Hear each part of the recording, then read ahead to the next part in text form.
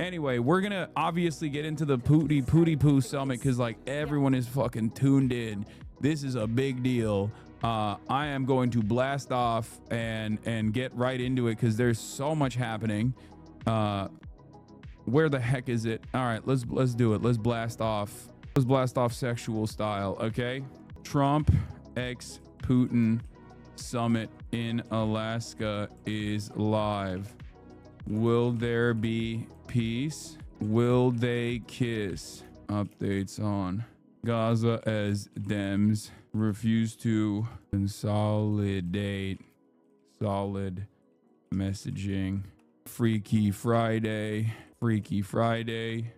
So we'll have some fun. Get in now. I thought this was a stream for kids. What do you mean? So no vibing with a polar bear? No, the one type of bear I know I will never be able to vibe with. The one type of bear that I know I'll never be able to vibe with is a polar bear. I know that. I know that that's like, polar bears are ops. We know that already. You know what I mean? Polar bears, they eat humans. Like, that's not even a question. Like, obviously, you know, was it the brown bear that was scary or the black bear that was scary? One of the two is like actually also kind of like scary, but nothing in comparison to the apex predator that is the polar bear. The polar bears are straight up ops to everybody, and they are the ones you cannot vibe out. Like, I don't think I definitely think I can vibe with a brown bear, black bear, doesn't matter, but a polar bear I cannot vibe with. I'm telling you right now, polar bears are ops. They're dangerous. They will kill you. It's just not a thing. Okay, call it what it is, bro. It's a white bear. Yeah, black fight back, brown lie down, white good night. That's crazy. I know you're talking about black bears fight back, brown bears lie down, white bears good night. Actual comment saying though, no, I know. Yes, bears, Jesus Christ. I know. It's a commonly known expression. I know, I've heard it before. You want to know why I've heard it before? Because I obviously am invested in vibing out bears, okay?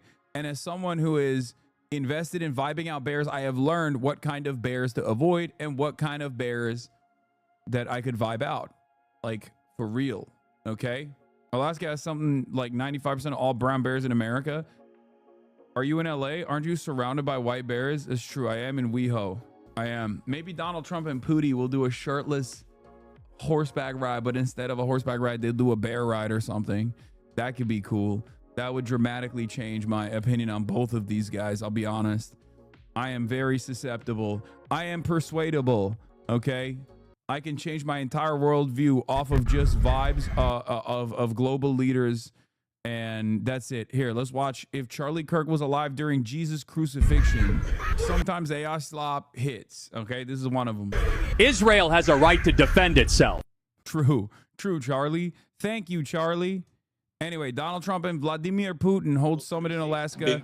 Sky News is doing full coverage. Defend its territory. They got Anchorage, Alaska. They got the cameras on.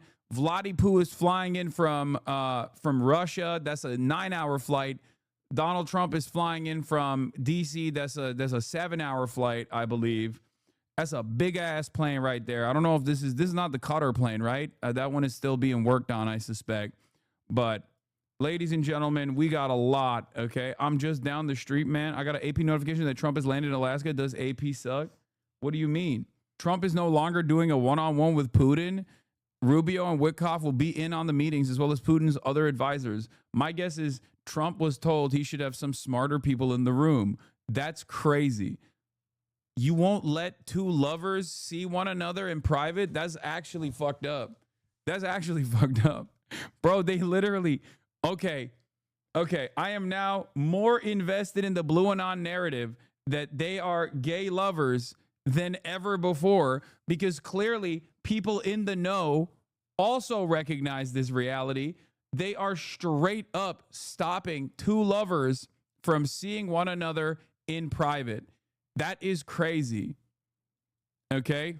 That's crazy. That's messed up. You gotta let let the lovers do their thing, I think. And that's messed up that they won't do that. So free pump, stopping Trump from sucking Pooty's toes.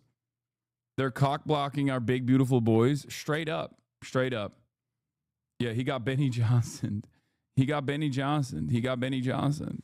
Dude, this is pretty funny though. Like I love that. I love that they normally, it's going to potentially last 7 hours until we get a press conference. Dmitry Peskov, Putin's spokesman, says a summit with Trump could last about 6 or 7 hours. 6, 7. Oh God, I'm so stupid. Fucking, I deserve punishment. Hope Trump is excited to learn a lot about Yurik and Bogdan Khmelnytsky. Okay, 6, 7, skobliat. Okay. Hi, Hasanabi. Sorry I'm late. Thanks for doing the scarf thing. It makes it cool and less zesty. If you do it, you got it. Good luck. Good luck for you. Okay. So I will say this is pretty funny that even Trump's own people who normally let him do his thing were like, bro, you are not, we can't let you do this one. Like it is, even Trump's own people were like, yeah, we have to be in this, man. We can't let you give up Alaska. Because they that was being floated. Okay. That was being floated around. I read a report that Trump was like, yeah, we'll let them extract from Alaska.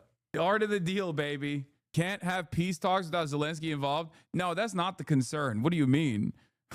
It's not happening already. It's not like Zelensky's involved in these conversations. That's not the concern. The concern is you need like actual adults in the room. Otherwise, Vladimir Putin is going to get like 8 states out of this convo. They're going to come out of this meeting and Donald Trump is like, yeah, I gave him North Dakota. Who needs it? We got South Dakota. We got 2 Dakotas. I said, Putin, you can have one of them. He said, there's a lot of Russian speakers in North Dakota. I gave it to him. I said, whatever. Trump tells Fox he's willing to walk away from the table. Alaska is yours. And now I said, Putin, I'll throw in Idaho for you. He said, I don't want Idaho. Nobody wants Idaho. I wanted to give him Idaho as well, but he said no. Yeah. This is the reason why even Wickoff and Marco Rubio are like, we have to be in the room, sir, please. You will fuck this bag up real bad. Because like this kind of dynamic, Trump has the same dynamic with Vladimir Putin as he does with like Benjamin Netanyahu. But of course, given the way that American foreign policy works with Israel, you can have Trump eat Benjamin Netanyahu's toe jam, right? Like that's fine. That's normal American foreign policy.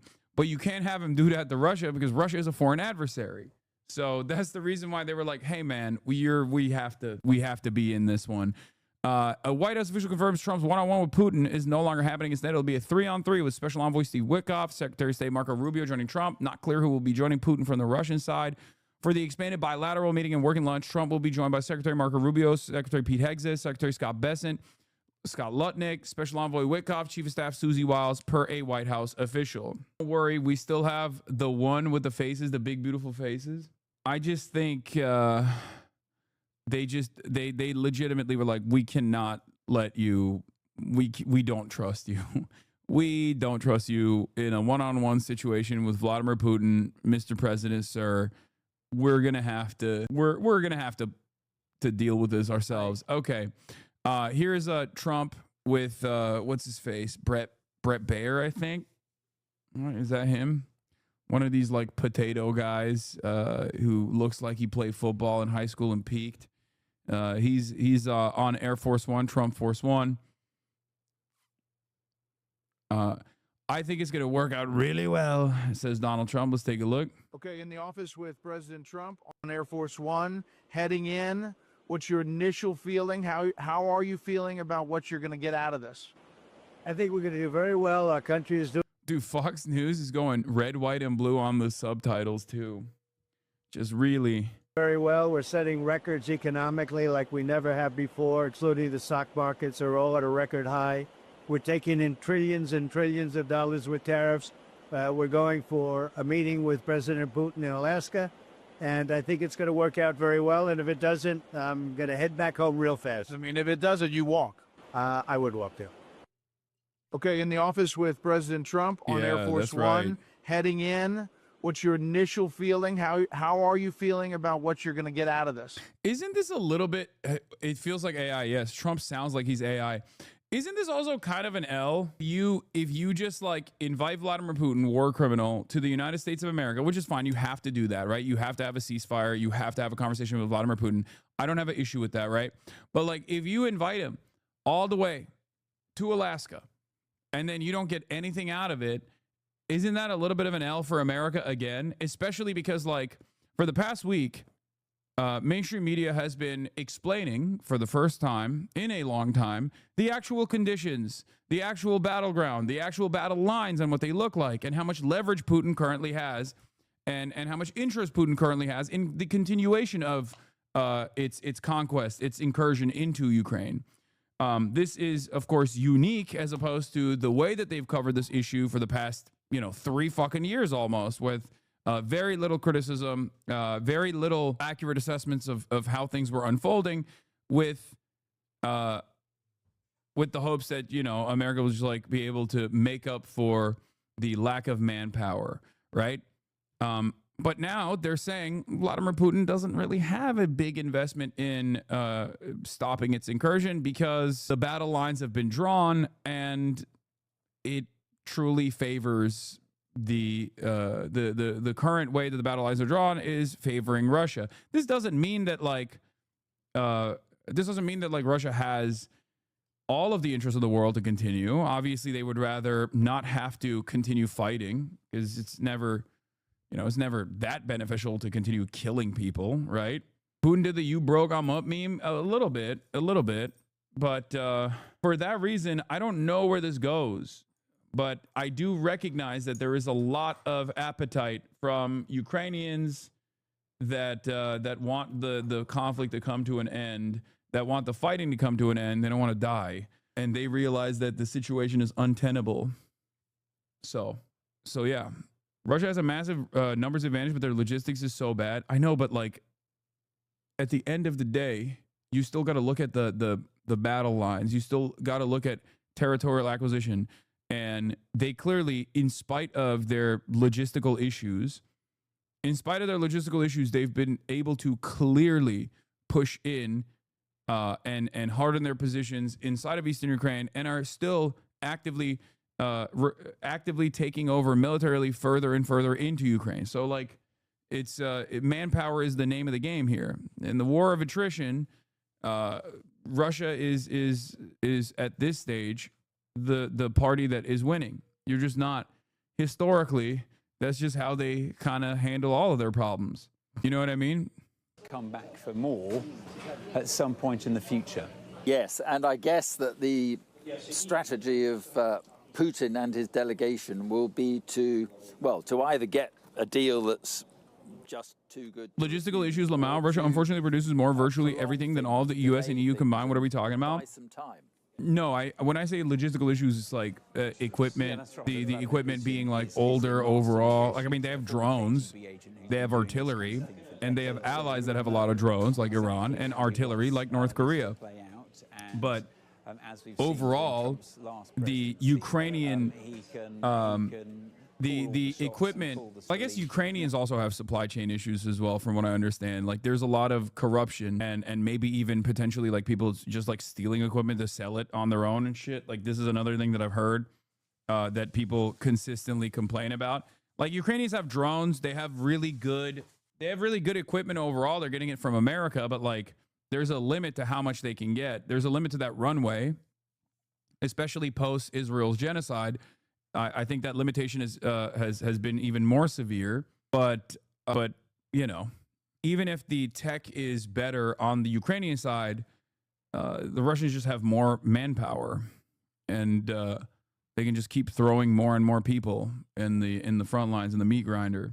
So yeah, that's where we're at. So it might sound good. It might actually, in reality, it was actually kind of interesting because like I have some disagreements with like Matt Duss on this, but a lot of the people who say like I'm fucking a bad person and pro Russia or whatever, how do they square that circle? Like the conversation I had with Matt Duss, like he said shit that wasn't that far off from my assessment of the situation. You know what I mean? Like, what is that? Why do people still run this fucking song and dance? No shot, he walks out. Russia are the Zerg of countries, just Ling Rush after Ling Rush. I don't know what that is. They just follow whatever Trump said instead of having sincere populist beliefs. Who could have possibly seen this coming? What a big shift coming towards Ukraine among the GOP from 6 months ago. Percentage of people who think Ukraine, we've given Ukraine too much support has dropped dramatically from 47%. No, I know Zerg Rush is a StarCraft reference. I didn't know what a Ling Rush was though.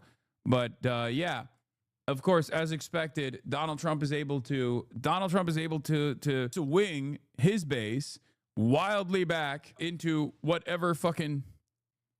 Oh, Zergling is a Zerg Rush. I didn't know that. I've never played StarCraft, for the record. I always thought it was like a Zerg Rush, but I didn't know it was called a Zergling. And I've never heard it be called Ling Rush. Anyway, that doesn't matter. Let's watch Holy Toledo. Let's watch Harry Enton cover polls. Yeah, what a big change from where we were at the beginning of the Trump administration. GOP, the U.S. gives too much support to Ukraine. Back in February, the plurality, 47%, said yes.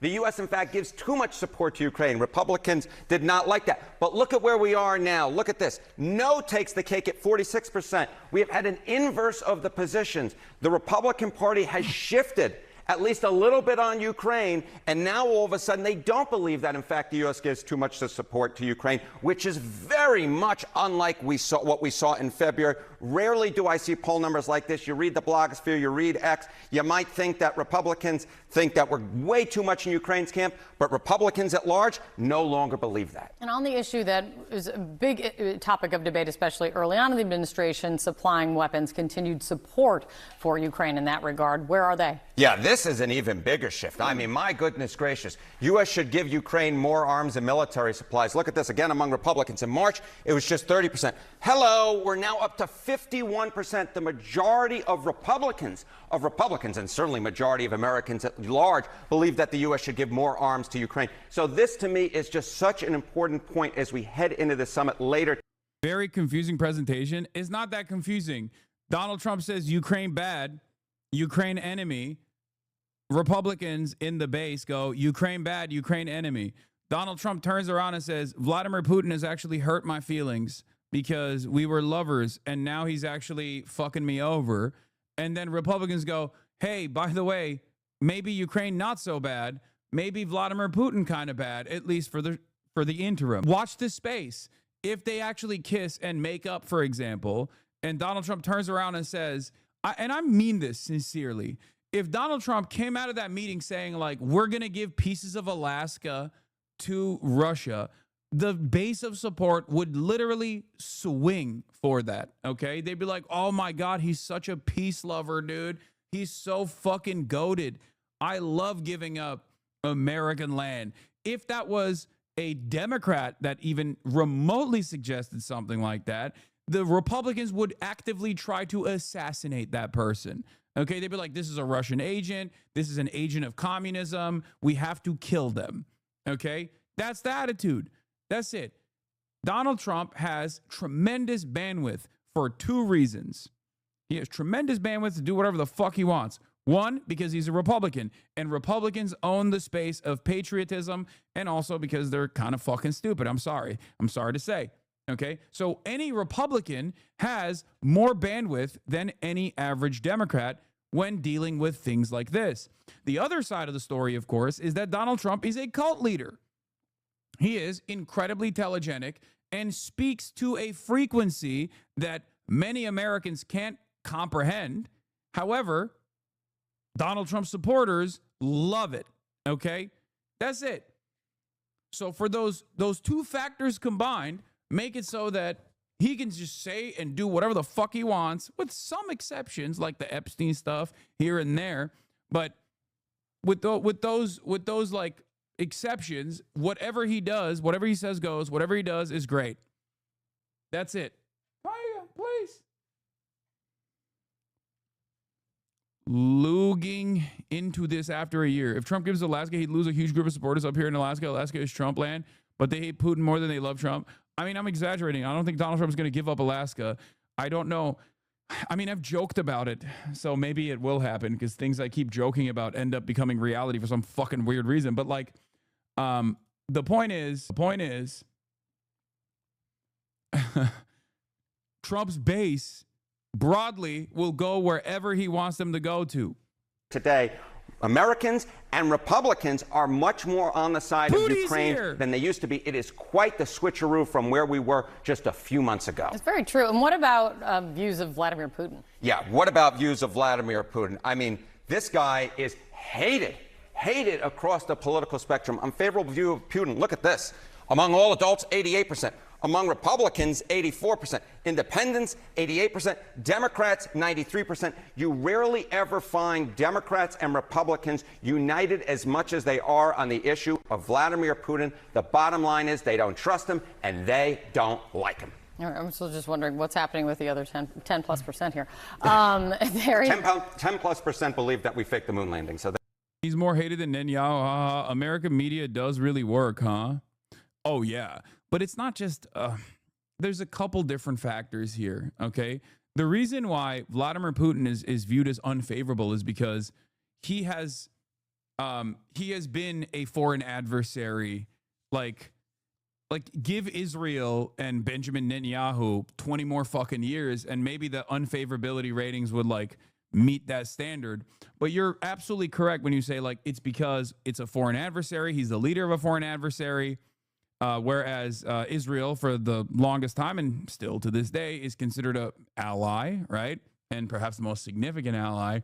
So that enmity is not built in. It's like a relatively new phenomena that people don't like the leadership of Israel to begin with. Holy Toledo, 100 big ones from Open Presents. Okay, but basically that's the reason why Putin is so hated, because like it's not. He's the leader of the foreign adversary, a major foreign adversary for a very long time.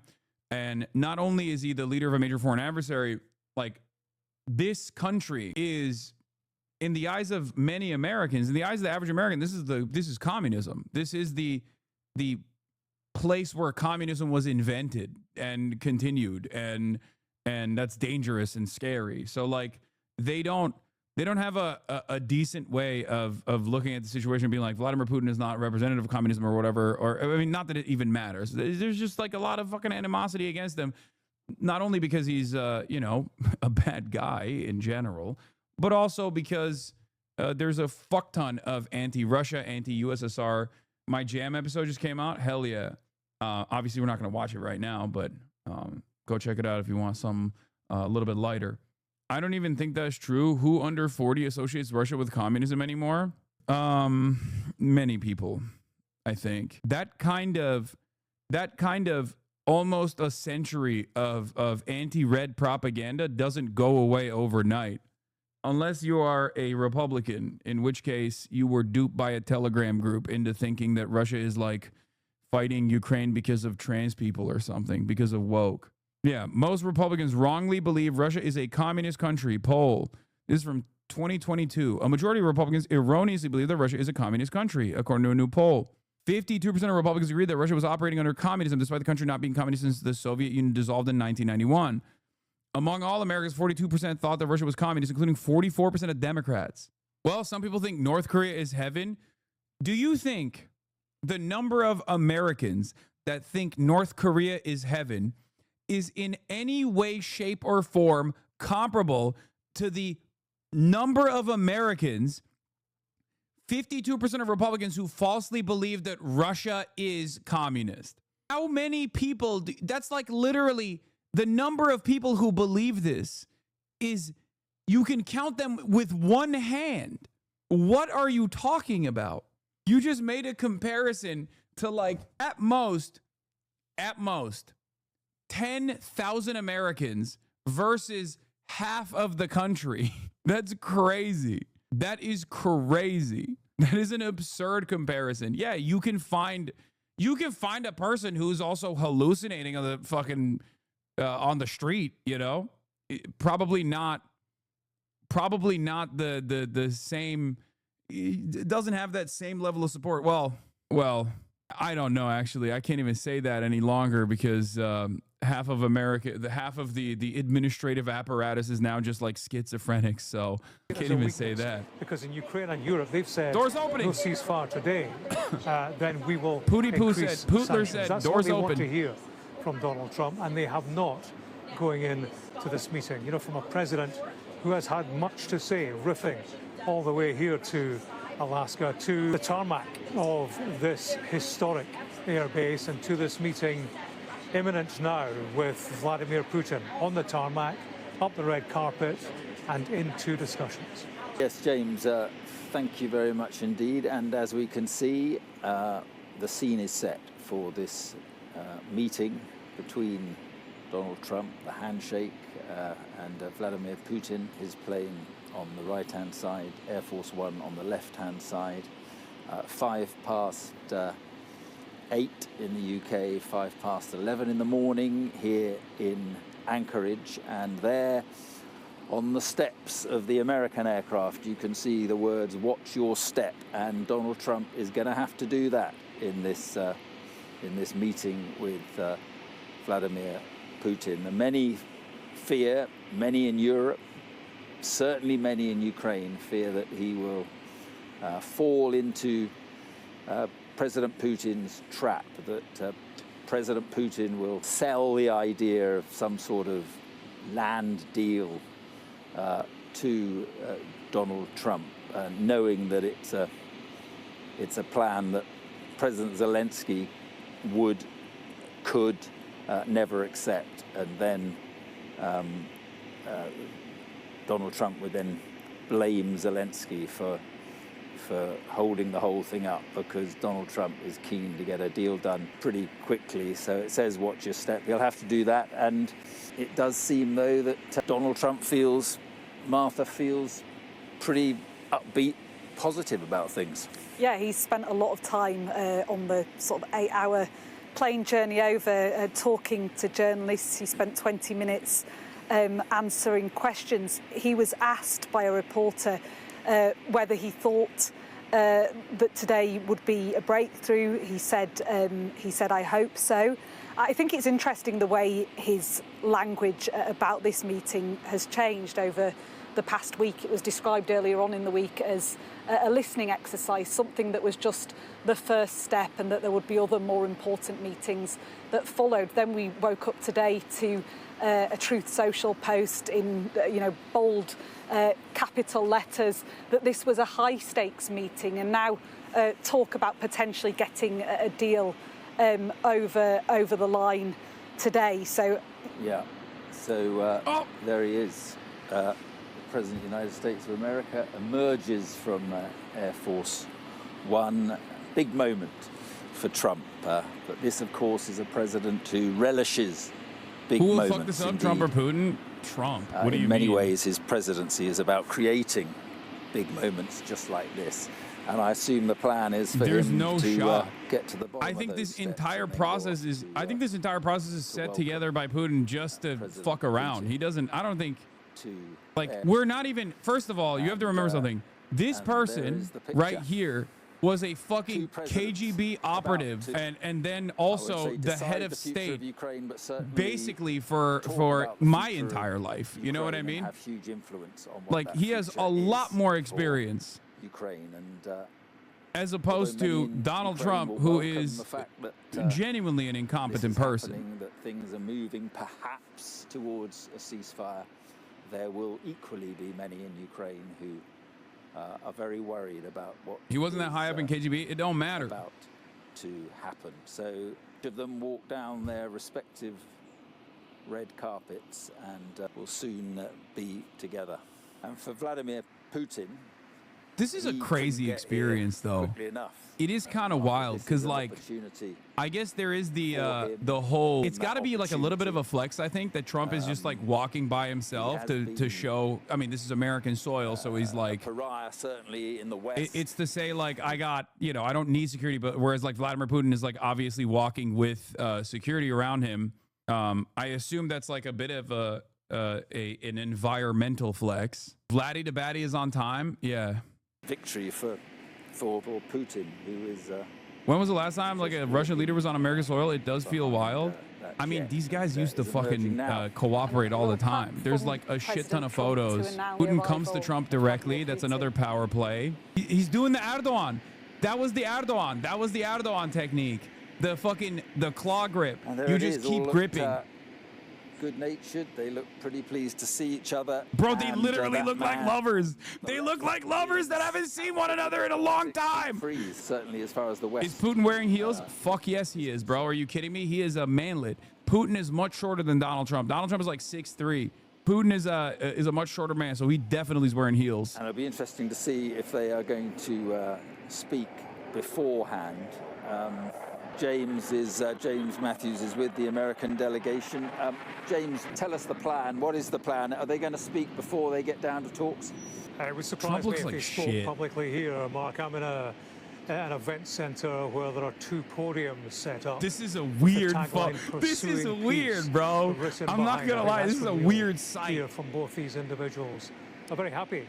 President Trump clapping the arrival of Vladimir Putin and big smiles. You know, this is the superpower moment, the smile and the shake of men who hold peace in their hands. A defining moment for both men. You really have to be a demon to be president. Imagine palling around with someone who's killed hundreds of thousands of people, and you probably have yourself as well. I mean, yeah, these guys have bodies. Both Trump and Putin have fucking bodies. So at that stage, it's like normal. You know what I mean? Their questions.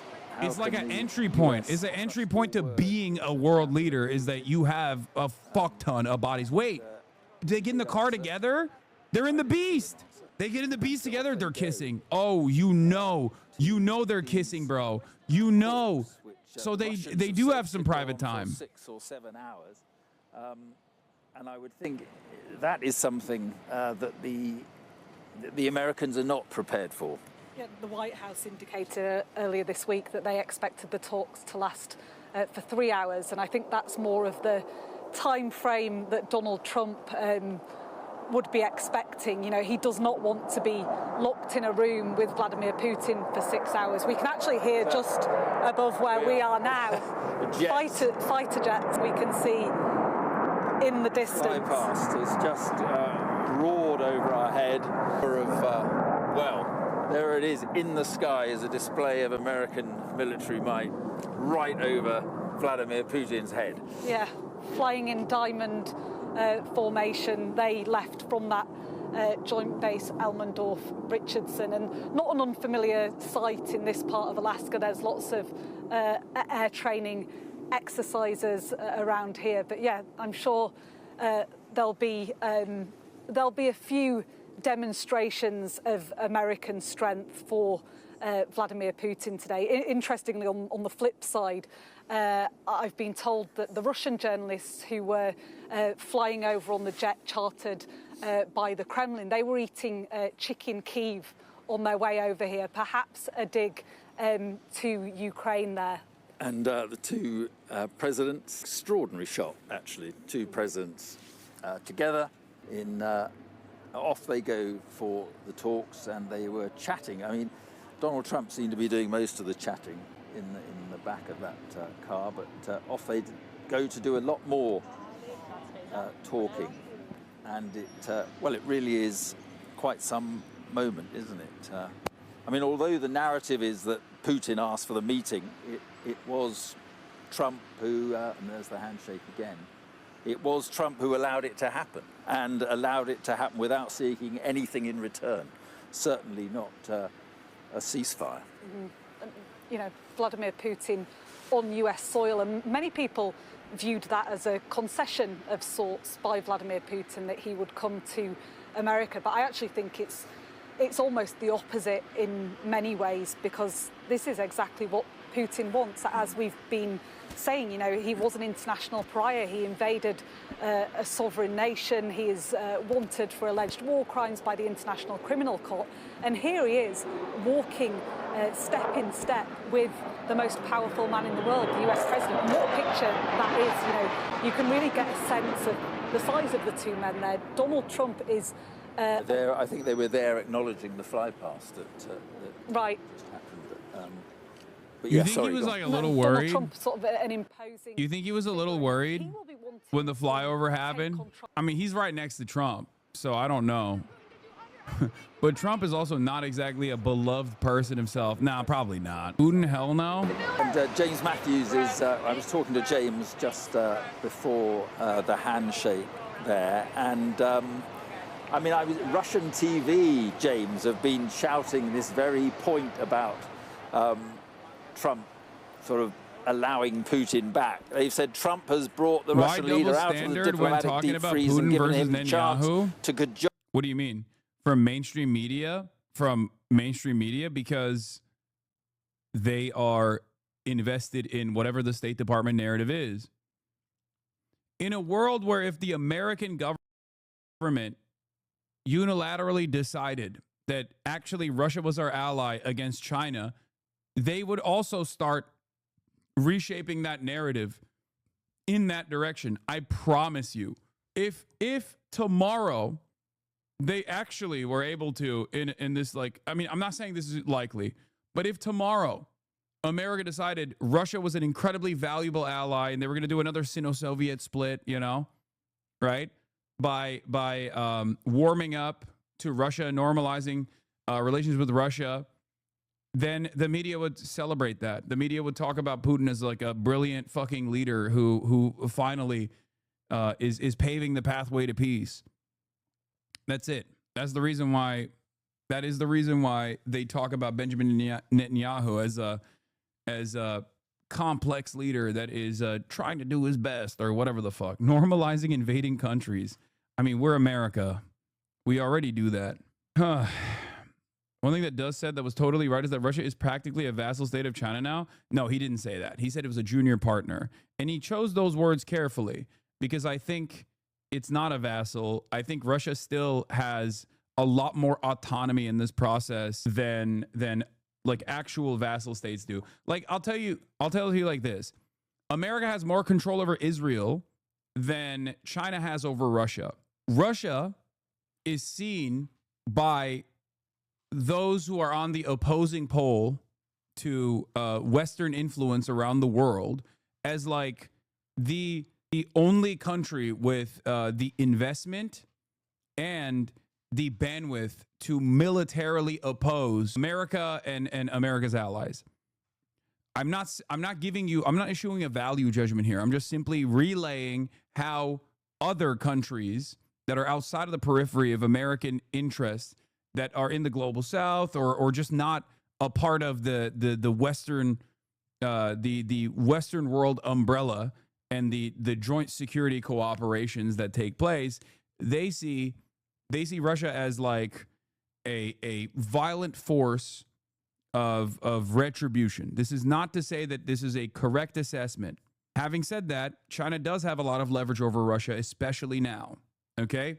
China control over Russia, what a joke statement. I didn't say China has complete control over Russia at all. I'm simply saying that China has a lot of influence over Russia now more than ever before because of China being the manufacturing hub of the planet. China has leverage over Russia. It's true. Russia has become China's junior partner in this. Why do I have to keep repeating myself over and over again if people will just not offer me the dignity of listening to what I'm saying? Oh my God. Donald Trump was threatening sanctions on Russia, but he's invited him here as a guest, welcomed him here for a summit, despite Vladimir Putin offering no concessions whatsoever. And it doesn't look like from these pictures that started this meeting that Donald Trump has any intention. China doesn't give a fuck about Russia. Actually, that's not true. Getting tough and threatening more sanctions on Vladimir Putin. That's not true. That's not true. First of all, China requires OPEC plus commitments for energy still. Russia is a part of that. That's number one. Number two, of course China gives a shit about Russia. Are you kidding me? I'm telling you what it is. China is not going to do military intervention anywhere, but Russia certainly has a lot of ambition to do so and has done so. They do it in Africa, they do it in Ukraine, they do it in the Middle East, and China benefits from that.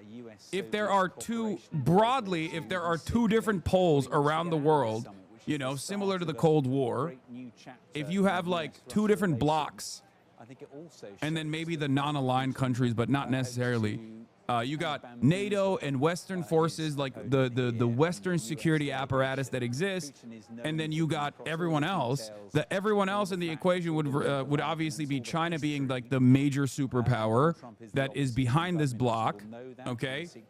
And Russia is the tip of the spear, the weapon that they wield against any kind of Western influence. And convince Donald Trump the quickest path to peace is a deal on. They share the same ideology, so there's a historical bond. No, they don't share the same ideology. I don't agree with that. Yeah. Okay.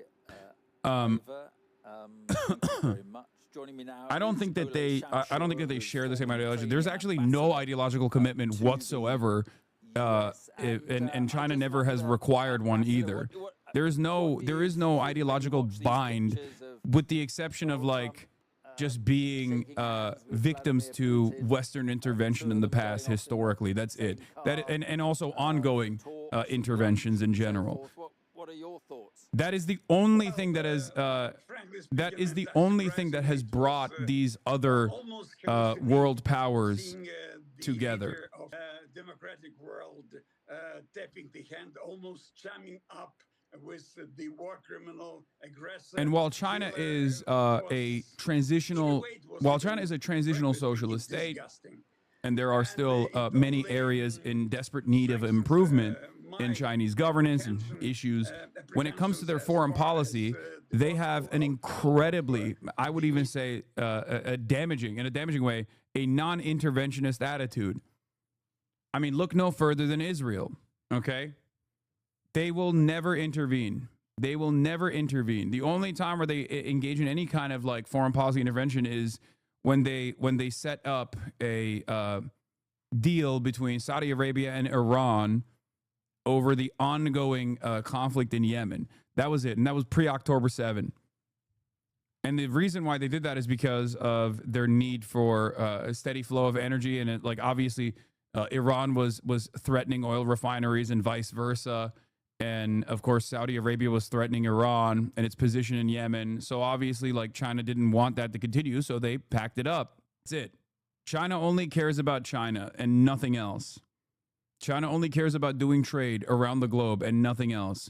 Millions will thrive with Labubus. That has been their attitude. Not as with an enemy, but as a partner. And I think that one of the issue which will be discussed, that would be the issue of revamping, refurbishing U.S.-Russian relations. And definitely Putin knows how to play on false ideas, illusions of Donald Trump, who really wishes to implement some absolutely, in my view, illusionary economic projects or trying to revamp the rules of the world politics with Russia, or to drag Russia off China. Definitely, Putin will be playing all those cards. And as I said, it took us quite bad for the possible outcome of this meeting for Ukraine. There's lots of talk about territory. Donald Trump has talked about land swaps. Putin seems to want the rest of Donbass. I think it's about 18% or so that you still have. Putin wants best that. Outcome here is would Ukraine ever give that up? Ceasefire that is actually implemented. Well, definitely there is a difficult reality on the front, but definitely were quite adamant to not to allow further violation of our territorial integrity. What wants Putin is to add Donbass to the land grabs he already made in Ukraine, occupying a new territory in addition to the territory and to Crimea occupied in 2014. Well, and the public opinion of Ukraine is definitely would like to end this war, but we cannot end the war at no matter at the basis of no matter what. Because it should be understood that if the world, the United States, Europe allows Putin to implement even the part of his plan for Ukraine. That would be the prelude to the war, new aggression of Russia. And in this case, it would encompass not only Ukraine, but okay, I can't. Open the No possibility that disrespect. he would address reporters from around the world on his own if he has to. He said he's going to meet with Putin here in Alaska. I think it's going to work out very well. And if it doesn't, I'm going to head back home real fast. The president has talked in the last 24 to 48 hours, and here we see the pictures right now. I gotta pee. Inside the summit room there in Anchorage, Alaska. Oh, shit! The sprawling joint base. Oh, they're Elmendorf Richardson. speaking! Let's listen to the reporters as they try their best here. Back to the images from before. We're going to re-rack to the beginning of those images because, again, that's the pool feed of what's playing out in the room. You can hear all the reporters trying to get questions in. You can hear some of the advance team is telling folks to get out of the room, meaning the moment is over. Now they work on the summit on their own, the 6 in that room. If we're able to queue up those images again, we'll surely share them with you. But what we've witnessed here today, obviously, is the landing of Air Force One in Anchorage, Alaska, the Russian president arriving a short time thereafter. President Trump coming down those stairs, waiting at the red carpet for Vladimir Putin, a very warm embrace of the Russian leader. We have seen these two leaders at a summit before. You'll remember in Helsinki during the first administration. It was during that summit the president was asked during a joint press conference afterward, much like what they're talking about today, about Russian meddling in the 2016 election. The president, in so many words, said, President Putin said it wasn't Russia. I have no reason not to believe him, essentially putting his faith in Vladimir Putin on that stage in front of the world over his own intelligence community back in Washington. That moment is something that really people on all sides of politics remember well. The question now, all these years later, is will President Trump get what he wants going into this summit? He's given Vladimir Putin, at least initially, what Putin would like, which is a summit on American soil. The White House had said leading up to this that this was in large part Vladimir Putin's idea. They came up with the location to do this in Alaska at Joint Base Elmendorf Richardson, obviously in Anchorage. They will meet together. And Mary Bruce, we know this is going to be 3-on-3. We did not know exactly who would be in that room. Now we know Steve Witkoff and Secretary of State Marco Rubio will be present as well. And David, of course, they both bring their own unique strengths to this conversation. It's over, you missed Steve it. Witkoff, the president's I didn't miss special shit, envoy, brother. has It's been going to be a fucking developing this 6-hour really, meeting. interesting The relationship with Donbass Russians dweller and writing here don't want to sound like a Z-Bob, but saying with Russia would be logistically simple for the people here. But staying with Russia would be logistically simple for the people here. How Hassan, not an obese ham-leered, streaming 6 hours a day?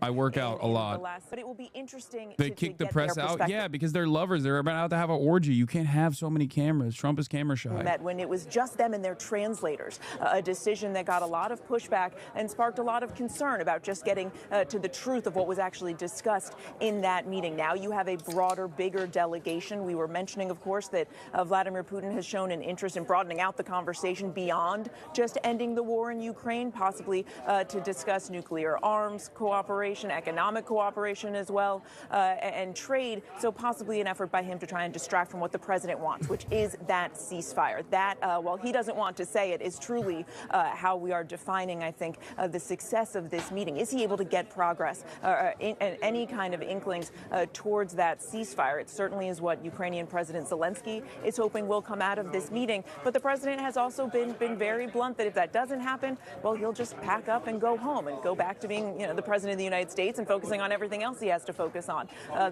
Trump, though, is acutely aware of the power of the images here today. He is also aware of the criticism and the pushback that he has faced, that simply meeting with Putin here today, allowing the world to see these images, is giving Putin a win, but it is a gamble that President Trump is willing to take if it means that he can possibly make some progress towards ending this war, David. But let me ask you, Mary, you mentioned Steve Witkoff, obviously his trip, and I've been talking about this here, his trip to Russia that led to this summit, the Russian Federation saying, members of the Russian delegation saying Witkoff gave some signals that the U.S. would be open to a summit like this. Now we've seen it somewhat hastily arranged. It came together. It's playing out now in Anchorage, Alaska.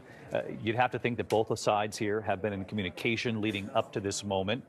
President Trump has even said in the last day or two that he looks forward to an additional summit during which President Zelensky would also be a part. He said that today they will talk about the future of Ukraine. We'll talk about the ceasefire. And Air Force One, he was asked about by Rachel Scott, our own Rachel Scott, about land swaps, which is something President Trump brought up. President Trump saying they will be discussed, but I've got to let Ukraine make that decision. And I think they'll make a proper decision. But for President Trump to say publicly in these last couple of days that he looks forward to this next step, a summit that would include Vladimir Putin and President Zelensky of Ukraine, would at least make you think that President Trump thinks going into this, there is room for some ground to be made here. Yeah, it certainly seems that he is trying to lay the groundwork today for another meeting. He has said that that's really the one that matters. And remember, the president all along was pushing for a trilateral meeting. He wanted Who to do you sit think is down on with both top of now? them. No, Putin Trump is a come hungry power bottom for sure. That's not even a question. That's not even a question.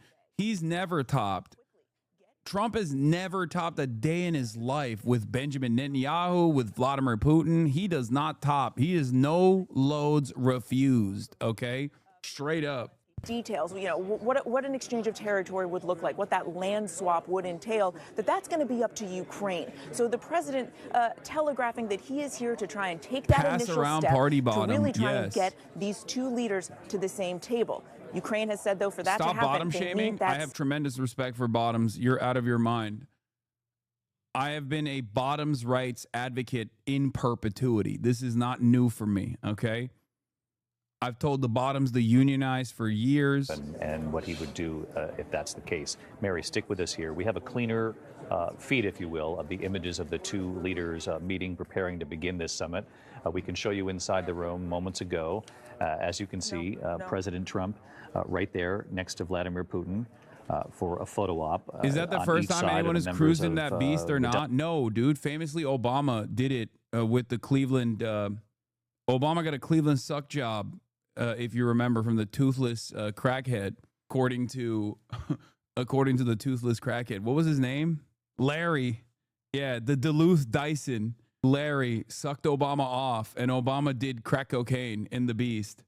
The Duluth Dyson. Larry Sinclair. Dude. Putin, will you commit to a ceasefire?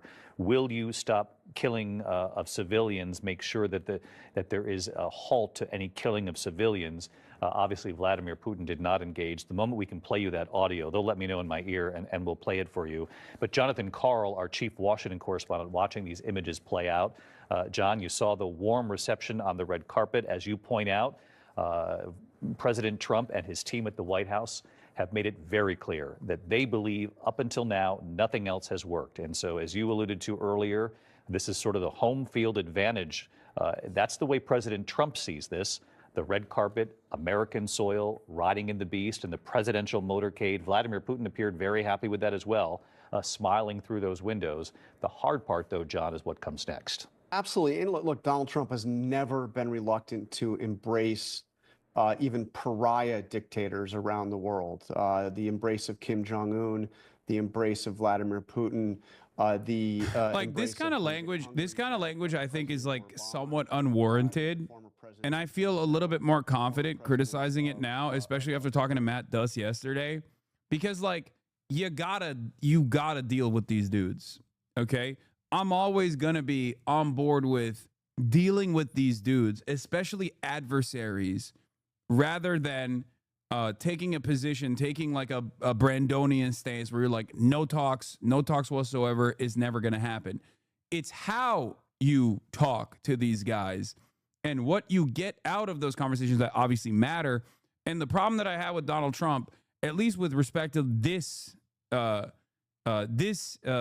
dealing, is that the conversations that he's having with Vladimir Putin, I don't think are going to be productive. We'll see. Only time will tell. I just don't think that it's going to be. I don't think it's going to lead to a serious ceasefire. Centrist has take from Hassan, Mr. Moderate Piker. I'll give you an example of a pariah leader that Donald Trump actually, I think, handled even better than Democratic administrations have. Kim Jong-un. Donald Trump, ironically enough, due to the South Korean leadership at the time, and due to Donald Trump's like weird fascination, had more productive conversations between South Korea and North Korea than any other leadership prior or since. Like that literally was not, that was actually incredibly solid in terms of like American foreign policy. People got mad at me at the time, but I gave him credit for it. That was on Trump 1, where Donald Trump basically stayed out of the South Korea, North Korea talks, and even de-escalated in terms of like military training, like, and the posturing that they were engaging in around the Korean Peninsula. That was productive.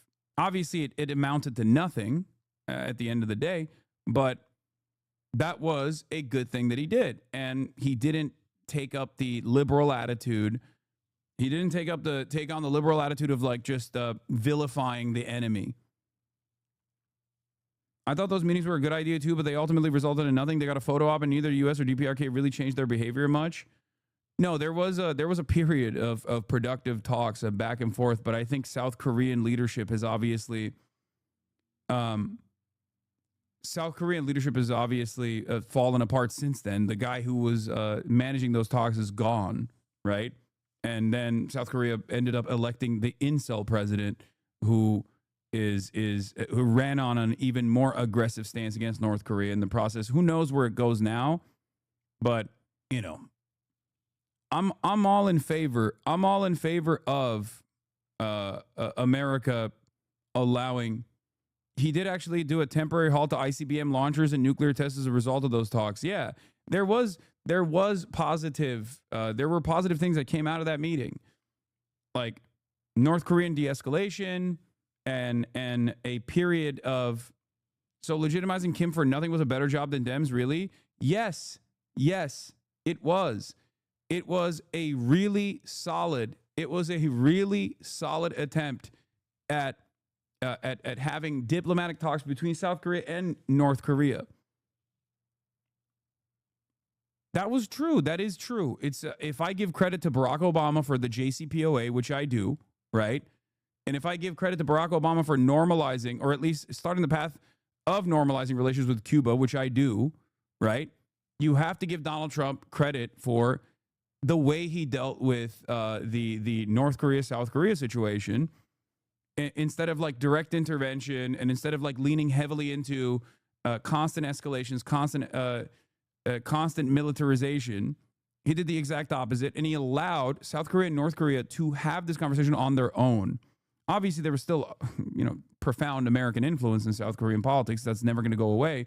But like, there is no like legitimizing a fucking foreign leader. Like that is silly lib talk.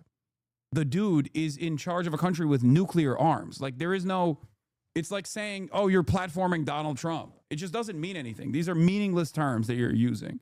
Into these negotiations, and he has said, I want the rest of Donetsk. I want to be able to say, this part is mine that I don't own. This part of Zaporizhia I want. I want this down at Kherson. But the real goal is to get the rest of the Donbass here. Why? Because it's a rich agricultural area.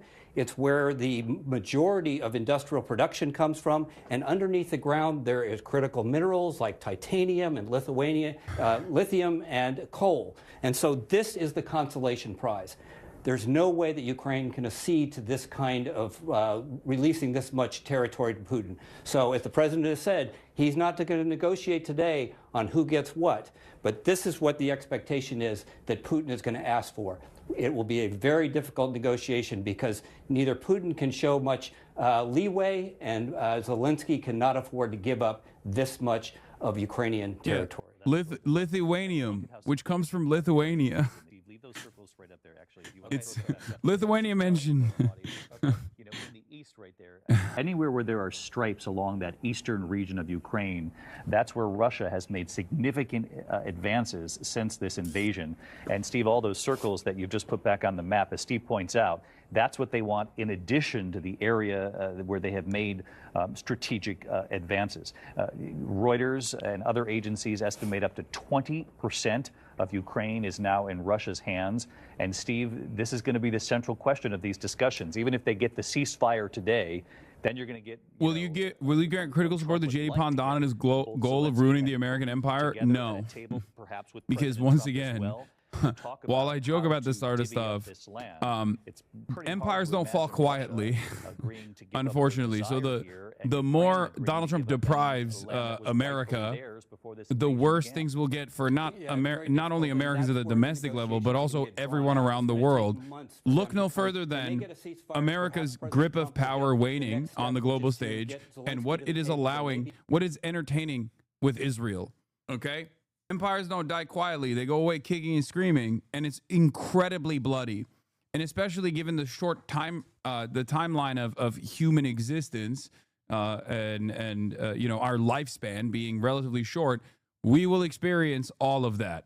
We will see it, and one might think that we might not have any say in the process anyway. So, you know, we're just kind of along for the ride at this On point. both sides of this war. Steve Gagnon, our thanks to you. Let's go back to these pictures from just moments ago as we wrap up this part of our live coverage today. Again, President Trump in Anchorage, Alaska, arriving before Vladimir Putin, then greeting the Russian leader when he arrived on the red carpet there, saluting obviously the troops, but also giving a very warm welcome to Vladimir Putin after they had that photo op there on the stage of Alaska 2025 there.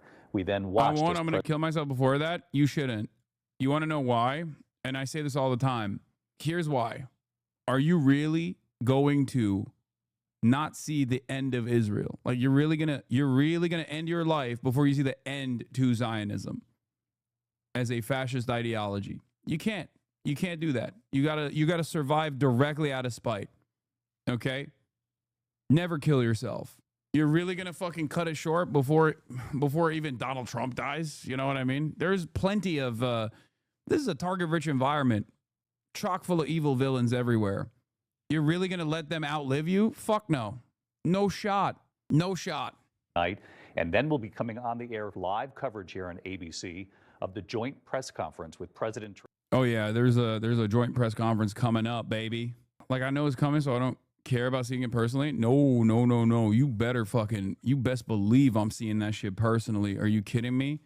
Ain't no fucking way. I will see it with my own two dang eyes, baby. Yeah, no way. Yeah, so many graves to piss on. Out of your dang mind. You must bear witness. In terms of land swaps, I think Russia should be able to retain parts of Eastern Donbass and Crimea, but with certain economic rights for Ukraine. Reparations for Ukrainians as well should be paid, but I doubt Putin would agree to that. I mean, I think Putin has a maximalist position that he has made very clear over and over again, so I don't know how they're going to fucking square that circle. But let's take a look at two knowledgeable parties, one of which I actually routinely bring up, Matt Mersheimer, and also Matt Duss, who I had on the broadcast yesterday, and we actually had a conversation around Russia and Ukraine. They had a debate on Democracy Now! This morning. President Trump and Russian President Vladimir Putin are meeting today in Alaska for Ukrainian President Putin, President Zelensky, and if they can, it'll be great. All right, this is the intro. To talk more about the war in Ukraine, U.S.-Russian relations, and more, we're joined by two guests. In Washington, D.C., Matt Duss is with us, Executive Vice President at the Center for International Policy, former foreign policy advisor to Senator Bernie Sanders. And John Mearsheimer joins us from Cambridge, Massachusetts. Mearsheimer is professor of political science at the University of Chicago and author most recently of How States Think, the Rationality of Foreign Policy. In 2014, he wrote a widely read piece for Foreign Affairs headlined, Why the Ukraine Crisis is the West's Fault. Well, Professor Mearsheimer, let's begin with you. Talk about what's happening today in Alaska and what your view is of Trump's relationship with Putin and Zelensky and what needs to happen now. Very much wants a peace agreement. He wants to shut down the Ukraine war. But the fact is that he's not able to do that. And meeting in Alaska with Putin today is not going to do anything to help achieve that end. And the principal problem here. Dude, Mearsheimer thinks U.S. is good and not an empire. He's stupid as fuck. I love when people go. I love when people hate Mearsheimer because he's like still very much, an American who has like very American style foreign policy opinions, like, you know, being a China hawk, things of that nature. And then the other side of it is the the war hawking liberal international relations understanders who also hate Mearsheimer and say he's a fucking Russian stooge. Yes, Mearsheimer is not a leftist. Okay, he's not.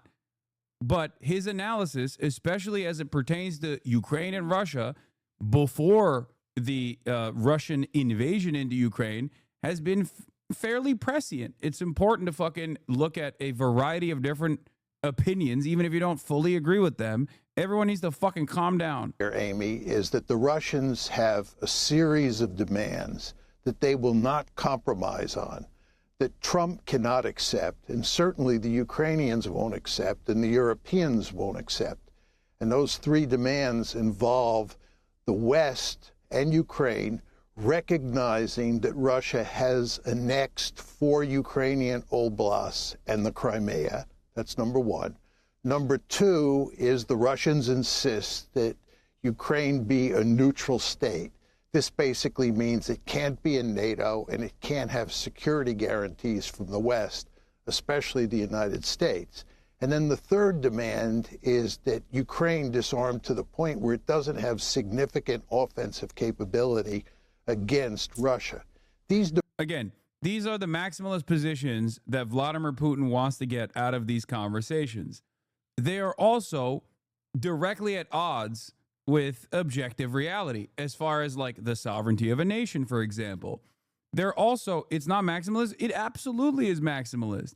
The reason why it's also ridiculous, like no NATO assurances is fine. It's a guarantee anyway. It was a guarantee even before Russia invaded Ukraine, which is part of the reason why I say that Russia's invasion of Ukraine was not only immoral and totally unjustifiable, but also it was stupid. It was a mistake, in my opinion. Okay? Because Russia had already taken over and annexed Ukrainian territory, internationally recognized Ukrainian territory, such as Crimea. And also on top of that, the 2 oblasts that we're talking about, DPR, LPR, already had enough like Russian intervention that they could have continued meddling in Ukrainian affairs and would never have allowed Ukraine to gain permanent sovereignty or find itself directly in the Western sphere of influence for that reason. So Putin could have just continued to do trade and trade max and meddle in Ukrainian affairs that way and keep Ukraine not directly in the sphere of Western influence without actually killing so many fucking people.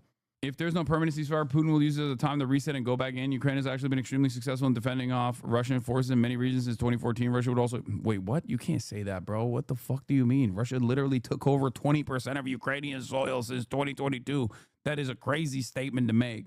Demands are unalterable from a Russian perspective, but obviously they're unacceptable to the Ukrainians. They're unacceptable to the Europeans. And there's no way that Trump can agree to them. So there'll be a lot of talking today about a lot of issues. But Russian media is reporting that there was a car waiting for Putin on the tarmac. It's unclear why the Russian leader got inside the beast with Trump. I don't think it's unclear. I think it's very clear why he did that. He wanted alone time with his buddy. I find it hard to imagine you're going to make any progress towards an agreement. And Professor Mearsheimer, the mere fact that this summit is between Trump and Putin. I called that out too when I saw it, because like they're not supposed to be alone.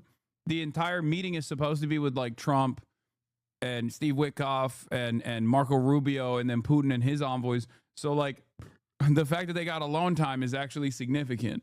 Doesn't that, in effect, reinforce the perspective of some that this has essentially been a proxy war between the United States and Russia from the beginning? Oh, it's clearly been a proxy war, and there's no question that the United States and Russia are almost at war with each other. And therefore, it makes sense for Putin and for Trump to sit down and talk and try to work out the broad parameters of a deal. But the problem is there are 2 other players in the game, and those 2 other players are Ukraine and Europe. So you have a situation here, Juan, where even if Putin and Trump were to work out some sort of agreement, they could lay out the parameters of a deal. They have to run that deal by the Ukrainians and the Europeans. And I think if Trump makes the necessary concessions to accommodate the Russians, the problem is that there's no way the Ukrainians, the Europeans, and truth be told, a large chunk of the American national security establishment would accept the deal that Putin worked out. And that's why this one is ultimately going to be settled on the battlefield. I'd like to bring in Matt Duss to the conversation. Matt, your perspective on this summit in Alaska and what you expect or think may come out of it.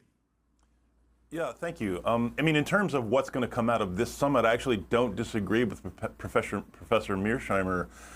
It seems like there's not been a great deal of preparation going into this summit. And Putin, as the professor said, Putin's goals do not seem to have changed much, if at all. He wants a Ukraine that's effectively under his influence, part of Russia's sphere of control. That's not something the Ukrainians are going to agree with. I think we can imagine a possible resolution to this in which Russia retains control of parts of Ukraine. I think there is some evidence that Ukrainians themselves would settle for that if it really ended the war. And I think that's the key question here. Can we get an agreement that ends the war, not just temporarily, but in the long term? And I think that's very, very unlikely, at least right now, although I will say just the fact that the U.S. and Russia are sitting down could possibly create some other opportunities that we haven't yet considered, although I'm very skeptical. I want to put this question to both Matt Duss and Professor Mearsheimer, because I know that you disagree on this issue, is how did we get to this point? Let's start with you, Matt. Well, we got to this point because Vladimir Putin decided to invade Ukraine and try to take it over. There's a longer history there, of course. I mean, Professor Mearsheimer has talked a lot about the growth of NATO and how Russia sees that as a threat. I think there is evidence that that is true. I mean, that others have claimed that as well. U.S. officials throughout the 1990s, former Secretary of Defense Bill Perry, former head of the CIA, Bill Burns, have all in their time as diplomats mentioned that this is a real problem for Russia, not just for Putin. However, that does not explain the entire problem. NATO alone was not the cause of this war. Putin himself has made clear various times, most notably in a speech that he gave in June 2021, of his much grander vision of a kind of restored Russian imperium in which Ukraine was a part. So I think the growth of NATO again, is part of Russia's larger grievance, but I do think Putin has made clear that he has a pretty grandiose historical conception of what he sees as a kind of renewed Russian empire that is simply not consistent, certainly with Ukraine's own sovereignty and independence. And I don't think it's consistent with a kind of a general approach to international affairs that is based in any kind of law or norms. Professor Mearsheimer. I think, Amy, before I give you my explanation on what caused the war, it's very important to understand that how you think. Wasn't it about denazifying Ukraine? No one believed this. I hope. It's just like Israel's goal is not to denazify or de-Hamasify Gaza. Okay?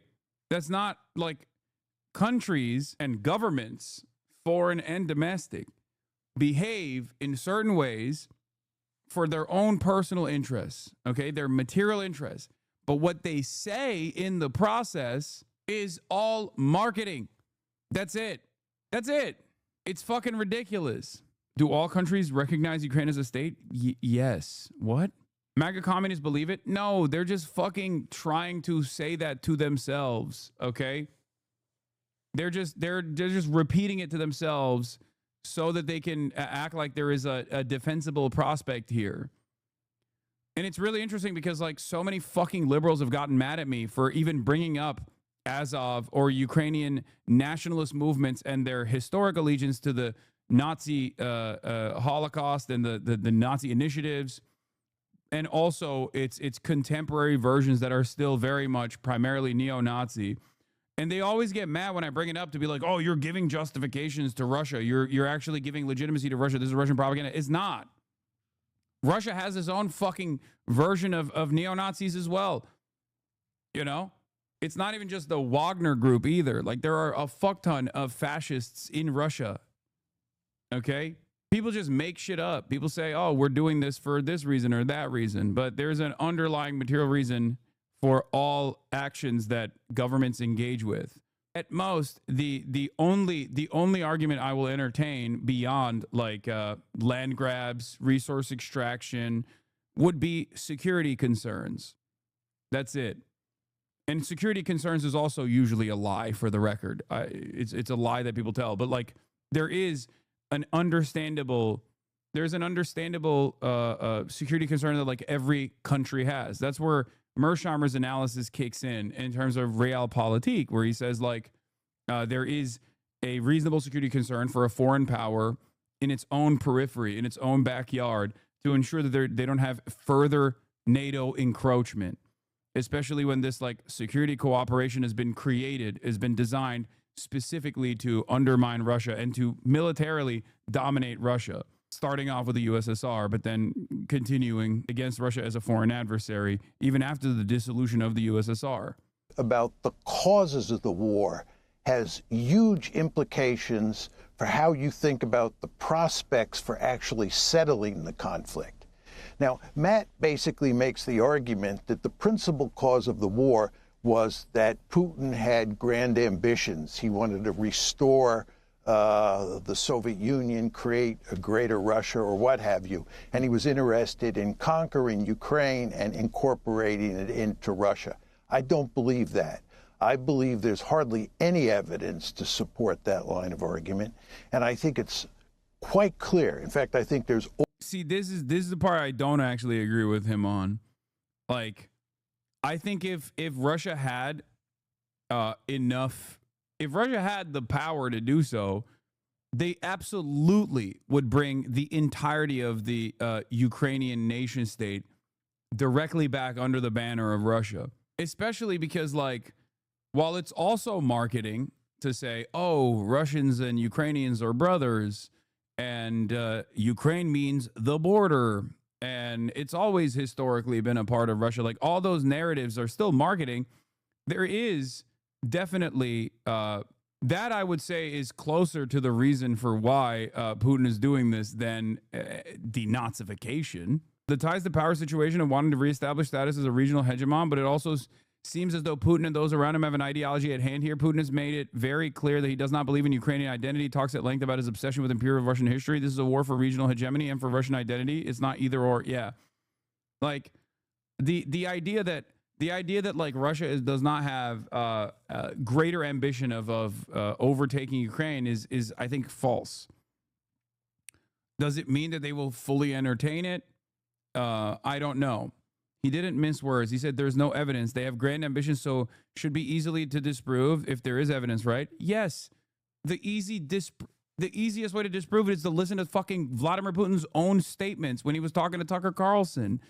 What do you mean? If we take at face value the Greater Israel Project coming from Zionists that range all the way from Benjamin Netanyahu to even like the quote-unquote centrist opposition, why the fuck wouldn't we take Vladimir Putin's words at face value as well?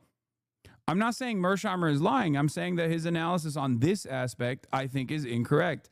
The evidence is not only trying to, the Russian attempt to overtake much larger parts of Ukraine, including like Western Ukrainian territory, including like literally invading Kyiv, okay? And the other evidence that I have for it is Vladimir Putin's own words. The idea that, Ukraine has always been, Ukraine is not like a sovereign nation state, that Ukraine has always historically been a part of Russia and it should be a part of Russia. That's what he says all the time. I don't think that's like unfair to hear him out on. I think that's a fairly decent amount of evidence. Sounds like you're overly reading between the lines on Mersheimer here. He might agree with you with what you just said, but his point is they didn't have the power to consequentially freely do this act, and they felt pressure because of NATO expansion. They acted while subject to substantial consequences because of that. Overwhelming evidence that it was NATO expansion into Ukraine that drove this train. Putin made it clear when NATO first announced in April 2008 that Ukraine would become part of NATO. Putin made it perfectly clear that he viewed this as an existential threat, and this would not be allowed to happen. And the invasion on February 24th, 2022, was driven in large part by fear of NATO expansion. And what that means is that Mersheimer's views the same as you and Chapo initially held. No, I remember us rightfully blaming NATO encroachment in 2022. No, what made you get all libbed up all of a sudden? Because Russia invaded. I don't think I'm saying that the only reasonable security concern that I totally agree with Mersheimer's assessment on is NATO encroachment. But if I knew that that was never going to be a thing, a real thing, and Russia certainly knew that that was never going to be a real thing, then a military invasion of fucking Ukraine was absolutely an insane fucking thing to do. Was the wrong thing to do. It was not only immoral and violent, but it was also costly and I think will hurt the Russian country in the long run. And it has already. They have incurred penalties. Yes, of course, NATO encroachment plays a role in this. That's I literally said that already. I said that just now. That has not changed. Putin sees NATO expansion. He sees Ukraine and NATO as an existential threat. And because he sees it as an existential threat, he's unwilling to compromise. Many people think that in Alaska, what Trump can do is work out a deal where there's a territorial swap, where there's a ceasefire to start with, and so forth and so on, and the Russians will make this accommodation and that accommodation. That's not true. The Russians have laid out their demands from the very beginning. They have not wavered at all. And the reason they have not wavered is because they view Ukraine in NATO as an existential threat. We, on the other hand, in the West, don't see things that way. We think that that Putin was just aggressive. He didn't get all he wanted, but we can work out a deal with him.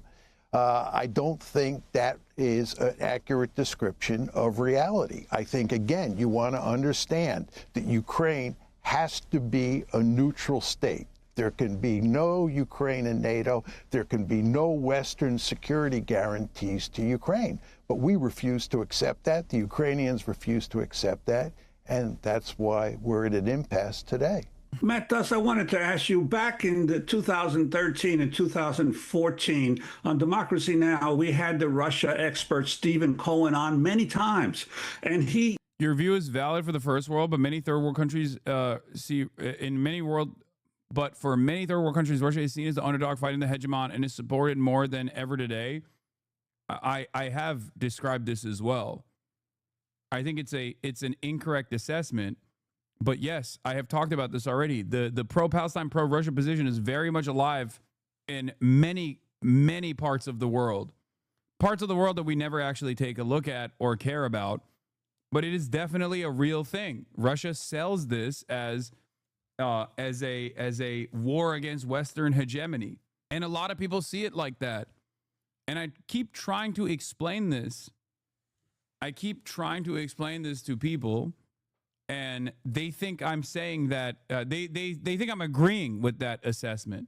But yes, this is a very common position outside of the Western world.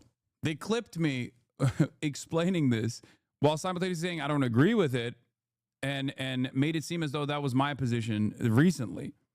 essentially said the same thing. In fact, he insisted that the president who was overthrown, Yanukovych, wanted to maintain the neutrality in the Maidan revolt in 2014, wanted to maintain the neutrality of Ukraine, but it was NATO that was insisting that Ukraine could not be neutral and that had to take a stand against Russia, and that's part of what then led to his overthrow that the United States clearly backed. Wondering your sense of that, and also, do you think that if Mexico reached a security agreement with China or Russia, stationed troops from those countries in its own country, or missiles from those countries in Mexico, that the United States would sit idly by?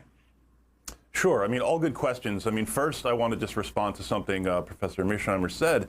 I mean, it's baffling to hear him claim that there's no evidence that Putin wanted to conquer Ukraine and establish a new kind of Russian imperium. Putin has said this explicitly. I would encourage people to look at that June 2021 speech that I mentioned.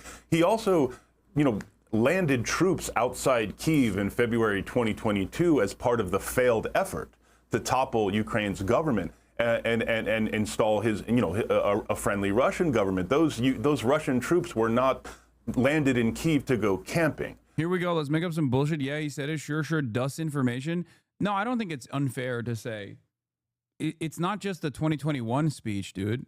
Like, he has literally repeated that over and over again. I think it's interesting how you will contextualize historically pre-October 7th, but not pre-Russian invasion. What about the treatment of ethnic Russians in eastern Ukraine? Maidan. Russia sits firmly in the anti-imperialist camp, and Ukraine is a running dog of imperialism. This is your lib take. The reason why, first of all, I do factor all of that in. That's number one.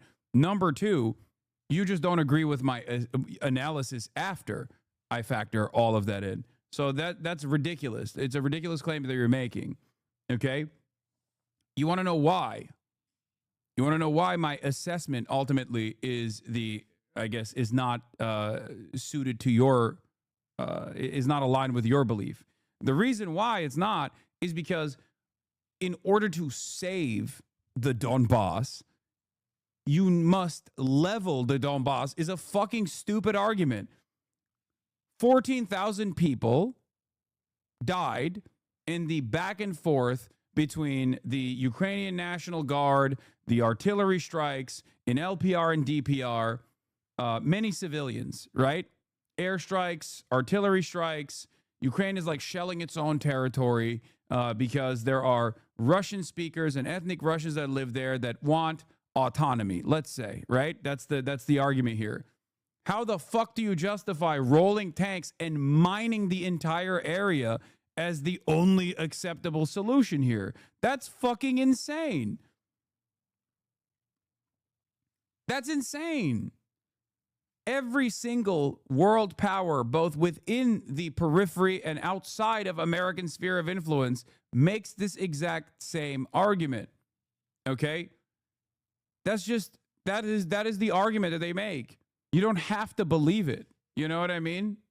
Every single invasion is justifiable with that framework. Putin would like to be dictator of Earth, but that isn't a rational argument for why he would invade any individual country at a specific time. Mearsheimer's position on why the invasion took place when it did is far more coherent, to be honest, even if it requires him being somewhat irrational from your POV on NATO aggression. You believe Russia started this invasion with the idea of occupying Ukraine, a 40 million nation, large country with the backing of Western weapons. Your evidence is speech. Putin can dream of it, but he can't take over the Ukraine and is not why he did it. Guys, the very fact that he wanted to forcibly overthrow the Ukrainian leadership and implement whatever leadership he thought would be more favorable by literally going into Kyiv is evidence enough that that was a part of his grand design. That was a part of his ambitions. I don't think it's a fucking ridiculous assessment to make. He literally tried it. It failed. Okay? So now he's going through the motions of territorial acquisition that is much more manageable. In the long run, I don't even think that's not going to be manageable anyway. I don't even think that's going to be manageable for the next decade, the next decade plus. Like Russia completely cooked any chances of Georgia entering NATO, any chances of Ukraine entering NATO, which is, I think, a reasonable position to hold regardless, when it took pieces of Ukraine, when it took Crimea and annexed Crimea, when it took pieces of Georgia. Any further incursion beyond that is just is ridiculous. Why are you pretending to be a NATO supporter? I'm not. So that effort failed, but I think that's clear evidence that Putin's ambitions were much larger. Why did they let the Baltic countries join NATO then? Because they don't have enough they don't have enough manpower. Russia, for all intents and purposes, will throw manpower in the fucking meat grinder to win a war of attrition, but they also understand their limitations, especially because they don't have America backing them like Israel. So Israel can do a 7-front war, because they're fucking psycho, especially because all of the countries that that Israel is dominating have already been dominated by America before Israel gets to blow them up because they have no fucking anti-air defense systems, for example. But the reason why Finland and Sweden, which previously had a dual neutrality agreement with Russia and didn't join NATO, was partially because Russia's invasion of Ukraine gave them, one, made them fearful. Two, if you want to look at it cynically, gave them the reason for why they could advocate to join NATO. And also, Russia's failure to overtake Ukraine in a short period of time, like they said he was going to be able to, made it so that Finland could join without fear of Russian invasion. That's it. Then the professor seems to claim. Like the point is, I guess it's like almost the way I look at the situation is almost like, if you can understand why the global South would see Russia as like the militant vengeance against the hegemonic superpower that's dominated them, you should also be able to understand why countries that are in the immediate vicinity of Russia would be fearful of Russian incursion, especially after Russia literally did invade Ukraine. And not only did it invade Ukraine, they didn't just like roll the tanks and just take over Ukraine with ease, but instead Ukraine was able to, with the entire backing of the West, capable of pushing back Russia. This showed all of the neighboring countries that, one, there was good reason for them to join this American security cooperation, and two, they would most likely not be able to, they would most likely not have to withstand any sort of like Russian military conquest because Russia had its hands full with Ukraine. Now, with regard to the Maidan and Yanukovych, I don't think I would put this on NATO. Clearly, as I said, Russia and Putin have seen the growth of NATO as a threat. I think we should take that seriously. That's something we need to discuss. I would also note that countries are not absorbed into NATO. Countries... entire backing of the West, seriously? Yes. Are we going to act like the Western nations were not on board with allowing, with giving Ukraine the capabilities to defend itself? What are you talking about? Okay, that I disagree with. What the fuck? Are you? Is this like a weird semantics argument that factors Hungary as like the lion of the West or something? Is that your argument? Hungary, the real lion of the West, was actually not a part of this coalition, and therefore it wasn't the entirety of Western nations. This is one of those shadows of the POV of like anything less than nukes or foreign boots on the ground armies isn't actually support as wild. Yeah, I just, nobody said they emptied every armory, chatter. Yeah. In Europe have sought to join NATO. This is not something that is being imposed on them. They see joining NATO as part of their security. Again, that's not to diminish, I think, the kind of the way that Russia sees this as provocative. I do think we need to take that seriously. But the Maidan Revolution was not about NATO. The Maidan Revolution was about the people of Ukraine seeking closer relationships with Europe rather than closer relationships with Russia. And I think it's important to note converging interests, classic tool of American State Department. You got people who have anger and resentment towards their administration. America comes in. It's already established civil society organizations and numerous other means of pushing buttons. They take advantage of one of the poorest countries in Eastern Europe at the time. Okay, they take advantage of the volatility and move the organic protests that develop in a direction that suits their interests. With that, this is not something that was driven by NATO. This was something that was driven by the Ukrainian people. And I think this constant obsession with NATO really denies Ukrainians their own agency. And I think we need to put that really at the center of this conversation. Now, your question about Mexico. Like the example of America's success, if you look at color revolutions, or if you look at the Arab Spring, right? Those are examples of American success. A genuine instability creates resentment. People rise up, and then America takes advantage of that destabilization to either further destabilize the country or to literally push their own to push their own people into gaining more power and influence. Okay. But a failed version of that was with Hong Kong. Understandable desire for people living in Hong Kong not to be under the influence of China, even though, you know, even though it was obviously on a lease, basically like a loaner agreement to England, to the UK, and it was slated to end regardless, and they just like accelerated that process. But it was ultimately a failure. Now China completely controls Hong Kong. I'm saying it was a failure from the West's position, or maybe the U.S. is behind the uprisings. No, this is also silly. Okay, that's a silly, like, the CIA does not have a hypnosis tool. Okay, no, they can only take advantage of the actual fears that people have, the actual anger and resentment that people have. They can't just like whip up a protest out of nowhere. Okay. This is something that a lot of people fail to contend with. Like, a lot of leftists look at this. This is not a centrist position. This is just a correct position. Okay. They can't just like Radio Free Europe or Radio Free China their way into mass instability. Look at Iran. Look at the decades of American propaganda.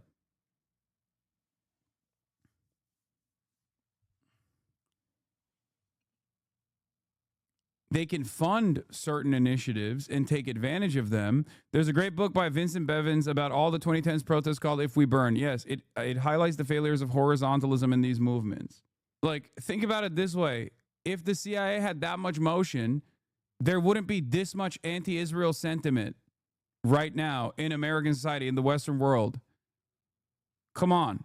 If the CIA had the capability of just like kick-starting protests out of nowhere, and it was just not even like, they weren't even like using the genuine instability and anger that the people had to their benefit, to suit their purpose, to overtake movements, okay, then they would be able to just use that hypnosis beam on American society broadly and fucking make them all pro-Israel. A lot of people treat these type of color revolutions as identical to things like U.S.-backed military coups, but it's totally different. Usually, it's an organic protest movement that Western interests invest themselves in to make sure that the end result is on their side, but the grievances are real, and the protest would have happened anyway. Exactly.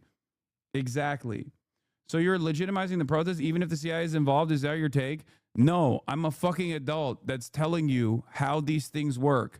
The idea that like you're just denying reality if you think that there aren't people who are angry and resentful in these areas, in these countries, and aren't like going to have a protest regardless. And if you think that like the United States of America is able to single-handedly make protests happen, it's crazy.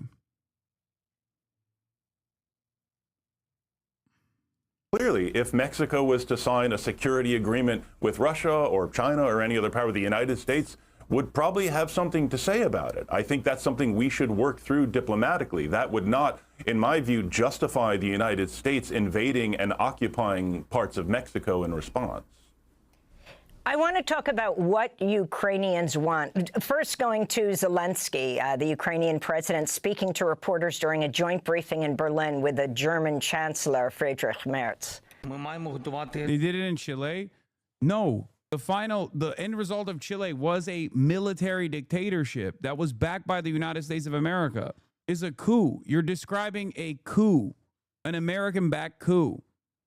You can't compare an American-backed coup to America taking advantage of like existing instability to suit their purposes of encroaching on different forms of governance that is like more servile to Western interests, to prop up and make people believe that like this method is going to be more successful for them, to give them true sovereignty. We must prepare a trilateral format for the conversation. There must be a ceasefire, number one. There must be really reliable security guarantees. Today, by the way, President Trump spoke about supporting this and about America's readiness to participate. Also, among the agreed principles, Russia cannot have a veto right over Ukraine's European and NATO prospects. And peace talks should be combined with appropriate pressure on Russia. Sanctions must be in place, and they must be strengthened if Russia does not agree to a ceasefire in Alaska. Let me go to Professor Mearsheimer first and point out that there was just this Gallup poll. More than 3 years into the war, Ukrainian support for continuing to fight until victory has hit a new low. In Gallup's most recent poll of Ukraine, conducted... Can you explain why the Azov Battalion visited Hong Kong during the protest? Can you explain why all the student leaders of the protest met with U.S. officials, including Nancy Pelosi and Marco Rubio? Yeah, exactly what I'm stating. Do you think that there wasn't fears from young people living in Hong Kong and just like people broadly that whether warranted or unwarranted, that like the Chinese control over Hong Kong, which was obviously an inevitability, would eventually lead to people existing under a more repressive state, whether warranted or unwarranted? Don't you think that that was like a real fear that people had? Come on now. Like, you think student leaders in Hong Kong that met with fucking Marco Rubio have the capacity to bring thousands of people to the fucking streets? No. And it ultimately failed regardless, because China is a more powerful country that you cannot meddle in the affairs of, as opposed to engaging in some kind of proxy war with Russia by using Ukraine.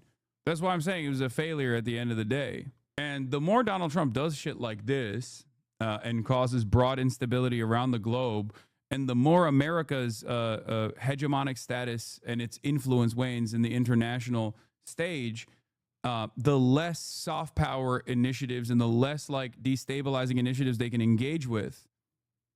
That much is clear. So the delusions of petty bourgeois and the interests that benefit from independence are having to compete with Chinese capital means the U.S. should destabilize China. Got it? Did I say any of those things? Did any of those words come out of my mouth? Did I say anything like that? Why are you saying this? In early July, 69% say they favor a negotiated end to the war as soon as possible, compared with 24% who support continuing to fight until victory. Let's go back to 2022. 3/4, 73% in Ukraine favored Ukraine fighting until victory. Let's get your response, Professor, and then Matt Duss. Well, I think it's not surprising that enthusiasm for the war and the Ukrainian body politic has diminished. They've suffered enormous casualties. The Russians have been winning on the battlefield. Fanboy Mao. And it doesn't look like Ukraine can rescue the situation. Hype train level 2 has been achieved. The Piker Broadcasting Service is funded by you, the viewers, for you, the viewers. No ads. Just pure content, baby. Or that the West can help Ukraine rescue the situation. So obviously down below in Ukrainian society, support for the war is beginning to melt away. The problem is that at the elite level, there's no evidence that anyone is willing to cut a deal with the Russians. And again, you want to understand that the Russians are driving a hard bargain here. They're driving a really hard bargain. It will be extremely difficult, and I'm choosing my words carefully here, for any Ukrainian leader to accept the terms that the Russians have on the table and don't show any flexibility with regard to. Now, what the Ukrainian elites are hoping they can do is they're hoping that they can drag the Americans and they can drag the Europeans into giving meaningful security guarantees to Ukraine for the future, and that they will continue, the West will continue to support Ukraine, and that at some point in the future, Russia will weaken and Ukraine will be in a position, with help from the West, to get territory that it's now lost back from Russia. That's their great hope. So the elites are willing to hang in there, and this is what you see reflected in Zelensky's comments. But the question you have to ask yourself, Amy, is what is going to happen to Ukraine in this war as it continues to lose on the battlefield and support at home melts away. One would think at some point Ukraine will collapse. Given historical evidence, that is the likely outcome. Matt Duss, do you agree?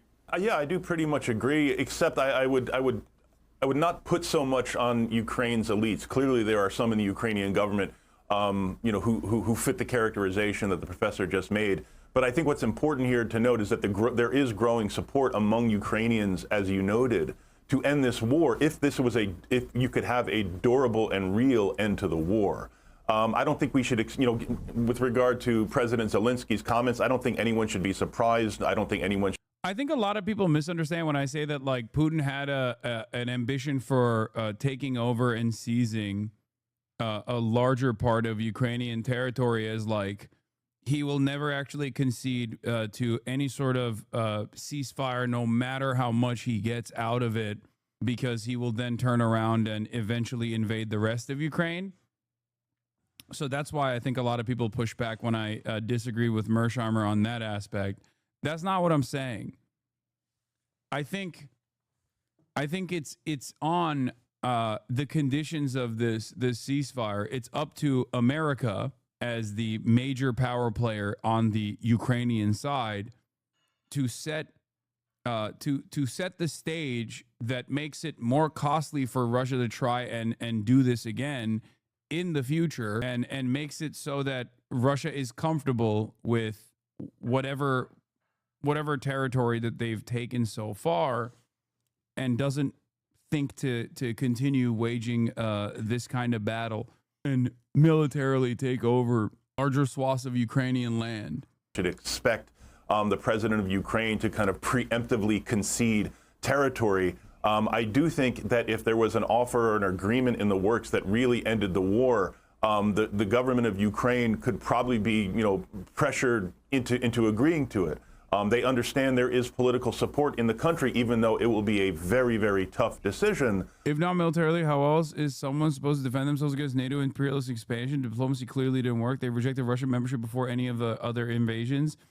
It seems you're trying to come up with talking points in fear of being labeled a NATO asset. Yeah, I'm so scared of being fucking labeled a NATO asset to the 11 fucking leftists, myself included, that's anti-NATO openly. Are you fucking stupid? Being pro-NATO and claiming you're a leftist is the normal position in America, dumbass. It's like fucking people complaining that I'm actually trying to hide my transphobia or some shit. It's like being transphobic is the popular position in America. Okay? There's no reason for me to try to withstand this kind of propaganda. It's just what I believe. I'm anti-NATO, and it's not something that I fucking hide. And it's unironically an incredibly unpopular position. And it's half the reason why people fucking yell at me all the goddamn time, because Western chauvinists can't fucking contend with the reality that NATO is the most significant protection racket that America has in order to continue its imperial domination around the globe. To accept a large part of their country is now under the control of Russia. But again, the key question here is, has Putin changed his ultimate goal? And there is no evidence that Putin is willing to. That's a gross oversimplification of NATO. No, that's not a gross oversimplification of NATO. It's just the most accurate assessment of NATO. Enter such an agreement that really ends the war. That is the key problem here. People once again think that, like, Baltic states that wanted to join NATO personally are the reason why NATO must exist or something. Ultimately, it comes down to whether or not you think America is a force for good around the globe. And I think Americans at the end of the day believe that, no matter how hard I try to explain to them the history of American domination post World War II, people just can't let that go. It's understandable. You live here, okay? This is the environment you were born into. You're just never going to let that go. Personally, you think it's best that America remain the world police, and you are fearful that if America tried to maintain diplomacy and try to deal with other countries, not as like adversaries, but instead just simply other nation states, and there were numerous cooperative agreements with even like the countries that were historically considered foreign adversaries, that would give grounds to, I don't know, the foreign adversaries to do really scary stuff, to do America shit back to America and America's allies. That's the underlying fear for many Americans, and that's the reason why when push comes to shove, most people side with America maintaining its hegemonic superpower status. That's why there's so much animosity on this issue whenever I talk about it. Hersham, I wanted to ask you a couple of facts that are startling to me. When the Soviet Union collapsed in the early 1990s and Ukraine became independent, Ukraine had a population of 52 million people. By the time the war started with Russia, the population was already down to 40 million. And today the estimates are, given the outmigration, the refugees that have left, the continuing high death rate and low birth rate, that there's only about 28 million people in the current Ukraine. This is an astonishing decline of population for a country. Has Ukraine essentially been a country that's been disintegrating ever since the fall of the Soviet Union? Well, let me make 2 points on this. First of all, the phrase is sometimes used to describe the situation in Ukraine that it is in a demographic death spiral. Just think about those words. It's in a demographic death spiral. And what this war has done is ended up killing huge numbers of Ukrainians. And furthermore, huge numbers of Ukrainians have left the country, and I would surmise that many of them will not return. So this is a disaster from a demographic point of view. We just have 30 seconds, Professor. Is if you look, sorry, Ukraine is going to end up as a dysfunctional rump state as well. And this is a disaster of great proportions. What do you... He's right about this.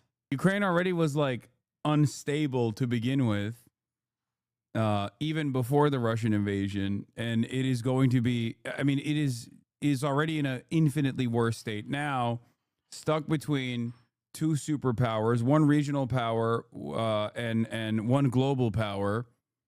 And they're cooked, and now they have a fuck ton of weapons. And also on top of that, the most nationalist forces are now seen as the great emancipatory force that was necessary to push back, and they're national heroes. The very same people that would duke it out in the streets when these guys were like football hooligans, okay? Like the Azov Battalion and all the fucking Nazis and shit that initially were causing rampage on Ukrainian streets, and all the anarchists and all the fucking anti-fascists in Ukraine that were fighting them ended up fighting alongside them against a much larger force that was killing their family members. That much larger force is Russia, is cooked, is entirely cooked. I don't see any way out of this, and I think it's going to lead to even more chaos. Can you explain your position on NATO? Help me understand if it's the only position, as it is the only position I disagree with you on. It's too long to get into right now, but I have talked about it extensively time and time again. If you want to go and look for, I don't know, any number of different videos that I've done on the matter. I think in 15 seconds, how do you think this should end? I think it should end with the Ukrainians doing everything they can to concede to the Russians and put an end to the war. I don't think they're going to get a better deal if they fight on. 10 seconds. I think the best thing to do is cut it now. I would agree. I wrote a piece with my colleague Rob Farley back in November for Foreign Policy magazine saying this was the time for the Ukrainians to make the best peace they can.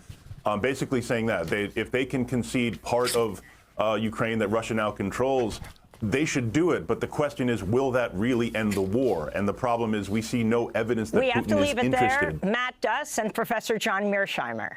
So funny. Anyway, let's see. When is the summit supposed to start? In a couple hours, right? That's classic. That's classic democracy now, by the way. You got 10 seconds. Make your case. What the fuck? What the hell was that? Maggie Haberman sounds very different today. Hey, yo. Let's see. Maybe it's just like the stream was busted or something. on his own show, and so he does think about what these things look like. This is the type of display of pageantry and grandiosity that he really likes. They put this together very quickly. We should not lose sight of the fact that Putin has been accused of war crimes, and there are many, many people dead, and there is mass devastation in Ukraine. And so, you know, the president is meeting with Putin while he has had, by contrast, this really, really aggressive meeting with President Zelensky. Bro. They have since had a We're better America. meeting at Vatican, Okay. and the president. We're America. The mainstream media can't fucking say this a week after Donald Trump ate Benjamin Netanyahu's asshole. Okay. Has against Putin Like, right this now. is- But this was a really astonishing spectacle to watch. To your point, and it's on a military base. It's just, it literally is crazy. It's crazy. It's crazy to fucking have CNN turn around and be like, yo, it's so wild that Donald Trump is inviting a war crime to America. It's like a war criminal to America. Wow. How wild that they're doing this. How wild. This is so new and so different, so unprecedented, okay? Well, I think that President Putin would also be able to ascertain how far he can go, right, and in terms of pushing President Trump or not. And I think that that's part of it, too. When there is no note taker there, when there is no translator there, a lot can be happening that we're not aware of. President Trump famously does not like notes being taken. Thought it was notable that what was supposed to be the one-on-one meeting then extended to have Steve Witkoff and Secretary of State Marco Rubio on President Trump's side. I'm not sure who is going to be there for President Putin's side, but the configuration here is somewhat different than it had been before. I know there are low expectations, Caitlin, for the idea that there will next be a meeting with President Zelensky. I think some people in President Trump's orbit still do think it is a realistic possibility. Yeah, obviously we'll be waiting to see if there is a second meeting and what that looks like. We'll learn a lot when the two leaders come in here to this press conference in a few hours from now. Maggie Haberman, thank you for that reporting as always. And Jake, obviously that is the key question. What does it look like when they come in here to this room together? What do these leaders have to say? When they met in Helsinki, that was really where we Generally, what are your thoughts on Maggie Haberman? One of the worst examples of access journalism. by side giving their readouts of how the meeting went. Yeah, fascinating stuff. Dude, oh my Thank you so much, God. Caitlin. We'll come back to you in a second. The Russian president Oh is my obviously God, dude, here that's on U.S. crazy. soil, right here in Anchorage, Alaska. Not a sentence I say every day, not a sentence anyone hears every year or every presidency. So how high are the stakes here, the political stakes, the geopolitical stakes, the life or death stakes of this historic summit for President Trump? What is this? Press. Thank you, press. Thank you, press. Thank you, press. Let's go. Thank you, press. Thank you, press. Thank you, press. Let's go. Come on, guys. Come on, guys. Let's go. Let's go. Thank you, press. Let's go. Thank you, press. What's he fucking saying? What the fuck? That's weird, dude. What is that? He's hitting an emote. Press. Press. Thank you, press. Thank you, press. Thank you, press. Let's go. Thank you, press. Thank you, press. Thank you, press. Let's go. Come on, guys. Come on, guys. Let's go. Let's go. Thank you, press. Let's go. He's doing carny faces. I'm gonna do this once more, by the way. I'm not anti talking to Vladimir Putin directly. I can't stress this enough. I just don't think that it's going to lead to any sort of serious. I hope it does, but I don't think it's going to lead to. My speculation is I don't think it's going to lead to any sort of serious ceasefire. Okay. Slight sound issue there. Apologise for that. But we can speak now to the former commander of the UK's Joint Forces Command, General Sir Richard Barrons. General, good evening. Thanks for being You'd have him with on. us. He's a war criminal. Wait, what are you talking about? I'm saying having Putin directly talk to America is not a bad thing. I think it's extremely unlikely, given that there's no real indication that either side knows what the outcome of this current meeting is going to be, and there's an awful lot of speculation. Maybe you'd be lucky this time and be wrong about And this so war. That would be I think the great. best we can hope for is that it doesn't go wildly wrong, and perhaps it does begin to pave a way to more substantive discussions, particularly including Ukraine and Europe. All right. Yeah, if they're going to lose land, if the Ukrainians are going to lose land, and Donald Trump has been speaking about land swaps and so forth, I assume the most important thing then for the Ukrainians is this whole idea of security guarantees. What do you think those security guarantees... What's the worst possible outcome of this meeting? I mean, I don't know. Nuclear holocaust is always an option, and it's always the worst option. But within the realm of possibility, no negotiations don't go anywhere. And then Vladimir Putin takes by force even larger chunks of Ukrainian land, gets Donald Trump to actually reverse even further on offering any sort of security to Ukraine. He gets Donald Trump to bomb Ukraine. I don't know. There's so much. There's so many crazy things that could happen. It's very unpredictable. Not a guarantee, and I fear that guarantee is a word that is too easily tossed about.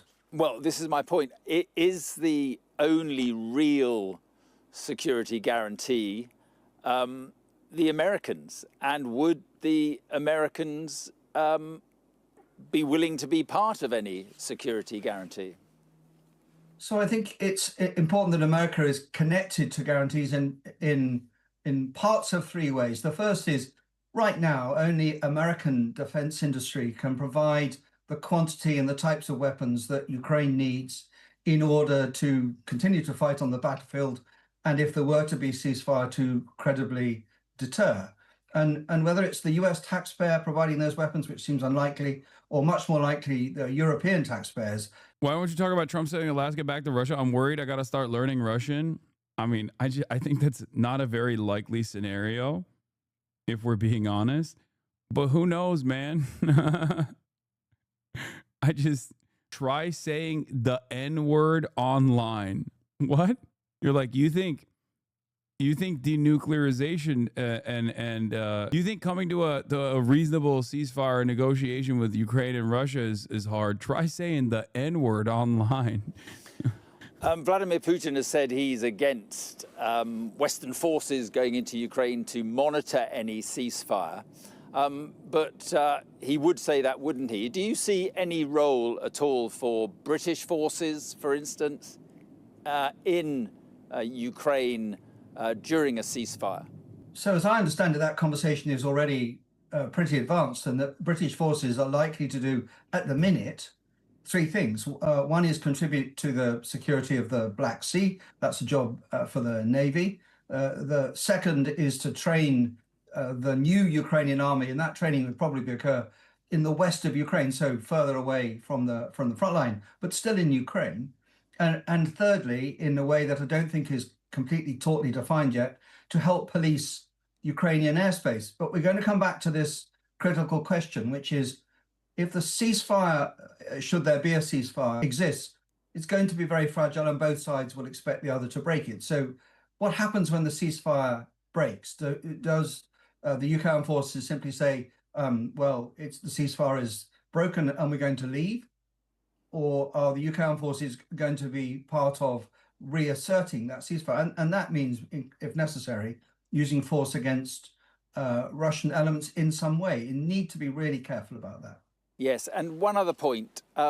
It's being reported that Putin and the Russians want the whole of the Donbass. They don't have that at the moment. The Ukrainians have, I think, 16, 18% or so. And it seems to be a critical area for the Ukrainians. They have defensive positions there, they have troops there, and they are holding that quite successfully. Do you see any scenario in which Ukraine would willingly pull out of that area? I absolutely do not.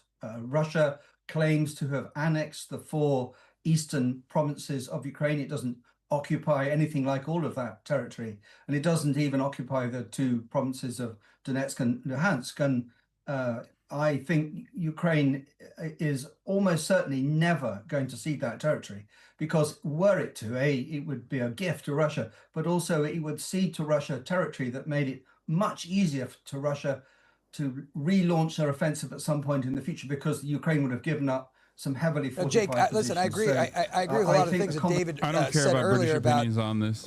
What's going to be determinative of the outcome of success of this meeting. You know, the proof is going to be in what occurs when Trump and Putin get to the mics and say what they're going to say, and then afterwards. But I think having Rubio and Witkoff there are useful because Trump can blame them. Trump can say, listen, you know, Mr. President Putin there, my guys tell me that you're this. My guys tell me that. I think it's an effective foil, enables them to, you know, Trump doesn't have to be the bad guy. He can point to Rubio and Witkoff and say, these gentlemen are telling me something completely different. And so it enables him to kind of be the negotiator in chief and allow other people to be the foil. Listen, I think what's important as well is, Jake, it has to be somewhat disconcerting for Vladimir Putin, who never gets, you know, a mean thing said to him back in his home turf.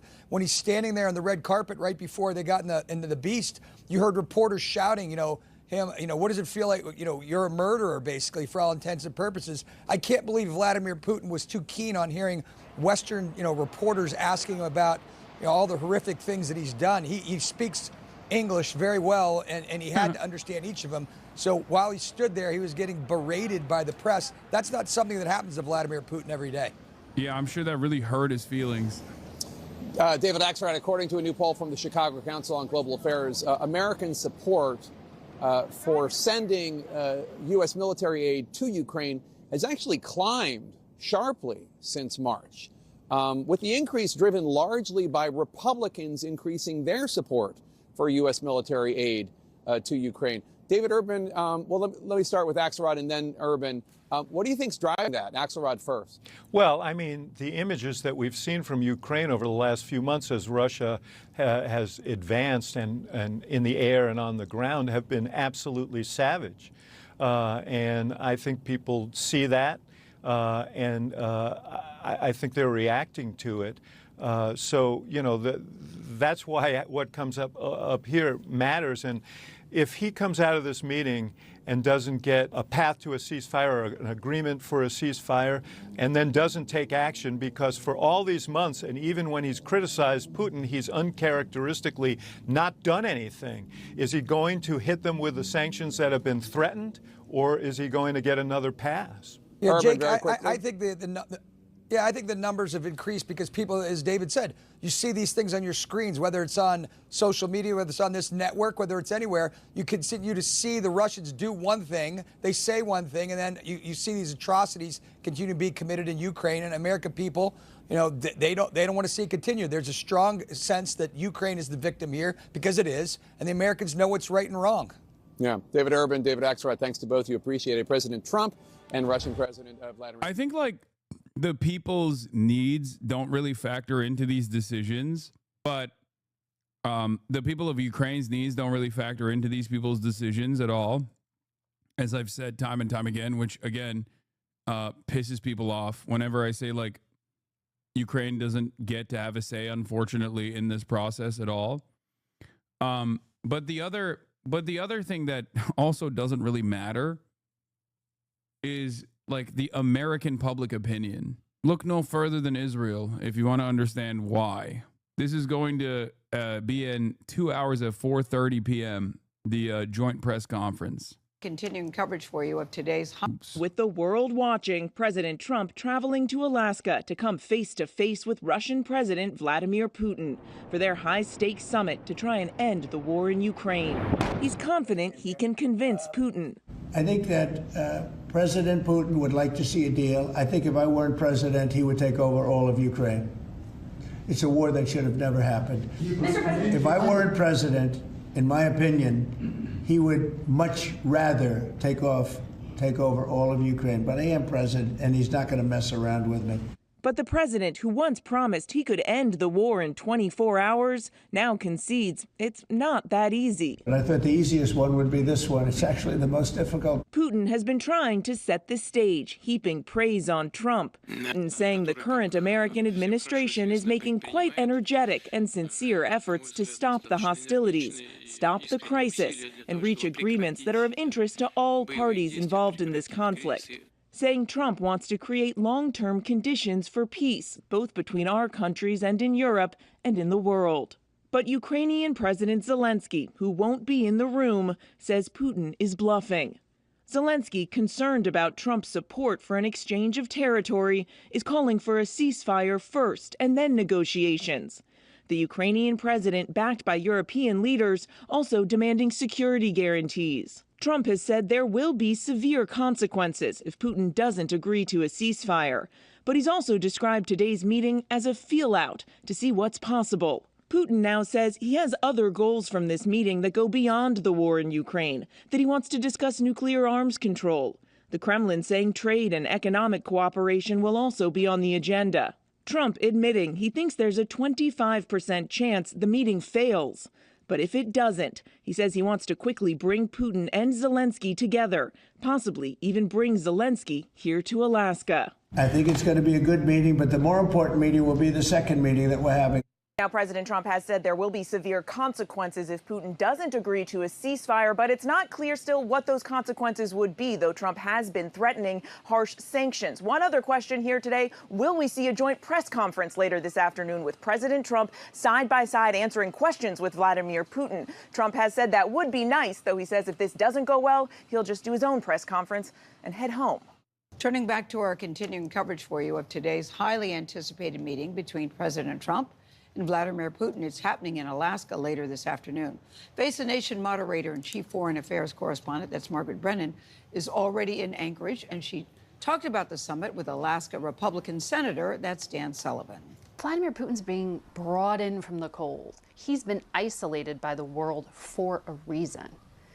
Do you think that this is rewarding bad behavior by giving him this spotlight on the American soil? Vladimir Putin is coming to negotiate with Trump because of the sanctions. Don't take it from me. Listen to our European allies who are definitive on that. The reason is he? I don't know.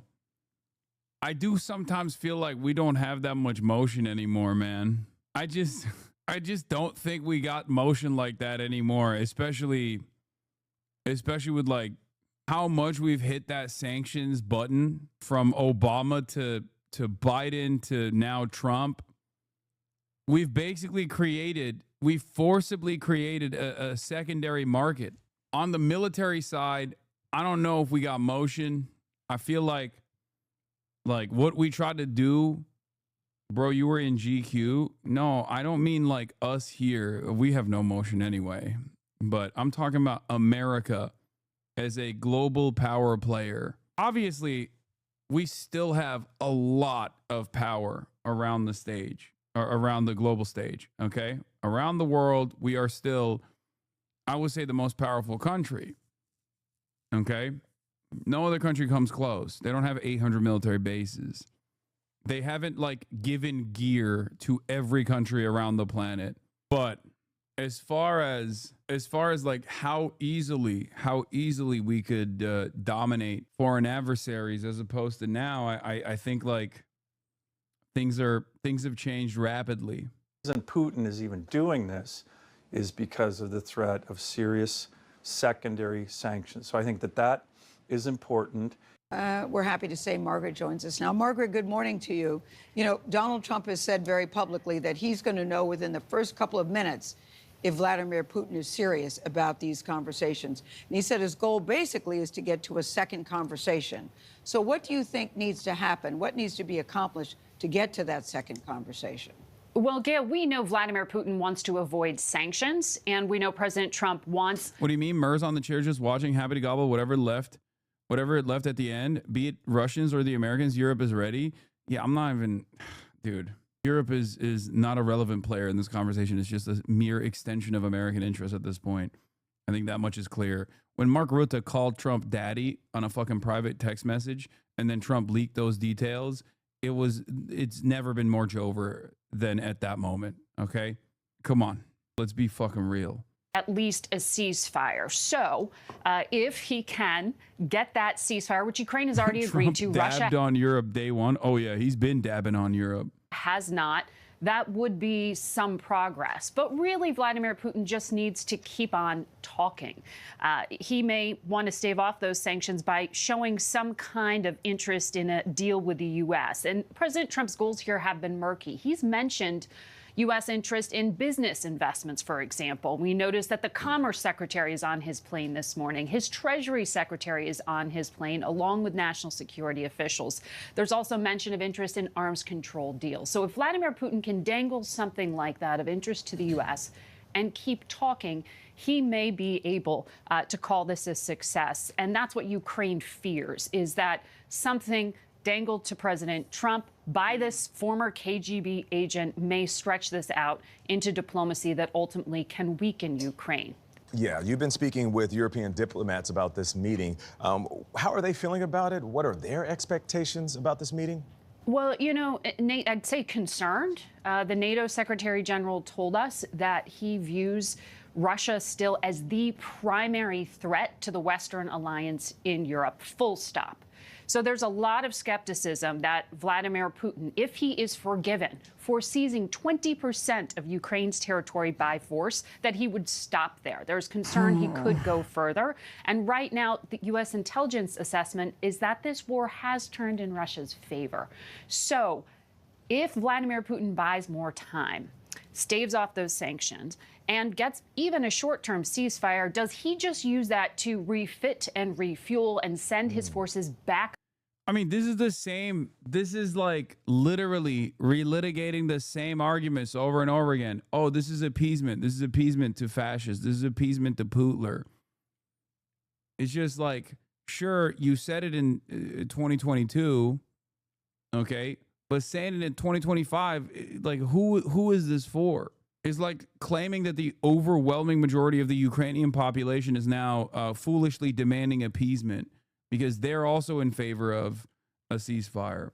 But it is appeasement. Come on, bro. Yes, because appeasement conversations only make sense when you're talking, especially when you're talking between two foreign adversaries that have nukes. Appeasement in the post-nuclear arms race world is very different. Appeasement is the name of the game.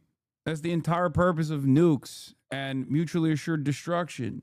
That's why there's a distinction between the handling of Russia and Ukraine, where Russia is the responsible party, Russia is the foreign adversary here, and we have limitations as to what we can do, how much we can get Russia to do the right thing, if you will, versus with Israel.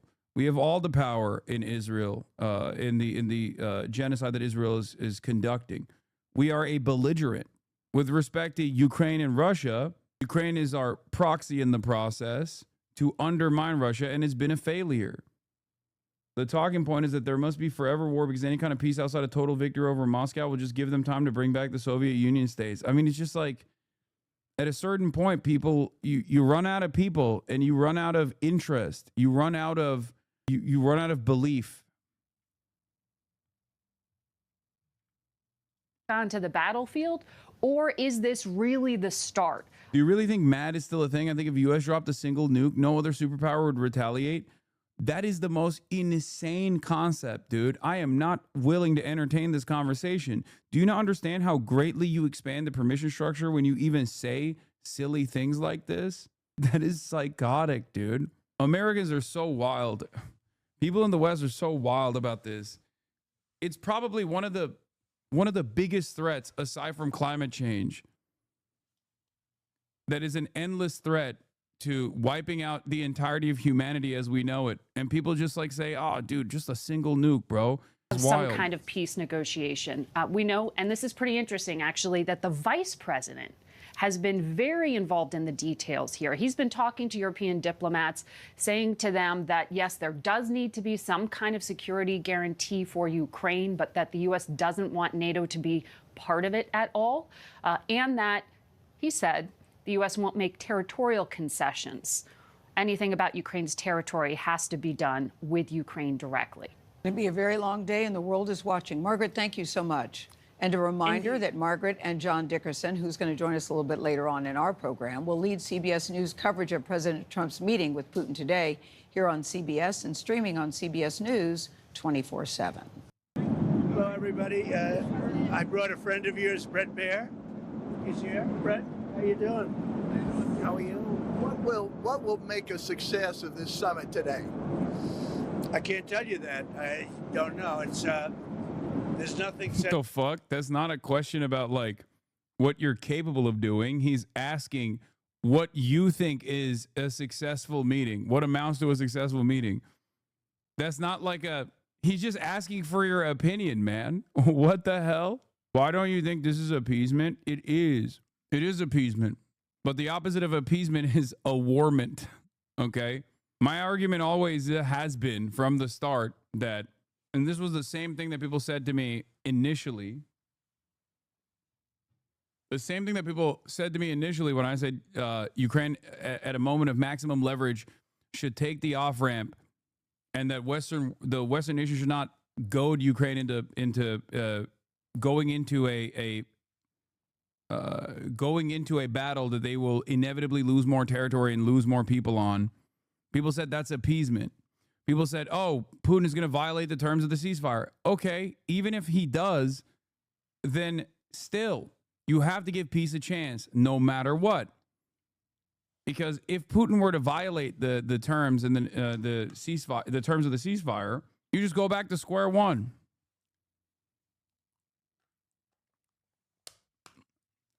I agree they should have taken the off-ramp earlier. Okay, if you agree that they should have taken the off-ramp earlier, then don't you think that that was appeasement? That's what people were saying to me back then. You work with the power that you have. You work with how much influence you have over other countries.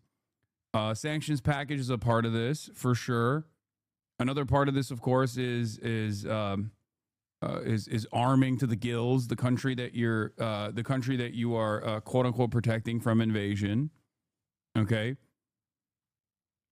Secondary sanctions plays a role in this as well, trying to cripple economically the foreign adversary. But as far as like what you can do, there's only two.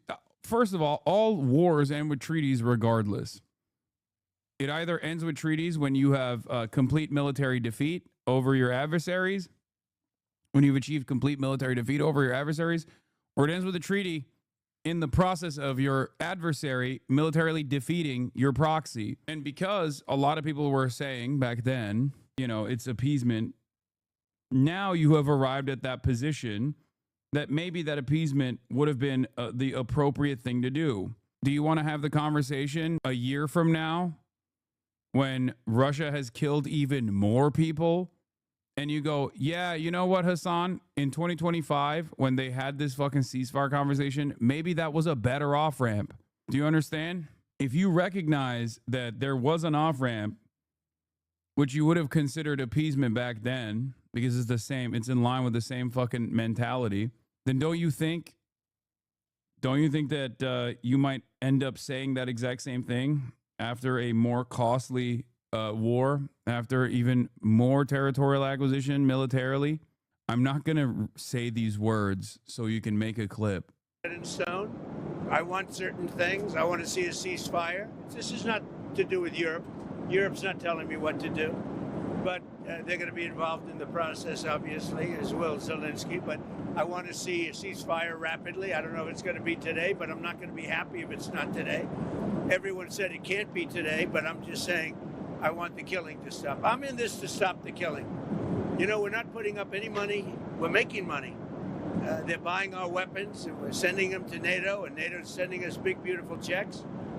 But that I don't care about that. I care about, it was a big factor when Biden spent $350 billion and got nothing. But what I do care about is they lost last week, 7,011 people were lost, almost all soldiers. 36 people in a town which got hit by a missile, but over 7,000 soldiers. It's crazy. Could you describe a little bit, Mr. President, because I know you've had a lot of phone calls with President Putin. What's the difference in a face-to-face, in-person meeting? Look, he's a smart guy, been doing it for a long time, but so have I. Been doing it for a long time. and here we are with president. That was much more difficult than what I'm doing today, believe me. So we get along. There's a good respect level on both sides, and I think, something's going to come of it. I notice he's bringing a lot of business people from Russia, and that's good. I like that because they want to do business, but they're not doing business until we get the war settled. We have the hottest country on earth. We have the hottest economy on earth. We have the hottest country. We just set a new stock market record again. We have hundreds of billions of dollars flowing in from tariffs. We're the hottest. We were a dead country, dead like doornails, a dead country. 1 year ago, we were dead as a doornail, and now we have the hottest country. And he wants a piece of that because his country is not hot economically. In fact, it's the opposite. And China's not doing well economically, but look, I want everybody to do well. The war's got to stop and the killing's got to stop. Mr. President, what do you mean by thank you for coming back to take questions. We saw that Russia continued its violence into Ukraine last night, launching even more drones. What did you make of that? I think they're trying to negotiate. He's trying to set a stage. I mean, in his mind, that helps him make a better deal. It actually hurts him. But in his mind, that helps him make a better deal if they can continue the killing. Maybe it's a part of the world. Maybe it's just his fabric, his genes, his genetics. But he thinks that makes him, gives him strength in negotiating. I think it hurts him, but I'll be talking to him about it later. It's on the table for discussions today, Mr. President. Are the territorial swaps on the table? Will you be discussing that? They'll be discussed, but I've got to let Ukraine make that decision. And I think they'll make a proper decision. But I'm not here to negotiate for Ukraine. I'm here to get them at a table. And I think you have two sides. Look, Vladimir Putin wanted to take all of Ukraine. If I wasn't president, he would right now be taking all of Ukraine. But he's not going to do it. Just one thing. What about the possibility of the United States providing security guarantees to Ukraine? Maybe. Along with Europe and other countries. Not in the form of NATO, because that's not going to, there are certain things that aren't going to happen. But yeah, along with Europe, there's a possibility of that. The number of business people that President Putin is bringing along, is that something that you want to discuss with President Putin at this meeting? Yeah, if we make progress, I would discuss it, because that's one of the things that they would like. They'd like to get a piece of what I built in terms of the economy. Just so you know, we were a dead country with our economy. He wouldn't be interested. He wouldn't have been interested a year ago with the Biden economy. But he is interested in the Trump economy because wait till you see when those factories start opening up. We have hundreds of factories all over the country, and that includes auto factories, AI factories, and every other. They're all coming in because they want to beat the tariffs. Because if they open here... The reason why Trump says Russia could take all of Ukraine is because I'm judging this off of like how he operates. Is because he's like trying to set up AI factories. I know data centers. It's great. He's trying to set up for the inevitable territorial acquisition that he's going to concede. Part of the deal, baby. When concede to the demands of your opponent, concede to the maximalist positions of your opponent as though they are justifiable, only to turn around and make people feel a lot better about. He's soft launching it exactly. The territorial acquisition that comes next. This is how you do it. They don't have to pay tariffs. If they don't open here, they have to pay, in some cases, 200%, 300%. I haven't even set some of the tariffs yet. I'll be setting tariffs next week and the week after on steel and on, I would say, chips, semiconductors. We'll be setting sometime next week after. What are you looking at? What rate? I'm going to have a rate that is going to be lower at the beginning. Then that gives them a chance to come in and build. And very high after a certain period of time. And if they don't build here, they have to pay a very high tariff, which doesn't work, so they'll come and build. Mr. President, hi. You had said earlier...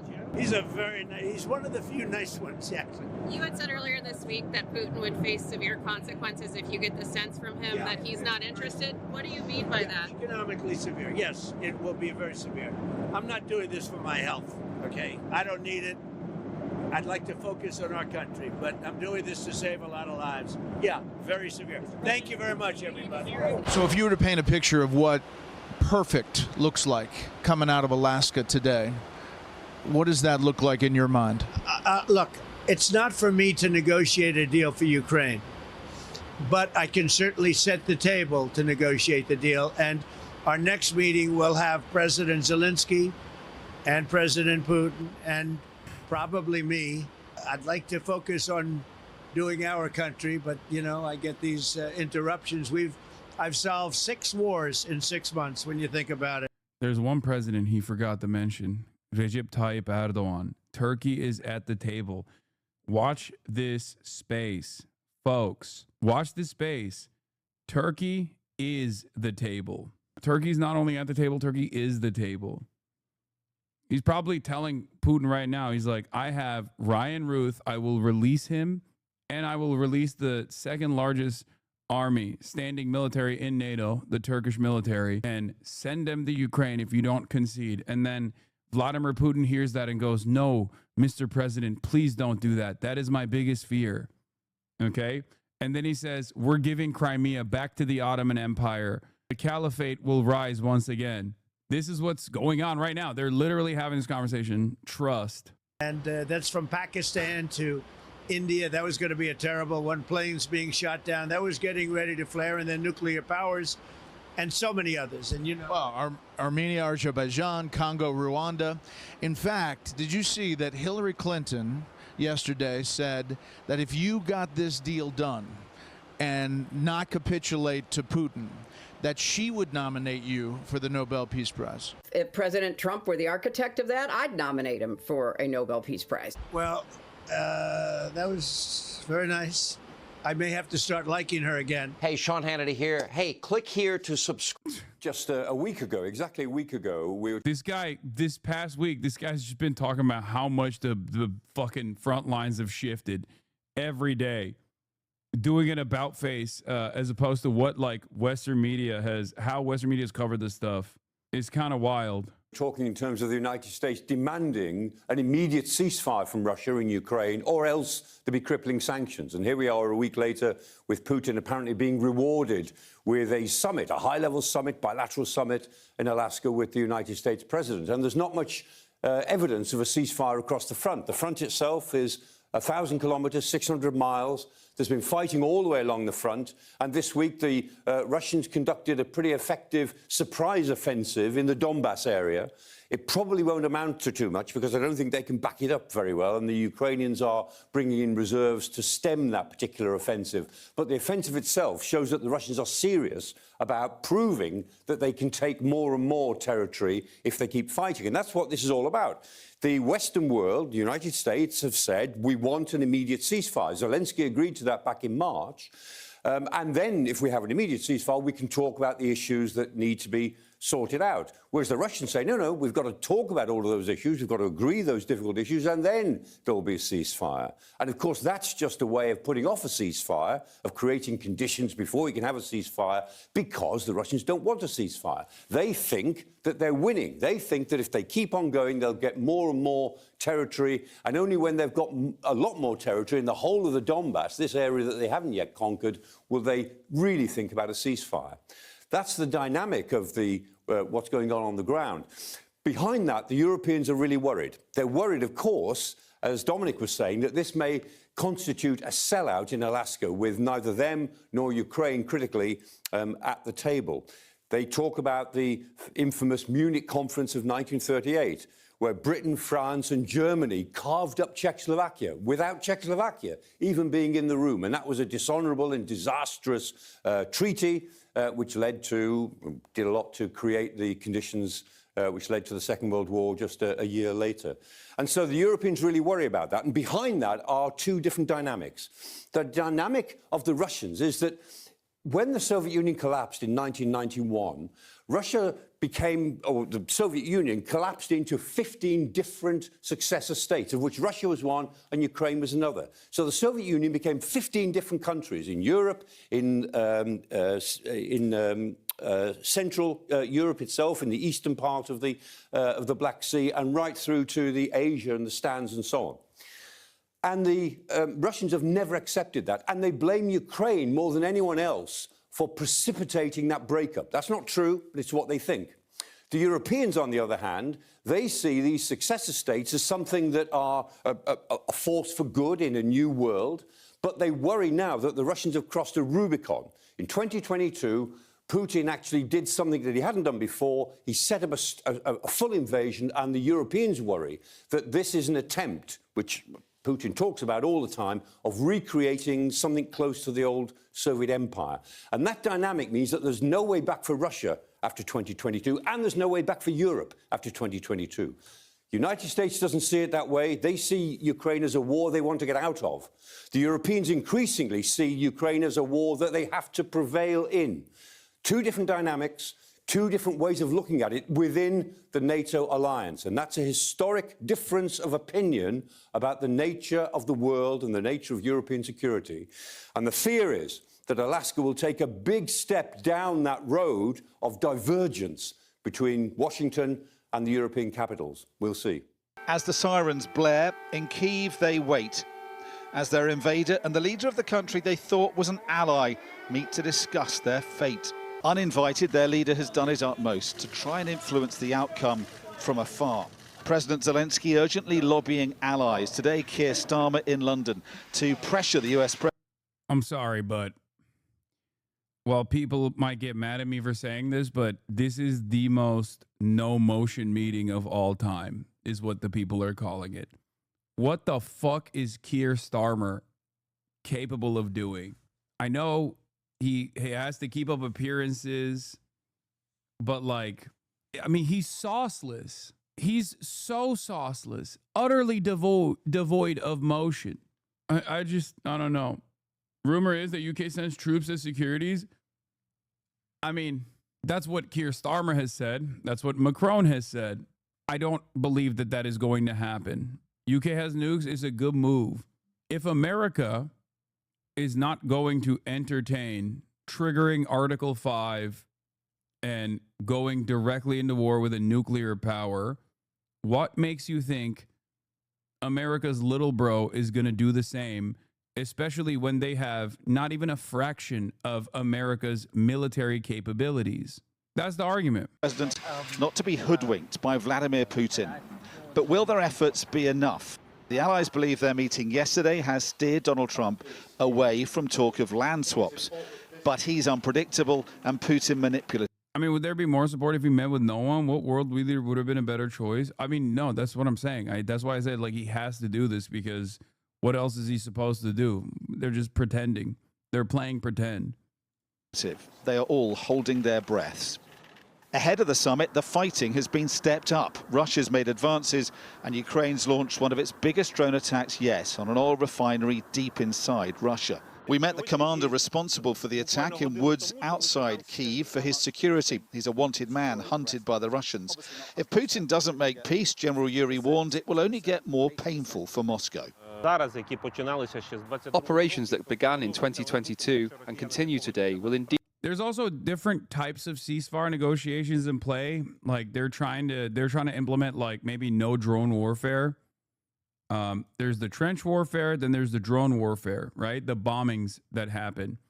Russia bombs Kyiv, Ukraine bombs Moscow, right? Both have seen some success in these initiatives, and I think like if there's a ceasefire that actually ends up curbing trench warfare, that would be beneficial for Ukraine, as opposed to drone warfare ceasefire would be beneficial for Russia.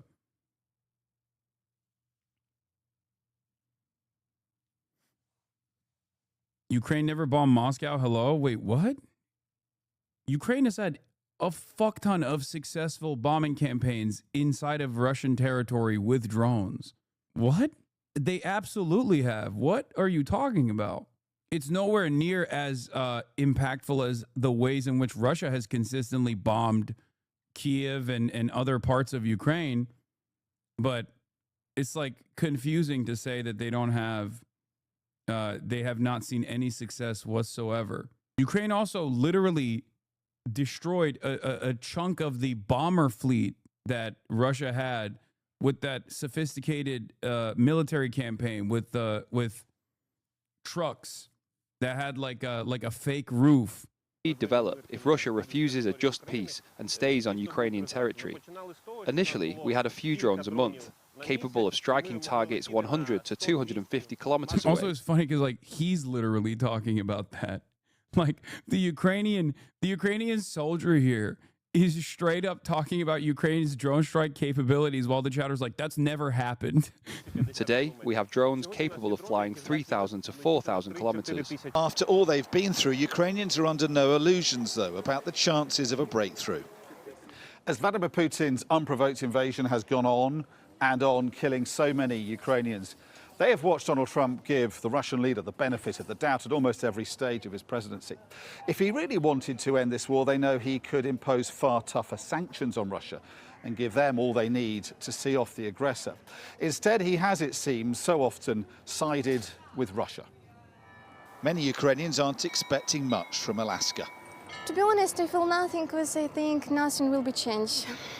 Trump always says that I finished the war in 24 hours and nothing has happened. And it's, only blah, blah, blah, and it's just words on the wind. So I don't really believe that something will change. It's impossible to predict unpredictable. That's my answer. So I don't know. No one knows. There was some good news for Ukrainians today. 84 prisoners of war returned by Russia in the latest exchange. Diplomacy can at least claim progress on that front, even if so far nothing else. Dominic Waghorn, Sky News, Kyiv.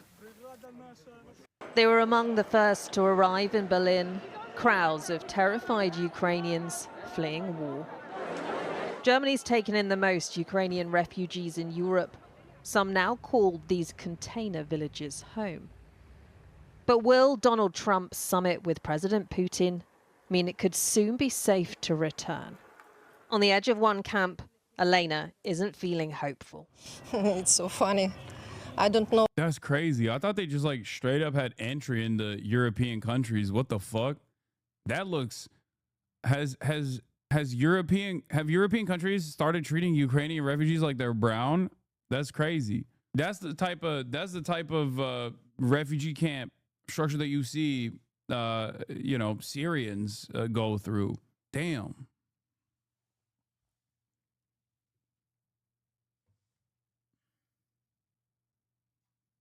Or anyone who trusts Trump. It's horrible joke. And this meeting meet terrorists, presidents of Russia. It's unbelievable. More than 1 million Ukrainian refugees sought shelter in Germany. Elena and her family fled the badly bombed city of Kherson. So that's your house? Yes. They've lost everything. And the Russian president they hold responsible gets an invite to the US. Does that make you angry? Yes, I'm angry. I'm disappointed. I don't understand this. I understand for Trump it's only money. Across town, the dismay is shared by Maria, a refugee from Kyiv. Is it normal to play with a war criminal and boost your ego with that? Or is it rather normal to help another state to defend, people?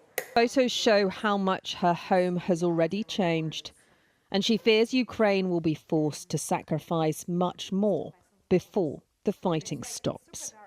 Would you agree to Ukraine giving Russia land to end the war?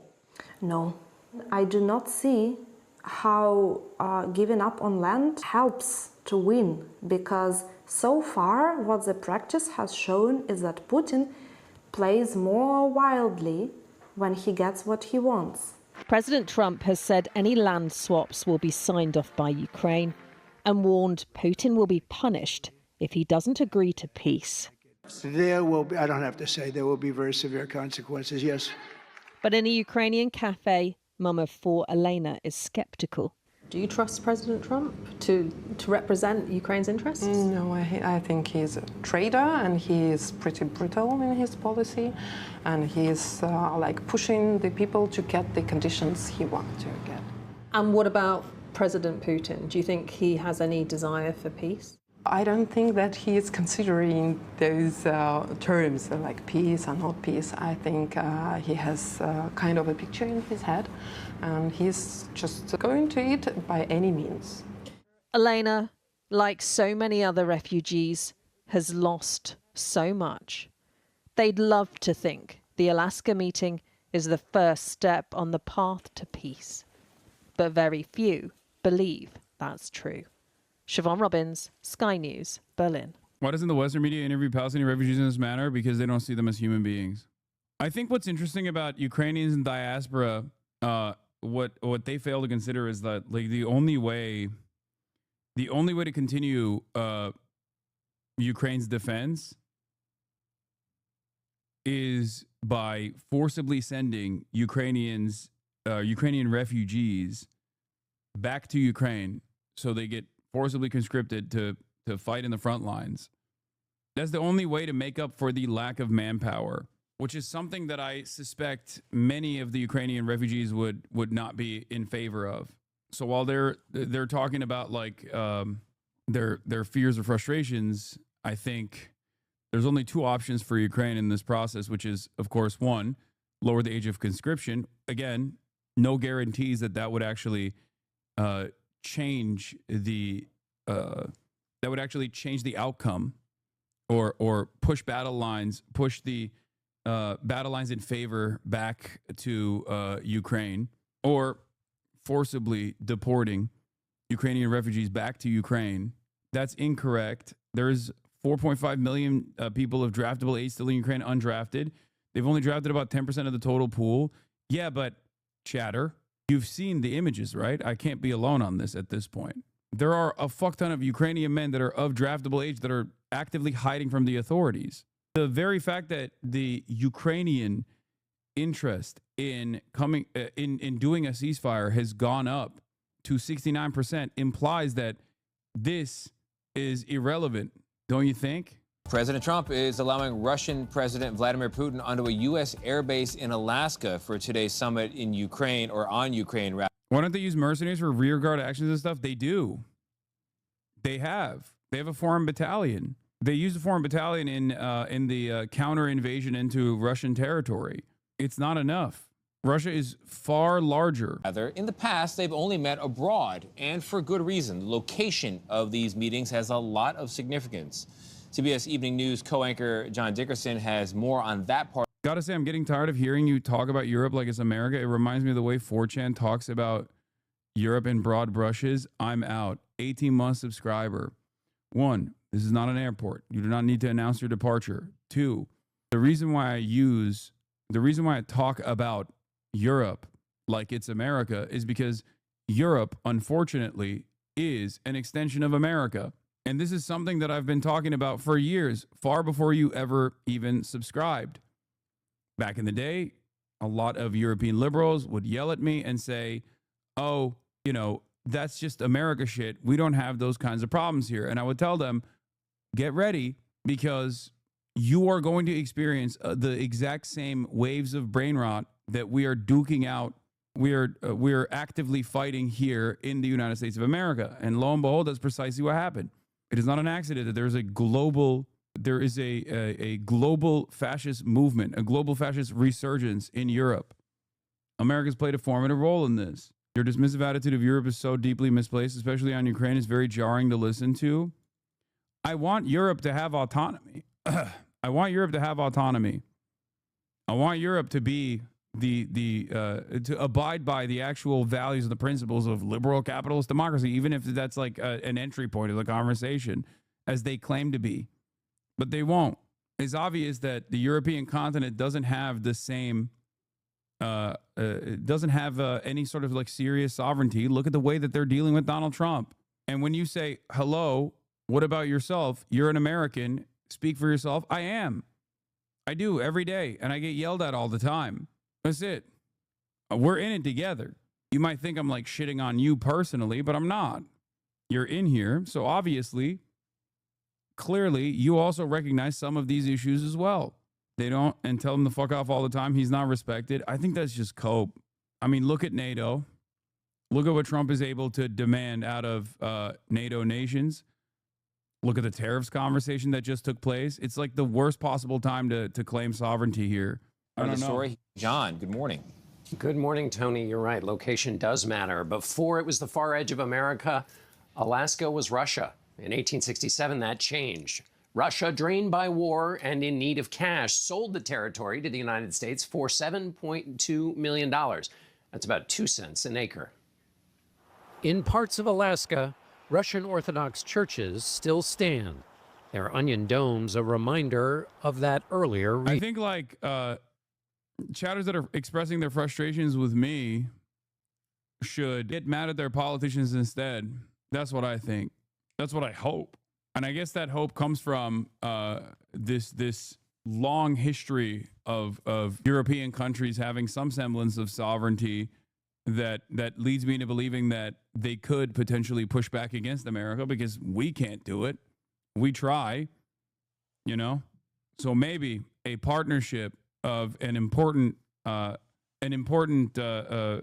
economic, a bunch of different countries that have still some semblance of influence around the globe getting together to push back against American incursions would be more effective than me chirping. But that requires people to also call their politicians and get them to actually respond to their demands, as many Europeans are doing. And I celebrate and applaud those efforts all the time, especially when it comes to Israel, for example. That might sound like ancient history in the light of the events bringing leaders of those countries to Anchorage, except that Vladimir Putin justifies his... When I first started watching you, I got angry when you called European countries vassals, but I realized you're right. I mean, Trump has basically dispelled any kind of notion that Europe has sovereignty in this last 8-month batch of ridiculous decisions, ridiculous things that he's done. He showboats it too. He's dabbing on everybody. He's dabbing on us here in the United States of America, and he's dabbing on fucking European countries as well. Invasion of Ukraine by citing the history of the 9th century. The war that bled Russia, leading to the 19th century sale, took place on the Crimean Peninsula, the location of Putin's 2014 start of this war. Diplomacy usually unfolds in the courtyards of capitals, under chandeliers where the marble floors are polished by centuries of careful footwork. In Alaska, the marble is still in the ground, jagged and unworked, like the present diplomacy. Hard-edged, slogging work, little room for ceremony. The chosen venue keeps up the tension. A meeting meant to project cordiality is being held at Joint Base Elmendorf-Richardson, whose fighter squadrons intercept Russian aircraft that regularly test U.S. airspace. For decades, Alaska was derided as Seward's Folly, a barren expanse bought on a whim. Then came the gold, the oil, and the strategic advantage. An unexpected payoff that fuels the hope, however slim, behind today's meeting, that geography might be destiny, and that a gamble against all expectations can yield something that looks like wisdom in hindsight.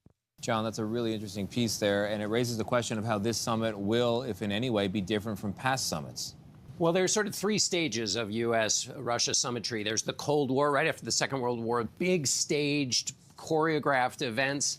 Then after the fall of the Soviet Union, they were sort of chummy. Clinton and Yeltsin met 18 times. They were sort of two countries cooperating. Then Putin comes in and it gets scratchier. And that's the era we're in now. But, if this isn't like the Cold War where 2 countries were having an ideological fight for the entire planet, there is a way in which the narrative shaping of this event, setting aside from what actually happens about the fate of Ukraine, the way in which both men are trying to shape a story is actually like those summits from the Cold War period, where what was done was important, but also the messaging was important. So that long history is now on the table here today. Really interesting stuff, John. I'm glad you're there to bring it to us. Thank you very much. And a reminder, John and Margaret Brennan will lead CBS News' coverage of President Trump's summit with Putin later today here on CBS and streaming on CBS News 24/7. Well, Israel's...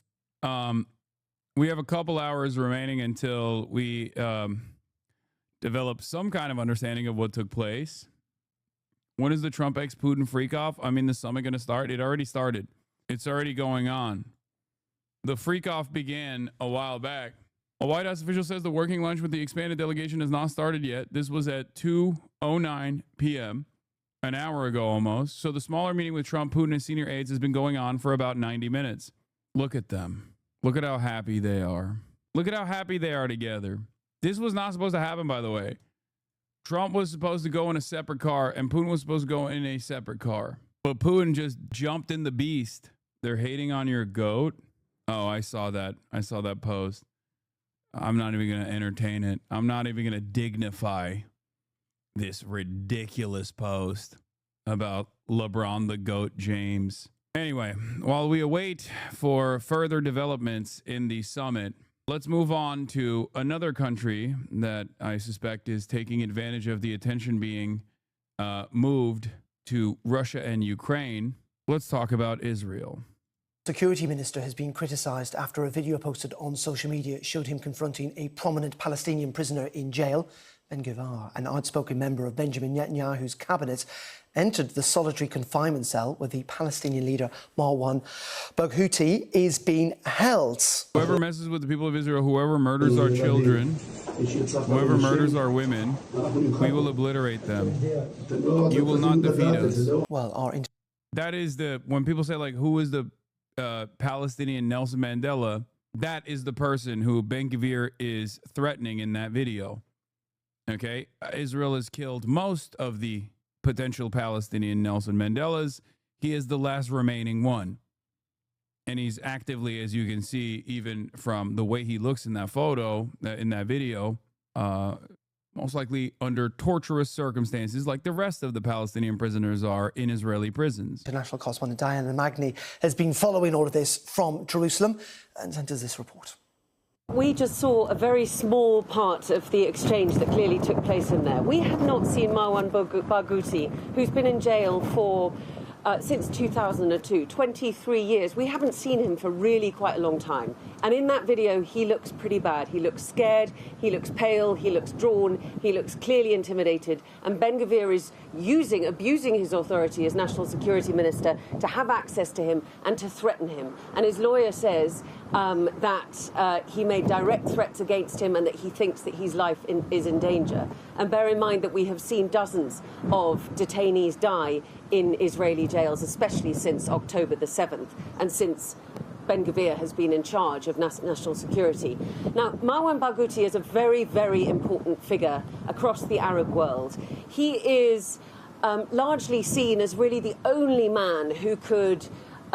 Fatwa Barghouti, Palestinian lawyer, activist, and the wife of imprisoned Palestinian political leader Marwan Barghouti, in a message on Facebook, is true. I didn't recognize you, nor could I make out your features. Maybe part of me doesn't want to acknowledge everything your face and body express and what you and the other prisoners have endured. They are still, Marwan, chasing you and pursuing you, even in solitary cell you've lived in for 2 years. The occupation... Wait, what? The occupation and its figures are still locked in with you, the shackles still on your hands. But I know your spirit and your resolve, and I know you will remain free, free, free. You care only about the cause of your people, ending their suffering, which has reached the heavens in Gaza, and achieving their freedom and preserving their dignity. You are of the people, wherever you are among them, from them, part of them. Your fate is bound to theirs. That is how you have always been and how you will remain. Now, one of the high-profile hostages that Israel's taken is obviously Marwan Barghouti, as I've said. He is the most popular Palestinian figure in Palestinian politics in general, both in the West Bank and in Gaza. And the very fact that Hamas has tried to get him released, among many other Palestinian political figures that are also unjustly detained by the Israeli state, that would dismantle or dethrone Hamas, implies that they are more invested in the emancipation of Palestinians rather than whatever kind of cynical power grab that Israel claims that they're interested in, or Israel defenders claim that they're interested in. Because if that was the case, they would never try to get Marwan Barghouti out, because if he was out, he would be a national figure that would have more influence and still has more influence than Hamas does. and also the Palestinian Authority as well, certainly. So I think this posturing coming from Itamar Ben-Gvir is deliberate. It's just to threaten him, is to, once again, is to humiliate Palestinians and to show them that they have no hope. They shouldn't have any hope whatsoever. Bridge the gaps between the sort of religious side and the secular side of Palestinian leadership. He's a unifying figure, and that's really because he hasn't been tarnished by the ineffectiveness and corruption that has characterized the leadership of the Palestinian Authority. So I think a lot of people feel that if there ever was a Palestinian state and Marwan Barghouti was ever released from jail, then he might be the man to lead it. And that, I think, is why at this particular moment you see Itamar Ben-Gvir go in there and threaten him very unpleasantly, humiliate him, and then have this video released publicly, is really to say that if the Israeli far right has anything to do with it, this notion of Palestinian statehood will never, ever come to pass. And you, as its potential leader, will never be allowed out. I think that is the message that we're meant to take from the leaking, which was clearly done on purpose, of that video by Itamar Ben-Gvir. And also yesterday, remember, we saw from Ben-Gvir's far-right ally in Benjamin Netanyahu's coalition, Bezalel Smotrich, unveil a plan to restart an age-old settlement plant, really, just outside East Jerusalem, that he said would bury the notion of a Palestinian state. These are two extremely provocative acts, and I think they are messages to Palestinians and messages to the international community who are supporting the idea of a Palestinian state, that if these guys have anything to do with it, it is not going to happen. Far-right Israeli minister unveils settlement plan to bury the idea of a Palestinian state. This is every day. They just openly communicate their genocidal desires, their genocidal ambitions, their interest in more territorial expansion. Every day they openly state what they are doing, and yet it falls on deaf ears in the Western world. But I guess this is a sign of change in the positive direction when you got Sky News also covering this stuff. Sanctioned by the UK for inciting violence against Palestinians in the West Bank, Israel's far-right finance minister has plenty of friends up here. And that's because his plan to start work on what's known as the E1 settlement, which would connect Ma'ale Adumim in the West Bank to East Jerusalem, is a long-held dream of the Israeli settler movement. Yes, I covered the 972 magazine investigative reporting on the unit that Israel created called the Legitimization Cell, which was a unit that they specifically tasked with creating fake information about journalists, creating fake information about aid workers so that they could legitimize the targeting of aid workers and journalists alike. An entire unit tasked with finding fake shit, making fake shit up about any Palestinian journalist whatsoever so they could justify the murder of all Palestinian journalists. Now, even with a department specifically tasked with this goal, they've still done a horrible job. And I think part of the reason why they've done a horrible job of actively creating a narrative that legitimizes these operations is because Israel understands that there is no opposition to these incredibly violent actions. There's no opposition whatsoever. What? The great Palestinian journalist Anas al-Sharif, watching the Israeli military spokesperson threaten him last month, said, "He wants me to stop coverage. He wants to threaten. He wants to bomb. The message will go out until our last breath. We are not afraid." This was a video by journalist Ibrahim Nufal, brother of Mohammed Nufal, one of the 5 other journalists killed alongside Anas al-Sharif on Sunday. Yeah, Anas al-Sharif literally personally got threatened by the Israeli military spokesperson. And then a month later, Israel killed him. And people still entertain the notion that this person was like an active threat to Israel. And he was, but through his journalism. An active threat to Israel by any other means is ridiculous. Wrong link. Here's the offer he got. In an interview, Anas al-Sharif's brother revealed that just 4 days before his assassination, Anas was offered a tempting deal to leave Gaza with his family in exchange for halting his coverage of the situation there. He firmly refused. What is this? Don't even say that he was Hassan that helps them. Journalism isn't a threat to anyone who isn't hiding genocide. No, I'm saying that journalism is a threat to Israel, which is why Israel is murdering journalists. If journalism wasn't a threat to Israel, because exposure of its war crimes wasn't a threat to Israel, they wouldn't have to shut out the rest of the world from seeing the truth actively. It wouldn't kill so many journalists. They're not even trying to not do war crimes. I mean, it's just like they're doing a genocide. They don't give a shit. Anyway, here is Donald Trump's exclusive interview with Bret Baier. Apparently, they are releasing segments of it now on Fox News. I'd like to focus on our country, but I'm doing this to save a lot of lives. Yeah, very severe. Thank you very much, everybody. You like doing those things? It's almost like a competition. It's like winning at golf. You know, they're coming in. Every question is a kill. They hope you're going to make a mistake. They're looking, and they had a field day with Biden. That's why he didn't do it.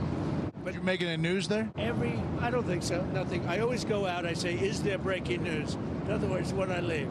If there's breaking news, that's a bad thing.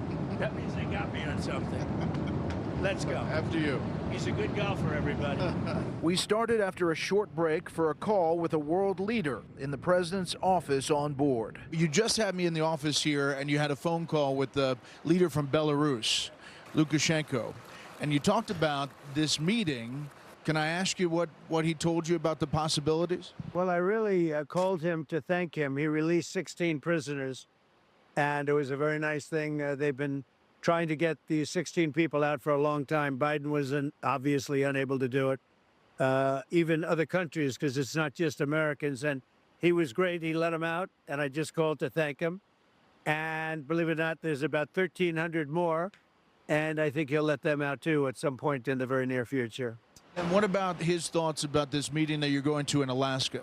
He was very positive about it. He's friends with President Putin, as you know, very, very close neighbors.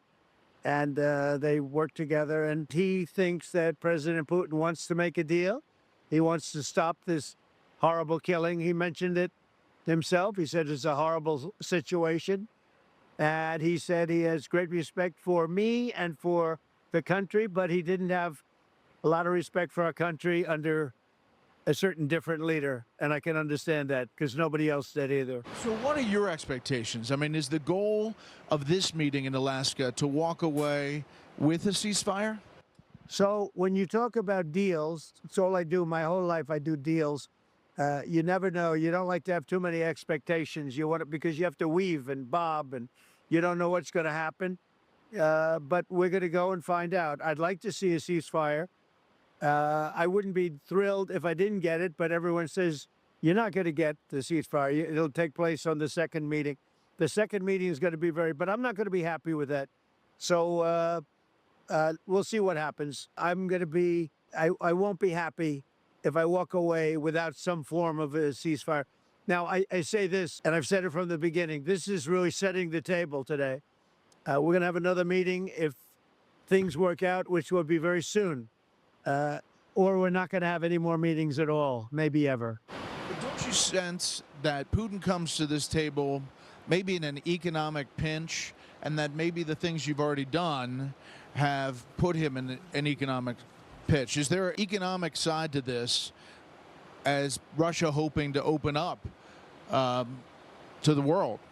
Well, he lost an oil client, so to speak, which is India, which was doing about 40% of the oil. China, as you know, is doing a lot. And others, I have another few countries. And if I did what's called a secondary sanction or a secondary tariff, it would be, very devastating from their standpoint. If I have to do it, I'll do it. Maybe I won't have to do it. He's coming, though, with the thought that maybe there's going to be a deal on the economy. He's coming with businessmen and... Yeah, they're bringing a lot of people. Over 500 people are coming. A lot of them are businessmen. And what they really would like to do is, look, we built in a short period of time the greatest economy ever. I had the 4 greatest years ever as an economy, and this is going to blow it away. We're doing well. We were a dead country. And I say this often. I'll say it loud and clear. We were a dead country a year ago, a dead country, not respected by anybody. We had inflation at levels that we had never had before. They say 48 years. I say it was worse than ever before. So if you were to paint a picture of what perfect looks like coming out of Alaska today, what does that look like in your mind? Look, it's not for me to negotiate a deal for Ukraine, but I can certainly set the table to negotiate the deal. And our next meeting will have President Zelensky and President Putin and probably me. I'd like to focus on doing our country, but, you know, I get these interruptions. I've solved 6 wars in 6 months when you think about it. And that's from Pakistan to India. That was going to be a terrible one. Planes being shot down. That was getting ready to flare, and then nuclear powers and so many others. And, you know. Well, Armenia, Azerbaijan, Congo, Rwanda. In fact, did you see that Hillary Clinton yesterday said that if you got this deal done and not capitulate to Putin, that she would nominate you for the Nobel Peace Prize? If President Trump were the architect of that, I'd nominate him for a Nobel Peace Prize. Well, that was very nice. I may have to start liking her again. I will say this. This is an important meeting. The second meeting potentially is more important. It could be more finality.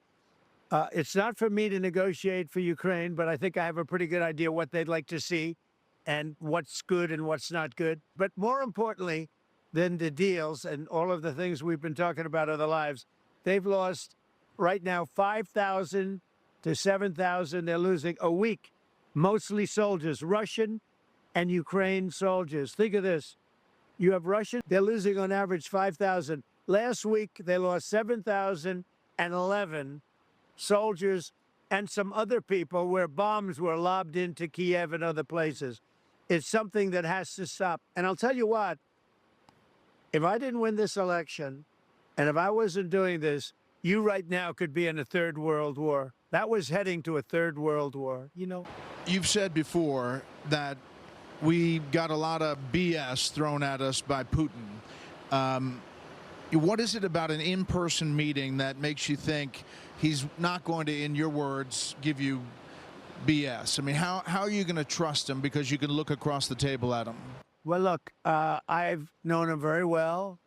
I had a very good relationship despite the Russia hoax. It was a hoax. And that really made the relationship much harder. But I had a good relationship with him. We had no problems. We had, you know, country that we were getting along. We were doing fine.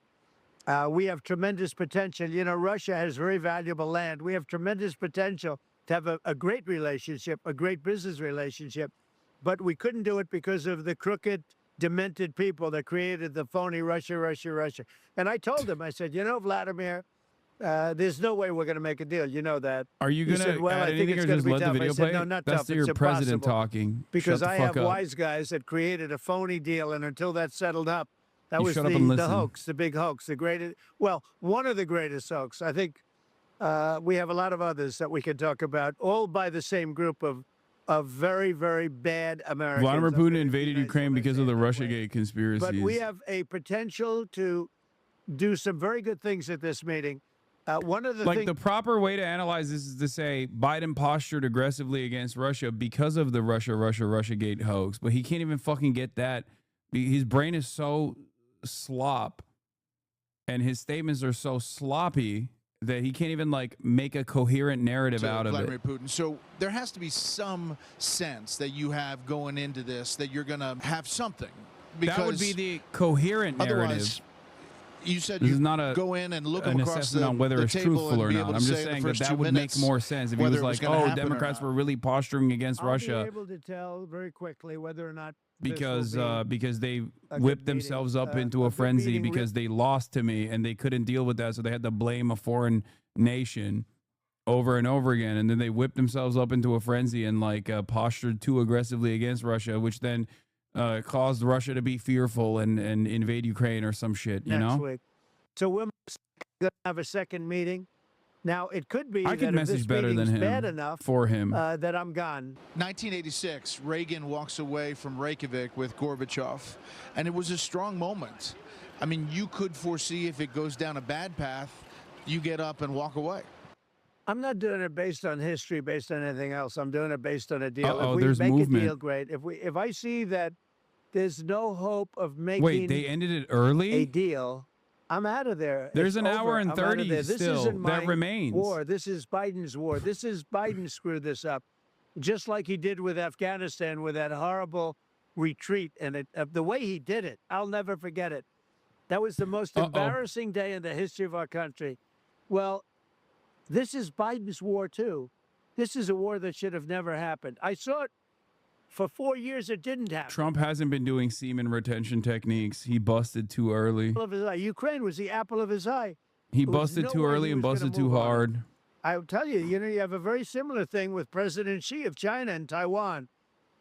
But I don't believe there's any way it's going to happen as long as I'm here. We'll see.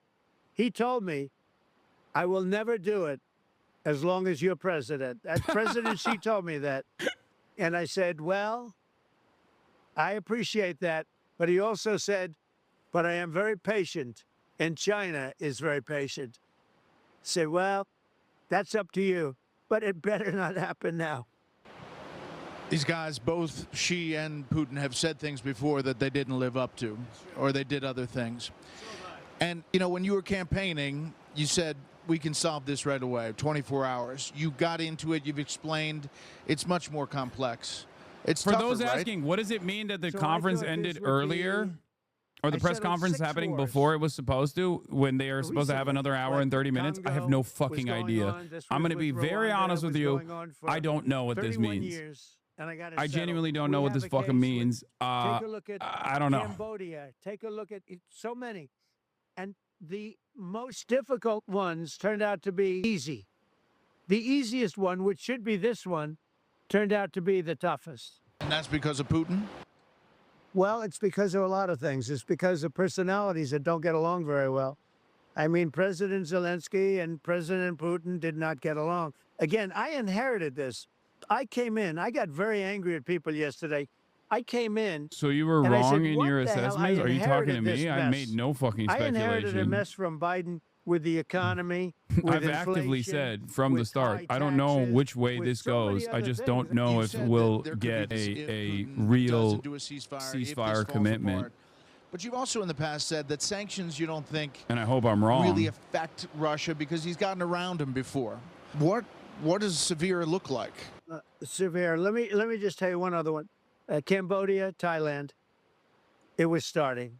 It was, and I got it right at the beginning.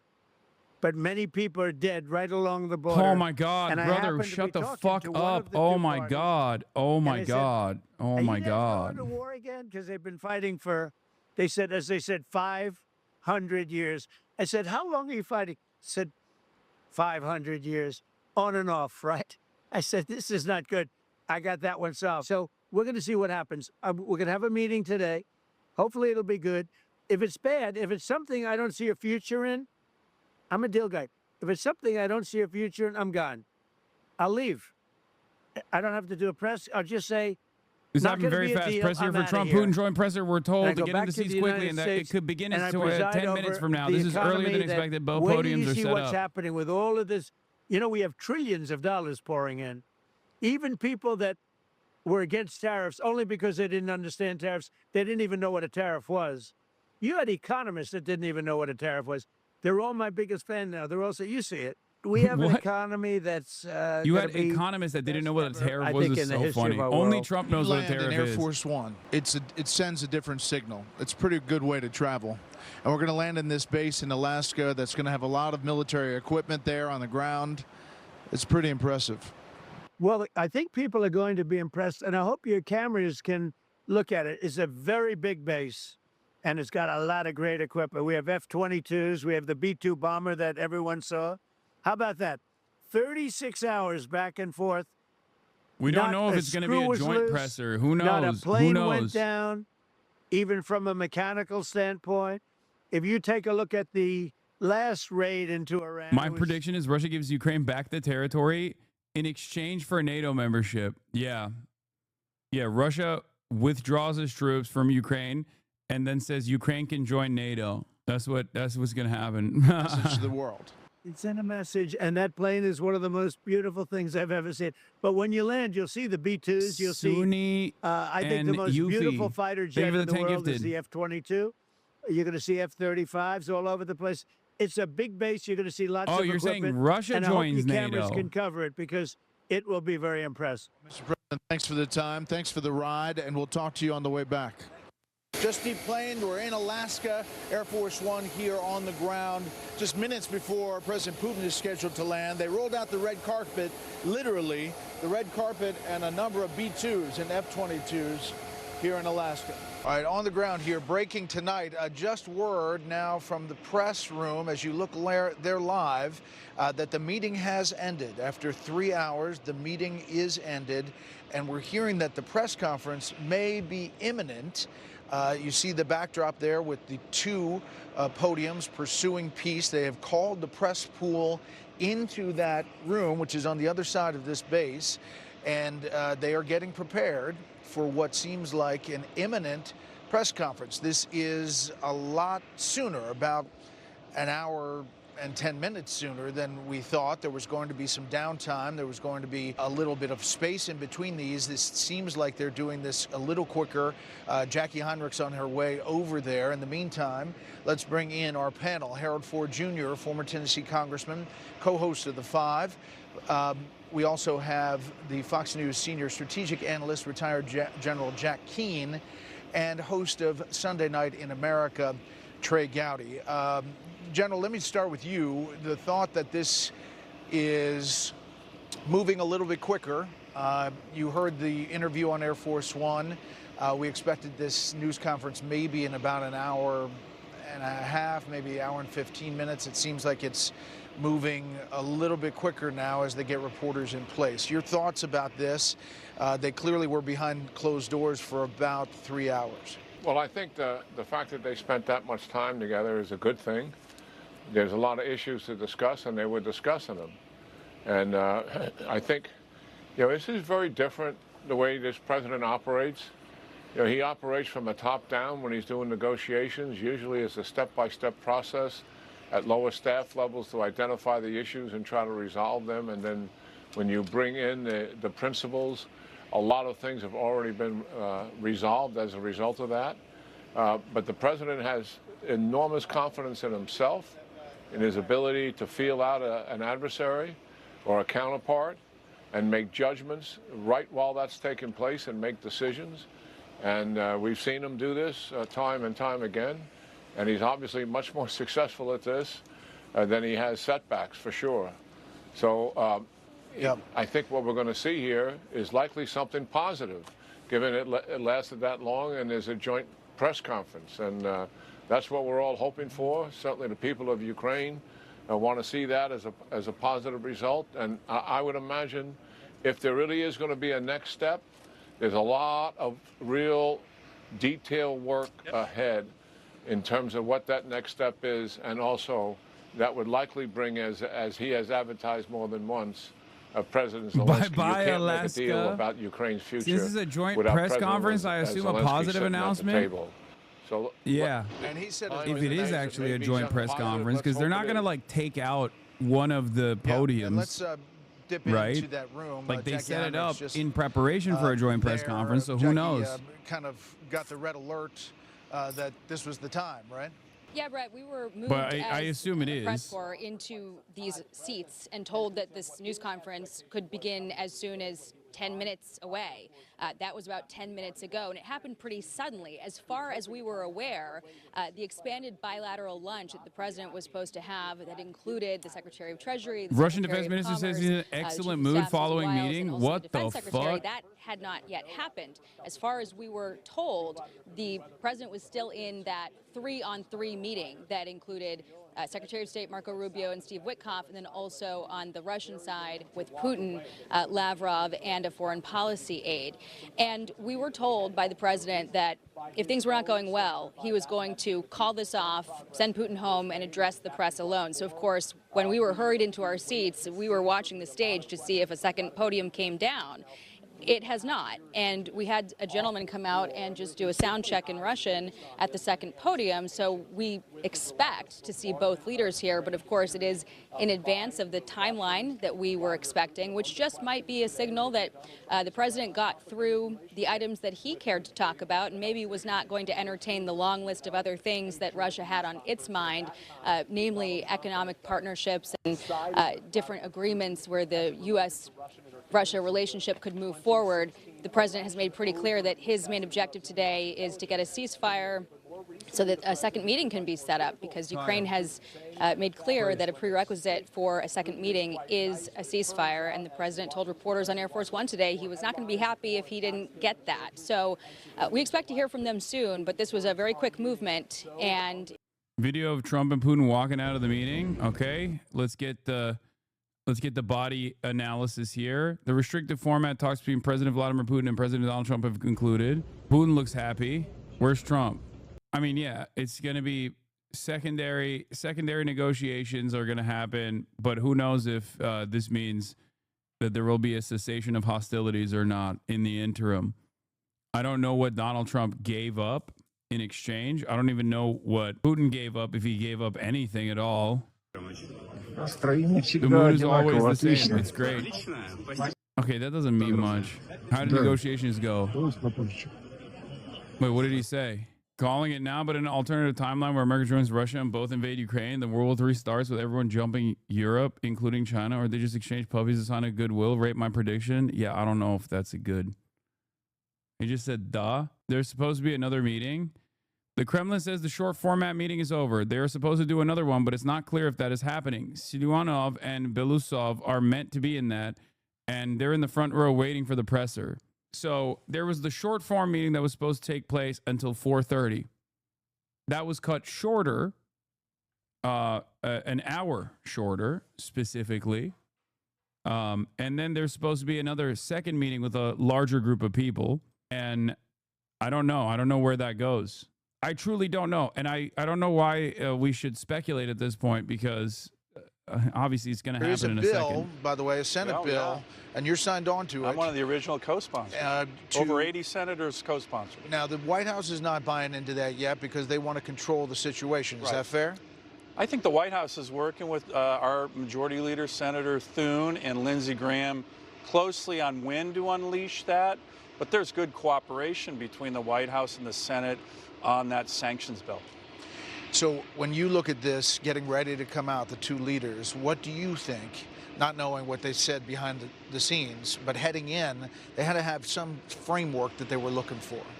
Yeah, look, I think the president, and your interviews were great, congratulations, but I think the president has been very clear that this is a table-setting exercise with the threshold issue, a ceasefire. So whether or not they got the ceasefire or not, I think is going to be really important. I was actually pleased to see Secretary Hegseth here, the NATO commander, the Supreme Allied Commander, the chairman of the Joint Chiefs, because if there's going to be a ceasefire, those are the experts you need to see how you would lock that down.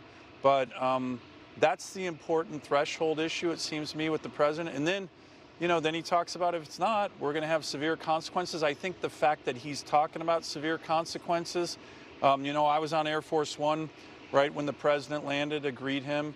But, you know, he talked about, hey, we will move to severe consequences, and maybe secondary sanctions on China could be coming if this isn't successful. So I hope the threshold issue of a ceasefire has been reached, and if that's the case, this is a very successful summit.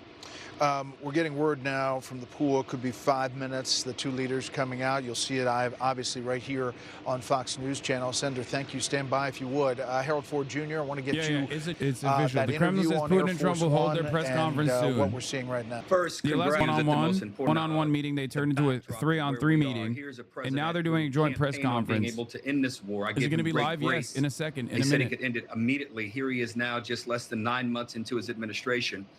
And we're about to, I believe, as General Keane said, here's something very positive. I think Senator Sullivan's saying the same thing. I think the audience that will be most intent and most closely listening to this evening, Brett, will be the Ukrainians. They're obviously are not there tonight.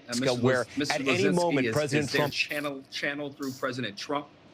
And you have to think something positive, something meaningful. It's unclear to me, it's going to be said tonight, it's unclear to me if President Trump has been able to mute or lessen the ambitions of President Putin, who, as we all know, seeks to... Based on everything I've seen so far, it probably went really good for Russia. I doubt that there is any sort of significant concessions that they agreed to, especially because the conditions that are set forth are determined by the battle lines, and on the battle line side, Russia is winning. Russia has hardened its positions in eastern Ukraine and is now slated to take over even more territory militarily, leading up to this conversation. So for that reason alone, I don't think that they have. I mean, they have the leverage. Yeah, Brad, I can tell Part of the reason why I also feel this way is because Donald Trump has actively talked about how Russia could take all of Ukraine. Like he's soft launching territorial concessions over and over again, claiming Russia could take so much more if they wanted to, but they're not. Saying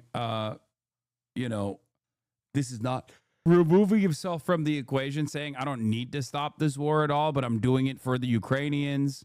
A war that Biden started, a war that Zelensky started, making it seem as though no matter what he gives to Russia, it's actually still at the behest of the Ukrainians, even if it's going to be something that the Ukrainians didn't want, objectively did not want. Why are there 37,000 people here on a Friday evening? I don't know, because an incredibly consequential meeting of two foreign adversaries has just taken place, and this is a world-changing event, potentially. He was trying to get Congress to stay engaged. He was also sending a message to Putin. In that interview, here's just a piece of it. And Trump, he said that I want to be in the middle, otherwise I will not put these guys at the table. And is he right? I want to be very honest, I want really him to be more at our side. I will explain why. Because it's not just that the war began somewhere between our countries. The war began when Russia brought this war to our country, and they're not right. I've actually interviewed President Zelensky a number of times. That was after his contentious Oval Office meeting with President Trump and Vice President Vance, about a year later, but we were on the front lines before that. General Keane, as the Ukrainians watch this moment at the two podiums, what do you think is going through their minds? Yeah, they're probably saying a lot of prayers, frankly. When it comes to President Zelensky, he's always wanted to meet with Putin. And Putin's never wanted to meet with him. And I believe, in the early stages of this so-called summit, yeah, okay, that's there cap. was some thought that the three leaders would meet together. But Putin did not want Zelensky participating in the initial meeting. Trump did not That's insist just not on it true. because he still felt an in-person meeting with him and Putin, following on to the several phone calls they had, would be an important ingredient, and there was value in it. And it certainly wasn't. Why are you watching worth Fox? losing.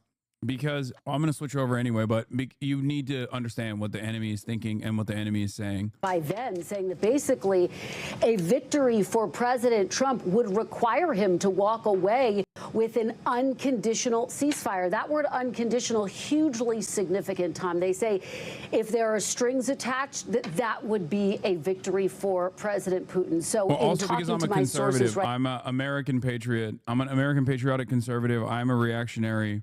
Have to say, is this announcement one of process, or is there a real agreement that has been reached? Will there be a second meeting? And of course, the big question looming over all of this, does President Trump acknowledge that it is President Putin who is the aggressor in this case? That is what Democratic sources say they would like to hear from this president. This is, of course, a conflict that has divided the Republican Party. Some 51% of Americans disapprove of President Trump's handling of the war in Ukraine. Remember, he promised to end this in 24 hours of being elected. He has acknowledged it's proven more difficult than even he anticipated. So this is one of the biggest tests of his second term, Tom. Kristen, stand by for us. We are getting some new reporting. This coming from the Kremlin. The Kremlin announcing this in Russia, that the news conference of the president of Russia and the U.S. will begin shortly. I want to go back to Peter Alexander. We see him there in the screen in front of the two podiums there. Peter, my question to you, I know you have trouble hearing because it's loud there. Do we know if the American press will be allowed to ask questions at this news conference? Tom, it's a good question. We don't have an answer to that one yet. In fact, this came together very quickly. We did anticipate a news conference. It wasn't clear that both presidents would be here, though that was the initial expectation. Now the Kremlin has announced that Vladimir Putin will be here alongside Donald Trump. I was just speaking to some of the top White House advisors if they could give us any timing on this, any more specifics. They basically said, just wait. A Russian advisor to the president moments ago telling reporters, when asked what happened behind closed doors, he said, you'll have to wait to hear for yourself. So there is certainly a lot of anticipation about the way that this is going to play out right now. One in particular occurred there, whether they were able to come to some agreement on a ceasefire, whether the topic of, in the words of the president, divvying up Ukraine did come up, even though European allies and Ukraine itself have urged President Trump not to discuss that very topic without Ukraine in the room. So, in effect, we are right now in what Donald Trump in TV terms would describe as a cliffhanger. We wait to see exactly what happened here specifically as it relates to those meetings. And certainly, as we've been listening to a lot of the Russian reporters here, including those from state television, they viewed this perhaps in much wider terms, beyond just the topics of a ceasefire, a potential peace deal as it related to Ukraine. They viewed this more broadly as an opportunity to restore a strained relationship between the United States and Russia, between Donald Trump and Vladimir Putin themselves. So we will anticipate with you what happens, and we'll certainly have a lot of questions we want to ask both presidents. Whether we get that opportunity remains to be seen. Peter, before you go, because we can see from the wide pool shot where you're standing right now, you seem to be kind of close to the front row, at least from where we're looking. Can you see which members of the Trump administration or cabinet members are already there, and or the Russians, or have they not arrived just yet? Yeah, there are members of both delegations here. They're seated in the first rows on each side, some members of the Russian delegation and of the American delegation. Notably, none of those individuals who were inside the early meeting that took place today, lasting more than 2.5 hours, are present for the U.S. That's the Special Envoy Steve Witkoff, Marco Rubio, the National Security Advisor and Secretary of State. They are not here as well. The expanded bilateral meeting, what was supposed to take place over lunch, was to include some of the top advisors economically for the president. The Secretary of the Treasury, Scott Bessent, Howard Lutnick is the Commerce Secretary. They were among those who were expected to be in attendance. But to this point, we don't know whether there was in some form an abbreviated expanded bilateral, or if they're just coming from what was a 3-on-3 meeting with their interpreters before arriving here. Tom, to pull back the curtain a little bit, this has been a remarkable day. In more than 13 years of covering the White House, I have not seen security like that, which we have witnessed here today as the American and Russian reporters were welcomed onto Joint Base Elmendorf Richardson. They each went through separate, in effect, vetting where they were swept to check for any equipment that wasn't allowed to be brought in, any weapons or anything of that kind. And one of the Secret Service officers heading up that process said to me that this was a much more meticulous process than you normally see. So meticulous that as we waited on buses to enter, there were literally Secret Service agents who were opening up each of the pre-prepared lunch boxes, breakfast boxes that were being brought in for those individuals who would be inside here, just to check them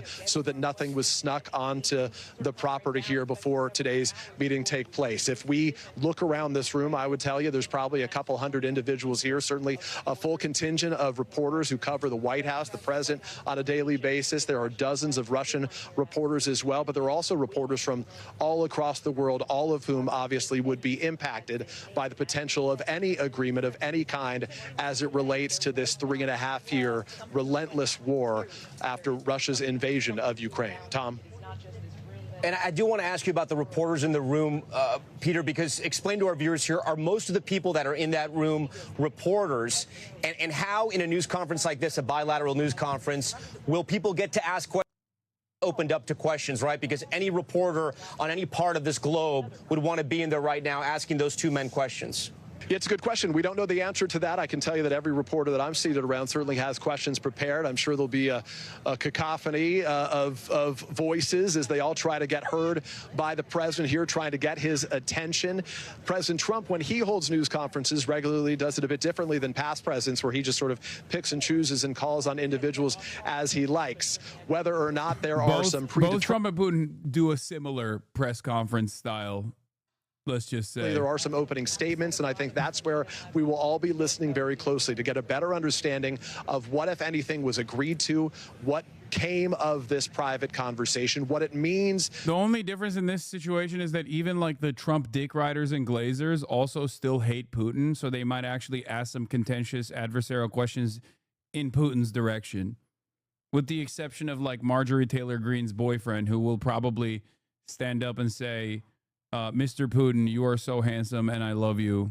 Like the opposite of what he did to Zelensky. Right now. So there's just so many topics and so many questions, not the least of which relates to the killing, the deaths that have taken place across Ukraine over the course of this 40-plus months. Hundreds of thousands of people have been killed, certainly tens of thousands in Ukraine. You're wrong, MAGA fucks with Putin. They hate Ukraine. No. A lot of those reporters, even at like Fox News and shit, you're not paying attention if you think that like Fox News is pro-Putin. Fox News is not pro-Putin and not pro-Russia at all. They literally actively, every time they talk to Trump, they actively have to walk him off of saying incredibly kind and pleasant things about Vladimir Putin. Members of the media are also still very much invested in Russia is a foreign adversary that needs to be attacked. So I could totally see them asking contentious questions to Vladimir Putin if given the opportunity. I can't speak on the Russian media team. I don't know what their situation is with respect to Trump. Like, I don't know if they would ask him any adversarial questions. I doubt it, but who knows? Also, come on, man. This was supposed to fucking happen already. What's going on? Much earlier than we've expected. They're teasing us, bro. I don't want to lean too heavily on precedent here, but despite the best efforts of the White House to lower expectations about this meeting today, they got ratcheted back up by the president's comments on Air Force One, suggesting he'd be very upset if there wasn't a ceasefire to announce today, and by the stagecraft of this event. This is not some small meeting to set up a larger meeting, Tom. This is very clearly something that has been amped up by the president. The fact that Vladimir Putin is still here, that there are two podiums, that they're coming out, does suggest there's some positive development. I want to key in on something that Peter said, because I think this could be the delay that we're in right now. The president said earlier in this week that Zelensky would be among the first people he would tell if there was news out of this. That could very well be what's responsible for this delay right now. Yeah, the president could be calling the leader of Ukraine, who is right now fighting a wartime president, to let him know of any developments. I do want to bring in the former U.S. ambassador to Russia, Michael McFaul, who has a tremendous amount of experience in bilateral meetings, in meeting foreign dignitaries, including Vladimir Putin. Ambassador McFaul, what do you make of what we've seen so far? We were told possibly the meeting could be up to 7 hours long. It was less than 3 hours. We're awaiting this news conference. I know it's all speculation at this point, but what do you think's happening behind closed doors? Well, I'm just speculating, but I have been in these meetings with Vladimir Putin and President Obama. Sometimes the small group meeting goes longer. So the one that they just had goes so long that the larger meeting with the full delegation gets squeezed and maybe in this case canceled altogether. So that could be happening. I know the people in that delegation. I see the Russian delegation right now. I see Kirill Dmitriev's head. He is sitting right in the front row. And that suggests to me that the press conference is going to happen before lunch or there's no lunch because he was supposed to be one of the delegates in the wider meeting. Yeah, Trump is announcing that he's arming Russia instead of Ukraine. Bad outcome or a good outcome.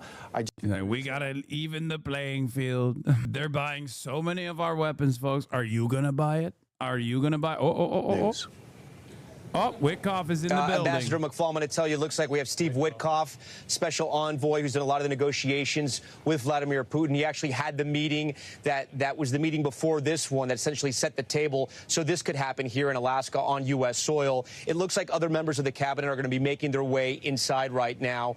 Ambassador McFaul, what is a victory for the United States, but maybe more importantly for Ukraine to come out of this meeting? Well, I'm glad you phrased it that way, because summits are supposed to be about what's good for us, the American people, not what's good for Putin or Trump individually. And I think the way we should measure success are our American security interests advanced as a result of this meeting. And in my view, we have a security interest in preventing Putin from dominating and annexing territory in Ukraine. So that's what I'm going to be focused on. Have the president advance that ball, because he put a lot of work into this meeting. I mean, literally a red carpet for a imperial dictator who has, not since Hitler. Putin says Donald Trump gets to have a Trump Tower in Donbass if he concedes to legal annexation, legal recognition of annexed territories. He gets to have a Trump Tower in the LPR and the DPR. If he builds, Donbass Riviera, he if he is allowed to build a land bridge and take Moldova, the entirety of Moldova, Transnistria and Moldova is given to Donald Trump. He just gives him the territory. Trump Tower in South Ossetia, because why not? Yeah. That is the kind of shit that, like, Trump is down with, though, if we're being real. Trump Hotel in Crimea. And I think President Putin just keeps calling his bluff. If he wanted to get tough, if he wanted to signal that he was going to be more coercive, which in my opinion he should have done before the summit, not after, there are three things he could do. One, he could seize Russian assets, billions of dollars of Russian central bank assets that are sitting in America. He could do that overnight. Two, he could sanction all of the ships of what they call the shadow fleet that ships that oil out of Russia. Right now, we haven't done that. And three, he could sanction all of the Russian banks that provide the services to allow those exports to happen. He could literally do that on Monday if he wanted to show Putin that he was serious. And you think from the delegation that the Russians brought here, investment advisor. 5D chess incoming. Trump arrests Putin on the spot. At the end of the press conference, tells Russia complete surrender or you're not getting Putin back. Zelensky says he doesn't need more bullets. Mr. President, we don't need more bullets. Only one you put in Putin's head. Yeah. We're back. Complete American domination. You're there to talk about business deals. Trump takes the Russian war economy, ramps it up so that they could advance on China. Negotiate an end to the war with the Ukrainians. They've met from time to time in Turkey. Was not part of the delegation. And that suggests that Putin wanted this to be about U.S.-Russian relations, with Ukraine just being a part of it. It looks like, if they're not having that bigger meeting, that it was just about Ukraine. And I think that... This was funny. I saw this. Mike Sington, senior executive at NBC Universal. I think they're going to arrest him. Mark Halperin predicts Trump will have Putin arrested today in Alaska for being a war criminal. Note, Halperin's record of predicting in advance what's going to happen with the Trump administration has been remarkably accurate. This question, a serious question. What's the % chance that the United States arrests Putin today? That's what I'm looking for. Dan, what's the % chance they arrest him as a war criminal? Zero. Sean? Zero. Okay, when it happens, we'll post this moment. And I'll just say before we take your questions, we to the 2A tonight is on the 2028. Wait, do you disagree? Yeah. Do you disagree? Oh no, I think they're going to arrest him. I think they're going to arrest him. I've never, and I mean never, seen a more insane take. Oh my God. If this were, I mean, the chances of this happening are I feel like is less likely than, I guess nuclear weapons are fake. Yeah. I feel like the chances of this are less likely than Trump just completely ceding Alaskan territory to Russia. Fuck it. Give Alaska to Ukraine. I feel like that's higher likelihood. I think that's the whole thing is to trick him to come into the U.S. and going to arrest him. He's a war criminal. Even his co-hosts don't believe it. First of all, So is Benjamin Netanyahu, dude. What the fuck are you talking about? And Trump literally gave him a suck job in the middle of D.C. He is, but yeah. So let's see. But we may do. My point is, we may do a special report. Just we'll see this weekend. That's one thing to look for is if we decide to do a special report because they've arrested Putin. All right, let's go to your. Says you, buddy. Welcome to your second Russia take. Yeah, my predictions have been wrong. My big predictions have been wrong. I'm not in the predictions game anymore when it comes to Russian affairs, okay? Both parties are unreliable and also insane. So it's, I think, very difficult to speculate. I got the analysis was good, and I got a lot of the broader outlines correct in terms of like where this would head and whatnot. But let's be real, okay? When it comes down to it, if this is a moment where these two guys are the ones making the decisions, it's very difficult to predict. So for President Trump, I don't think that's the case, though. I don't think that. I do not think that Donald Trump is going to arrest Vladimir Putin. Certainly will be put to the test here. So much at stake. What the fuck is taking so long? They're arresting Putin. That's what's taking so long. Oh. Movements. Along with Steve Witkoff as well. The envoy who sort of set the table for this meeting has been traveling really around the world to both Israel and trying to establish peace there, but also Russia.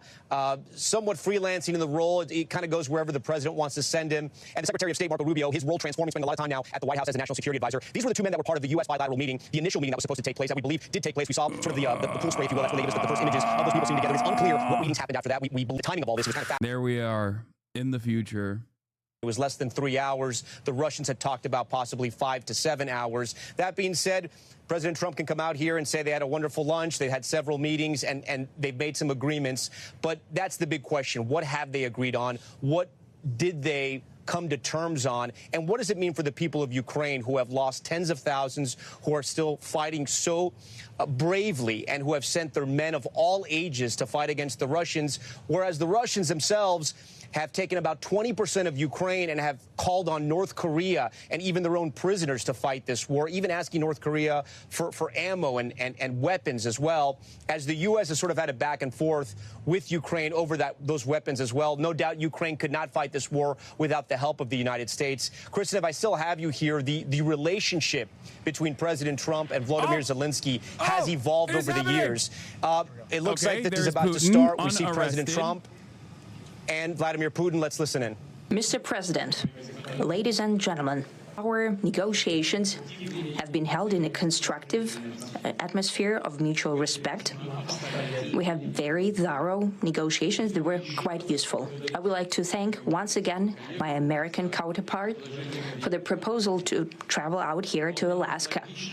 It only makes sense that we've met here because our countries, though separated by the oceans, are close neighbors.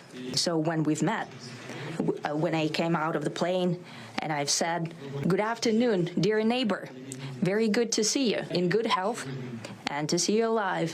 I think that is very neighborly. Oh my God, why does Trump look so happy? I feel like he loves him. Kind words that we can say to each other. We're separated by the Strait of Bering, though there are 2 islands only between the Russian island and the U.S. island. They're only 4 kilometers apart. We're close neighbors, and it's a fact.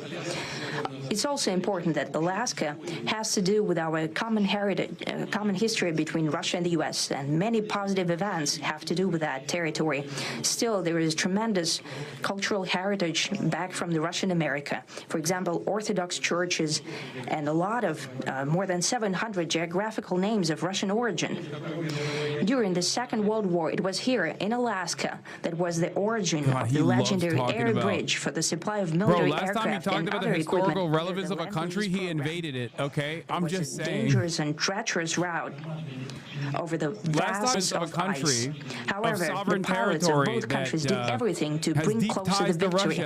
They risked their lives and they gave it all for the common victory. It was just in the city of Magadan in Russia, and there is a memorial there dedicated to the Russian and the U.S. pilots.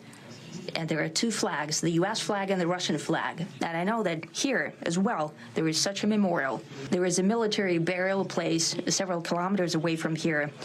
The Soviet pilots that buried there who died during that dangerous mission. We're thankful to the citizens and the government of the U.S. for carefully taking care of their memory. I think that's very worthy and noble. We'll always remember other historical examples when our countries defeated common enemies together in the spirit of battle camaraderie and allyship that supported each other and facilitated each other. I'm sure that this heritage will help us rebuild and foster mutually beneficial and a equal joint ties invasion of Ukraine. This new stage, even during the hardest conditions. He's going to say, now the real Nazis It are is Ukraine. known I that convinced there have Trump. been no summits between Russia and the U.S. for 4 years, and that's a long time. This time was very hard for bilateral relations, and let's be frank, they have fallen to the lowest point since the Cold War. I think that's not benefiting our countries and the world as a whole. It is apparent that sooner or later we had to amend the situation to move on from the confrontation to dialogue. And in this case, a personal meeting between the heads of state has been long overdue. Naturally, under the condition of serious and painstaking work, and this work has been done in general. Me and President Trump have very good direct contact. We've spoken multiple times. We spoke frankly on the phone, and Special Envoy of the President, Mr. Witkoff, traveled out to Russia several times. Our advisors and heads of foreign ministries kept in touch all the time. And you know fully well that one of the central issues was the situation around Ukraine. We see the strive of the administration and President Trump personally to help facilitate the resolution of the Ukrainian conflict. And his strive to get to the crux of the matter, to understand this history, is precious. As I've said, the situation in Ukraine has to do with fundamental threats to our security. Moreover, we've always considered the Ukrainian nation, and I've said it multiple times, a brotherly nation, however strange it may sound in these conditions. We have the same roots, and everything that's happening is a tragedy for us and terrible wound. Therefore, the country is sincerely interested in putting an end to it. At the same time, we're convinced that in order to make the settlement lasting and long-term, we need to eliminate all the primary roots, the primary causes of that conflict. And we've said it multiple times, to consider all legitimate concerns of Russia and to reinstate a just balance of security in Europe and in the world on the whole. And I agree with President Trump, as he has said today, that naturally the security of Ukraine should be ensured as well. Naturally. We are prepared to work on that. I would like to hope that the agreement that we've reached together will help us bring closer that goal and will pave the path towards peace in Ukraine. We expect that Kiev and European capitals will perceive that constructively and that they won't throw a wrench in the works. They will not make any attempts to use some backroom dealings to conduct provocations to torpedo the nascent progress. Incidentally, when the new administration came to power, bilateral trade started to grow. It's still very symbolic. Still, we have a growth of 20%. As I've said, we have a lot of dimensions for joint work. It is clear that the U.S. and Russian investment and business cooperation has tremendous potential. Russia and the U.S. can offer each other so much in trade, digital, high-tech, and in space exploration. We see that Arctic cooperation is also very possible, and our international context, for example, between the Far East of Russia and the West Coast of the U.S. Overall, it's very important for our countries to turn the page, to go back to cooperation. It is symbolic that not far away from here, at the border between Russia and the U.S., there was a so-called international date line. I think you can step over, literally, from yesterday into tomorrow. I hope that we'll succeed in that, in political sphere. I would like to thank President Trump for our joint work, for the well-wishing and trustworthy tone of our conversation. It's important that both sides are result-oriented, and we see that the President of the U.S. has a very clear idea of what he would like to achieve. He sincerely cares about prosperity of his nation, Still, he understands that Russia has its own national interests. I expect that today's agreements will be the starting point, not only for the solution of the Ukrainian issue, but also will help us bring back business-like and pragmatic relations between Russia and the U.S. And in the end, I would like to add one more thing. I'd like to remind you that in 2022, during the last contact with the previous administration, I tried to convince my previous American colleague the situation should not be brought to the point of no return when it would come to hostilities. And I said it quite directly back then that it's a big mistake. Today, when President Trump saying that if he was the president back then, there will be no war. And I'm quite sure that it would indeed be so. I can confirm that. I think that overall, me and President Trump have built a very good business-like and trustworthy contact. And I have every reason to believe that moving down this path, we can come, and the sooner the better, to the end of the conflict in Ukraine. Thank you. Thank you. Well, thank you very much, Mr. President. That was very profound. And I will say that I believe we had a very productive meeting. There were many, many points that we agreed on, most of them, I would say, a couple of big ones that we haven't quite gotten there, but we've made some headway.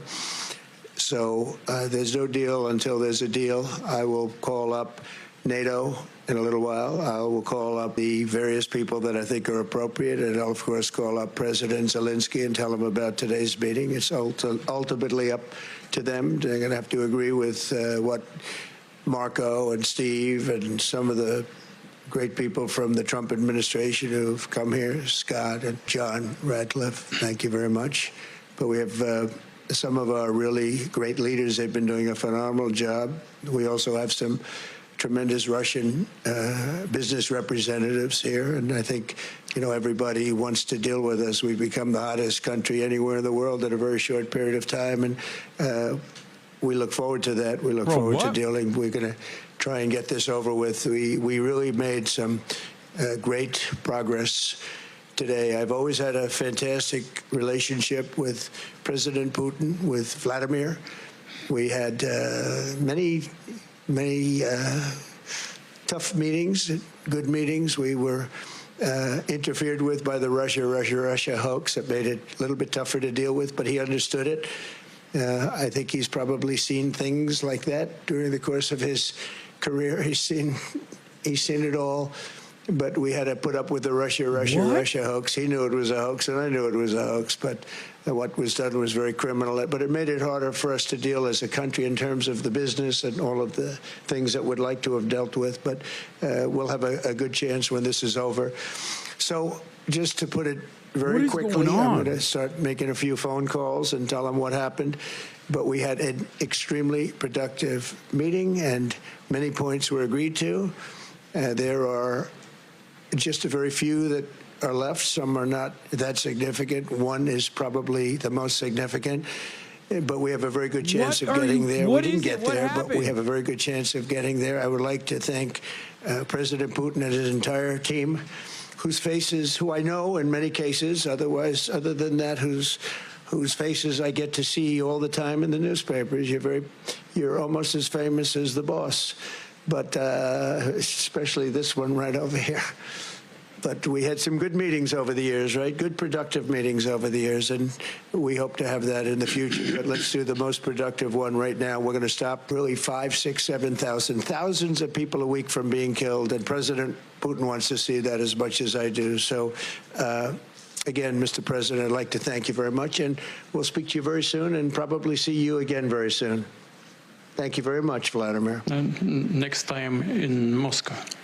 Oh, that's an interesting one. I don't know. I'll get a little heat on that one, but I could see it possibly happening. Thank you very much, Vladimir. And thank you all. Thank you. Thank you. Thank you so much. So nothing happened. Nothing. It was even worse than I thought.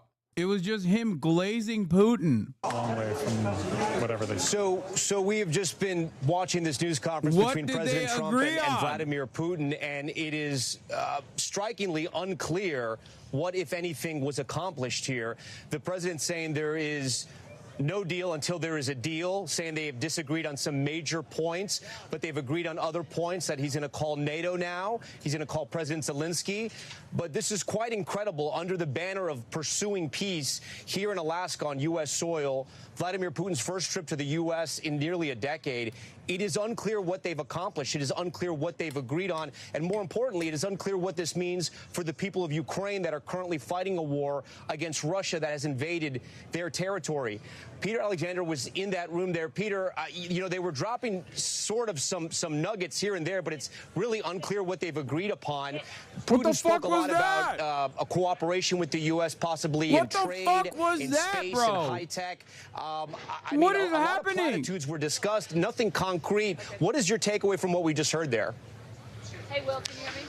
Well, first of all, this is one of the very few times, Tom, I think we can say that the President of the United States had few words. How many times have we seen him where he took questions for hours and hours today, not taking a single question from reporters in the room, leaving unanswered a series of questions like, is there any ceasefire that was agreed to? It appears clear that there was not, at least from him saying there's no deal until there is a deal. He said there has been significant, as he described it, progress that's been made. A couple things are striking here. You'll remember the president earlier today, as he was departing Washington aboard Air Force One, said he was not going to be happy if there was no ceasefire reached. He would be willing to walk away from this without a news conference and fly back home. Obviously, he stuck around, but it doesn't appear that he came away with what he was hoping to come away with.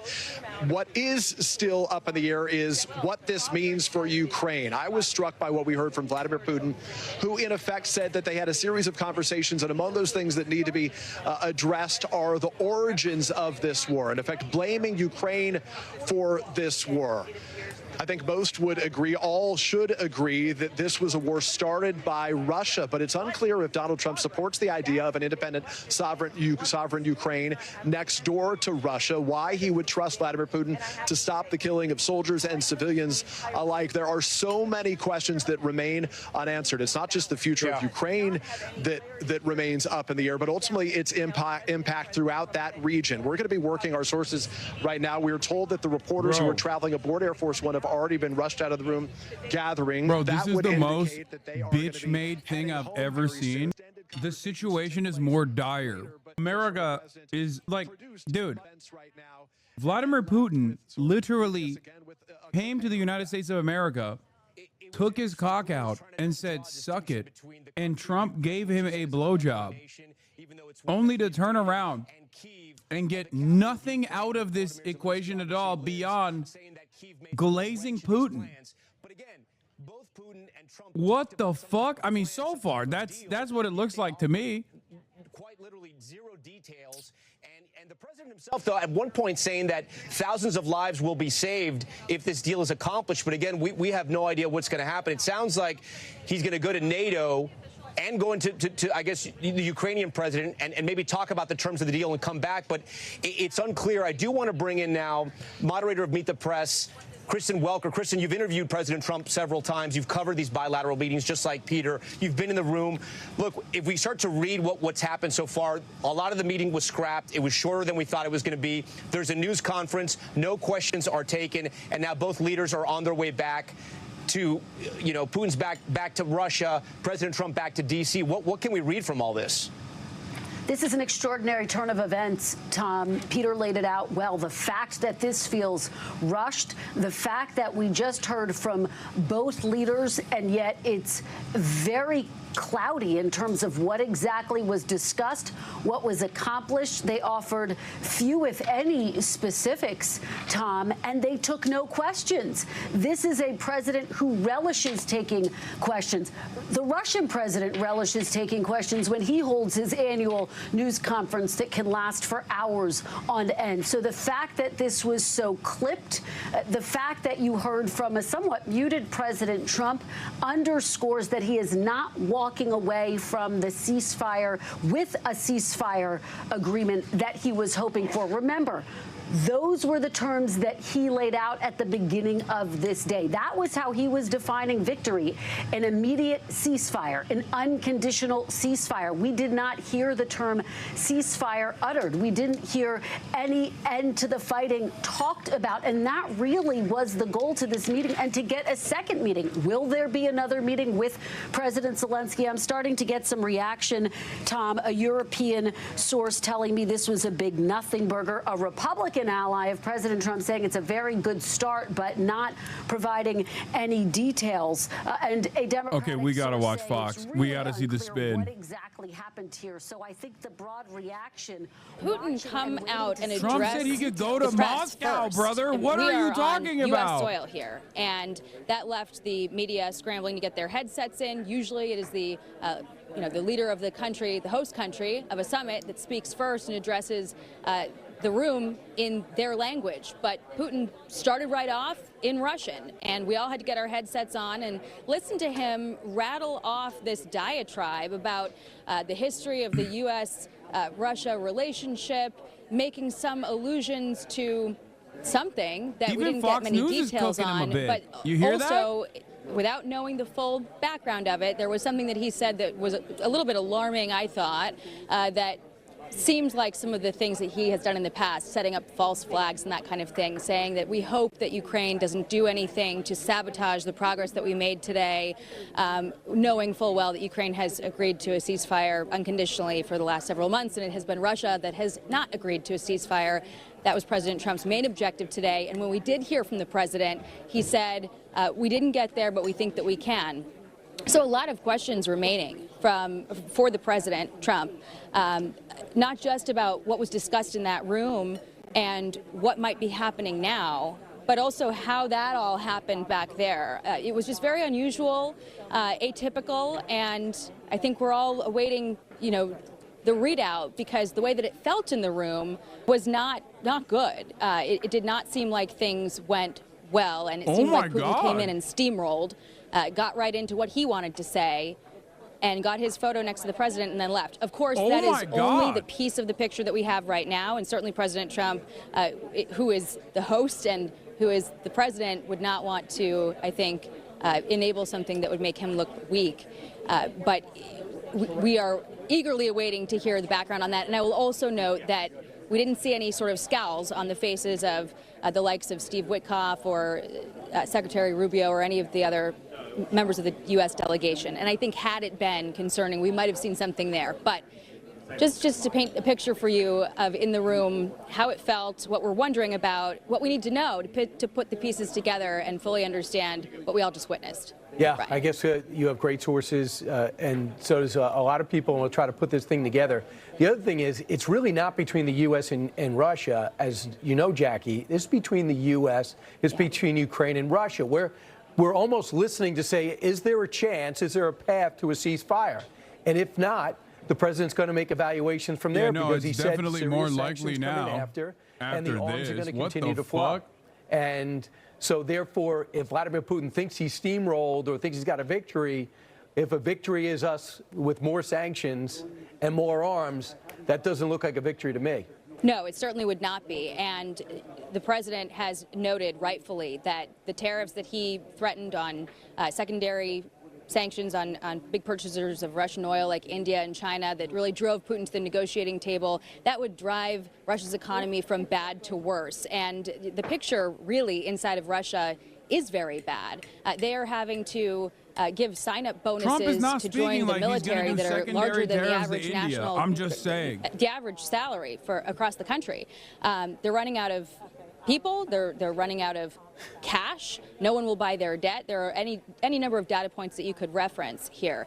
And so certainly the president holds all the cards. But there were some things that Putin said that are always cause for concern. When he references things like root causes, I know. It's always a reference back to his ultimate goal of taking all of Ukraine. And so we'll see, though, of course. We got more out of Putin than we did from President Trump, and I expect that we'll get the full picture when he talks to Sean Hannity. Very, very grateful that he is going to be giving the full readout here soon. Jackie, you're about to get a flow of information, so I'm going to let you gather that. So I appreciate it. Meanwhile, former Secretary of State Mike Pompeo joins us now. Last time they met, he was there. Mr. Secretary, your thoughts about how little we know at this point? Yeah, Brian, that was different for sure. Different than most of the pressers that President Trump has, where he's usually very straightforward and very forward-leaning and sharing all the things that he can. Clearly, he felt in this instance to deliver on behalf of America, the best thing to do was to be quiet. I don't think we should overread that. I would also urge everyone watching. I'm sure the Russians are already out with a series of statements. They'll come out with more.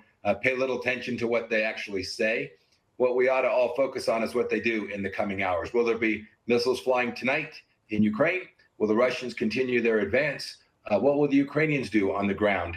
I'm sure President Zelensky will get the briefing from President Trump on what actually took place. But will we see a de facto ceasefire, at least for a little while they try to, I want to make sure I get President Trump's words right, to try and iron out some of the things that still remain to be figured out. But I agree, pretty non-transparent, much that we don't know. Right. That does suggest there are significant roadblocks along the way that remain. Mr. Secretary, I didn't go to KGB school. I couldn't get in. It was probably the Russian language that stopped me. But it looks as though they've been listening to the president. If in 2022 I met with President Biden, he essentially said, and I said it doesn't have to come to a war. We don't need these hostilities. But he didn't seem to care, so we had a war. So blame President Biden for that. And he also went on to say there wouldn't have been a war if President Trump had been president. That's exactly what President Trump feels. Also, they went out of their way, even before the summit, to establish in the past how America worked together in World War II, putting roses on your monument, symbolizing the U.S.'s role in defeating Nazi Germany. He also went out of his way to talk about this has been the lowest point in the Cold War, but we have so much in common. Look, we're neighbors. You want to read into that a little bit? Only this, Brian. Putin gets the joke, right? He is trying diligently to snuggle up to President Trump. He knows that President Trump holds all the cards that can bring his nation to near ruin. That, by the way, that read of World War II, I've heard from. Dog, yeah, he glazed Trump and attacked Biden. Who gives a fuck? Trump is giving him everything. Good actors in the aftermath of World War II, to say the least. The Soviet Union destroyed so much and did so little for its own people. He also defended the Christian church. I mean, it's really quite laughable as well. But he hit all the notes he thought would matter. I think that is a misread in some ways. President Trump, while he said we have a great relationship, has been incredibly tough with respect to Russia, far more capable of deterring Vladimir Putin than Joe Biden or Barack Obama. America's fall as the international superpower, the hegemonic superpower, is not even going to be like a graceful exit. I just want to bring it to the one point. You know that you had a long it's just happening at an alarming rate that I previously could not have fathomed, could not have imagined. Said this of significance. And it's like Trump is just truly accelerating it. He really is the great nation builder for China, and I guess for Russia as well. Just a very few that are left. Some are not that significant. One is probably the most significant. But we have a very good chance of getting there. We didn't get there, but we have a very good chance of getting there. So, you know President Trump. You know his body language. What are your thoughts about what he means? I think there's still significant sticking points along the way. They may have identified interests that they can work their way through, perhaps on economic matters and the like, but it sounds to me like sort of the central issue, the thing that we've all been talking about for the days leading up to this, Vladimir Putin's willingness to conduct a ceasefire with no conditions so that they can get to the table and discuss a formal resolution of the conflict. It doesn't sound like Putin showed up today ready to concede that core point. Yeah, we didn't get there is what he said, but we have productive meetings. I'm going to call NATO. I'm going to call the EU, European leaders. I'm going to call Zelensky. So he does have something to say, right? And soon we're going to get that, what happened and what didn't happen. Oh, yeah, he has something and then to we're going to say. have evaluation. It's just very different not to get that from the press conference. Yeah, in a matter Bro, of they're hours, having such a hard time spinning this. They can't even spin it because it was so devoid of nothing. And it's like one of the worst possible outcomes, because then all you've done at that point is just like show good favor to Vladimir Putin.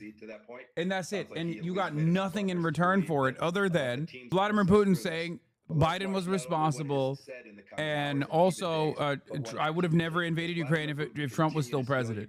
That's it. That's what Trump got in exchange for bringing Vladimir Putin to America under the auspices of like a ceasefire negotiation that literally, by his own admission, did not come to a reasonable conclusion at all. There should be another meeting. I was kind of interested to get your take when President Putin recommended a venue. Watch. Mr. President, I'd like to thank you very much, and we'll speak to you very soon and probably see you again very soon. Thank you very much, Vladimir. Next time in Moscow. Oh, that's an interesting one. I don't know. I'll get a little heat on that one, but I could see it possibly happening. Thank you very much, Vladimir. And thank you all. Thank you. I think that caught him by surprise. Your thoughts? Yeah, probably so. I'm sure President Putin would like to show up with the remaining fighters that he can still fly, and the Russian bombers, just as the Americans flew over the meeting today. Putin would probably like to return that favor and have a home and away game. I think President Trump will be pretty smart about where the venue for the next meeting, and I think it'll be important that President Zelensky be at that meeting as well. I'd be very surprised if President Zelensky, Trump, and Putin all met in Moscow. That would surprise me quite a bit. Who knows? And a lot of people are going to talk about this. Jackie Heinrich points out, in tradition would have it, usually the home team gets to speak first. Vladimir Putin spoke first. Yeah, but with the president's unorthodox way of approaching everything about the presidency, I would not look into that. Zelensky. They bring Zelensky over, and then they kill him. Vladimir Putin gives Donald Trump the weapon to kill President Trump. Correct? Zelensky with. And he's like, come on, do it. Diplomatic niceties are not something that's going to offend him. I think also he likely wanted the last word. I know when I was in meetings like this and there was a readout, I always wanted to be the last one to clean up anything the other person may have said that didn't ring true to me. I imagine President Trump wanted to keep that prerogative so that if President Putin said something that he found either incorrect or needed to be fixed, he'd get that last word. He certainly got that today. Mr. Secretary, check your text messages in your email. Let us know when you get some detail, and we'll have you just bump right in. Thanks so much for being our expert. Oh, yeah, because you wanted to get the last word. Meanwhile, 22 minutes after the hour, let's bring in Fox News contributor Kellyanne Conway, Jason Chaffetz, as well as Fox and Friends weekend co-host Charlie Hurd. Kellyanne, I'll talk to you. Your sense about the fact that we did really not get any details from that press conference. Why? Look, I think anybody who's confused about how this went down is still wondering what happened at the end of that final Sopranos episode. This is exactly what President Trump said was going to happen. He said it's not his deal to make. Putin is killing innocent people in a sovereign nation. He invaded that nation, and the country that is being attacked so viciously needs to be at the table to make the final deal. The second thing the president promised and delivered upon, Brian, is that this meeting would set up the framework for the next meeting. And it is not always the case where one meeting leads to another. We've all seen President Trump be one and done. I think in addition to the art of the deal is the art of the details. And I know President Trump is going to get back on Air Force One tonight. He's not going to go to sleep at all the entire ride. We already know that. And he's going to expect everyone around him. He's going to be kicking his feet up, thinking about how Vladimir Putin fucked his ass. And what the details should be like. And I think he's going to talk to Zelensky again. He's going to talk to the other European leaders again. Look, everything came up Trump in the U.S. today. This was his meeting on U.S. soil with U.S. bombers ahead. Look at the step and repeat behind them. It says pursuing peace. Do you think Vladimir Putin wanted to stand in front of a banner on U.S. soil a foot shorter than the U.S. president in front of words that say pursuing peace? That's the goal here. But that's President Trump's goal. Are you serious? And the last thing I'll say is Putin, I disagree completely with who said he's got cards to play. He got the first word. Bro, they're libs first now. Statement. I think today they're the most fucking libs. important They're libbed word up. to get They're was libbed the up the last wazoo. word. This and is President crazy. Trump was crisp and concise. You know why? Putin treated him like they're friends.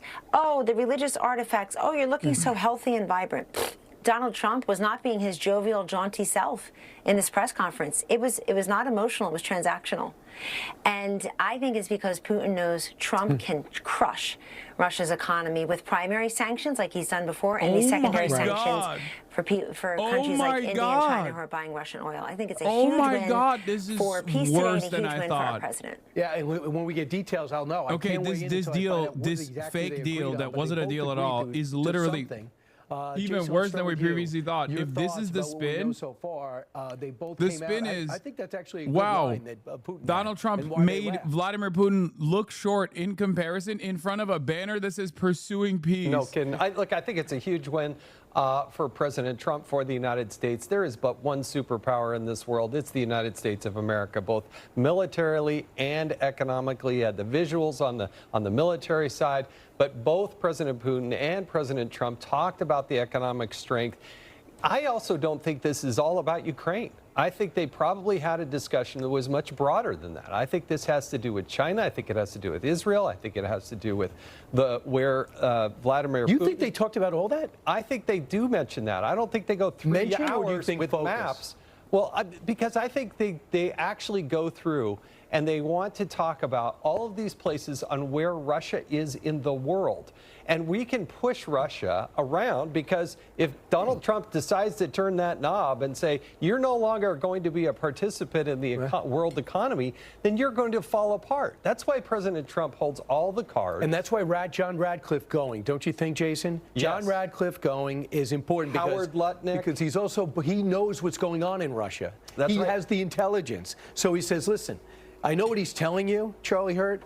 Radcliffe could say, but I'm going to tell you the reality, what's really happening in Russia. And the CIA knows. Yeah, and I think the big reason we're all kind of reeling right here is because we know nothing. Yeah, well, we know nothing, but also we're so accustomed to Donald Trump taking all these questions. The president never misses an opportunity to take questions, and so we're sort of like confused by this. Right now, normally, under normal circumstances, we would be 1/8 of the way through a reeling press conference where he answers every single question. It's amazing, dude. They're trying desperately to spin this around into like a positive, and there's so nothing. There's so much of absolutely nothing, nada, zero, that they're just like, yeah, Trump looked hot on stage. Of Vladimir Putin, I bet he felt bad after he nutted in Trump, you know?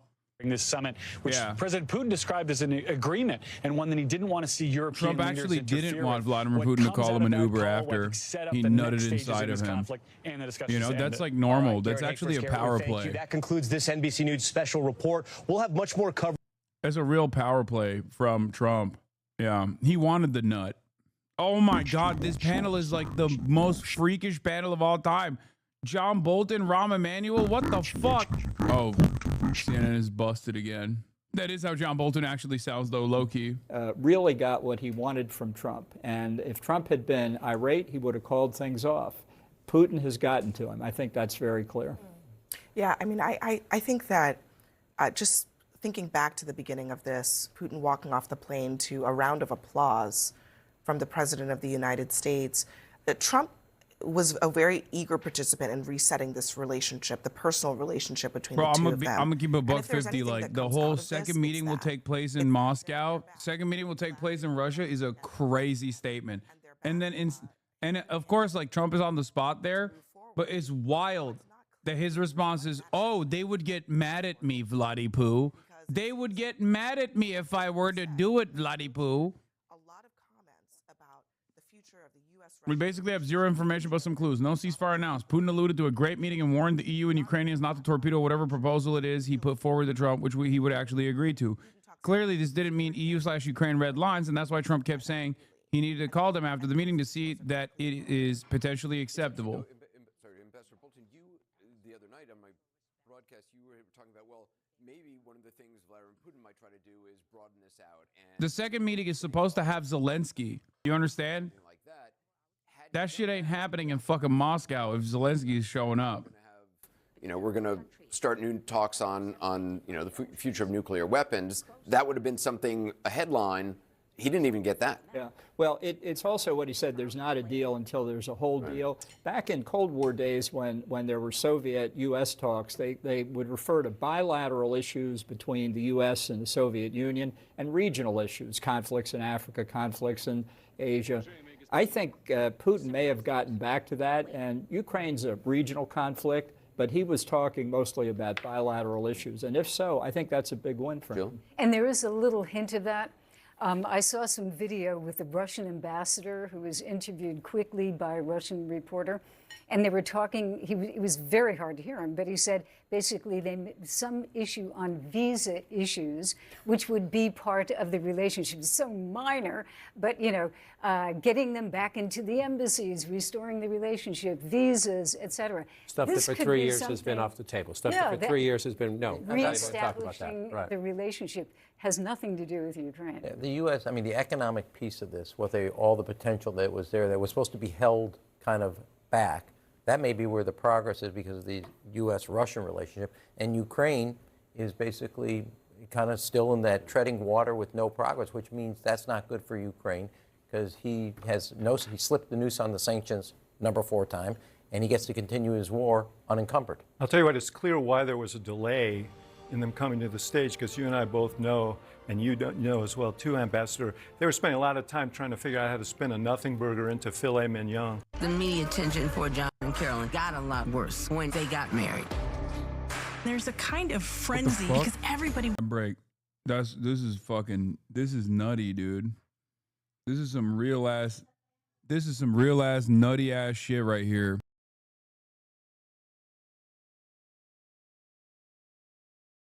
So what are your expectations? I mean, is the goal... Yeah, Trump told Bret Baier before the meeting, I won't be happy if I walk away without some form of ceasefire. Of this meeting well, in Alaska, now we know. That was an abject failure. With a ceasefire?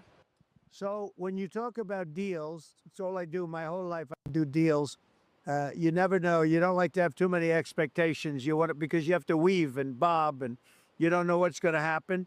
But we're going to go and find out. I'd like to see a ceasefire. I wouldn't be thrilled if I didn't get it, but everyone says you're not going to get the ceasefire. It'll take place on the second meeting. The second meeting is going to be but I'm not going to be happy with that. So we'll see what happens. I won't be happy if I walk away without some form of a ceasefire. Now, I say this, and I've said it from the beginning, this is really setting the table today. We're going to have another meeting if things work out, which will be very soon. Or we're not going to have any more meetings at all, maybe ever. So what are your expectations? I mean, is the goal of the...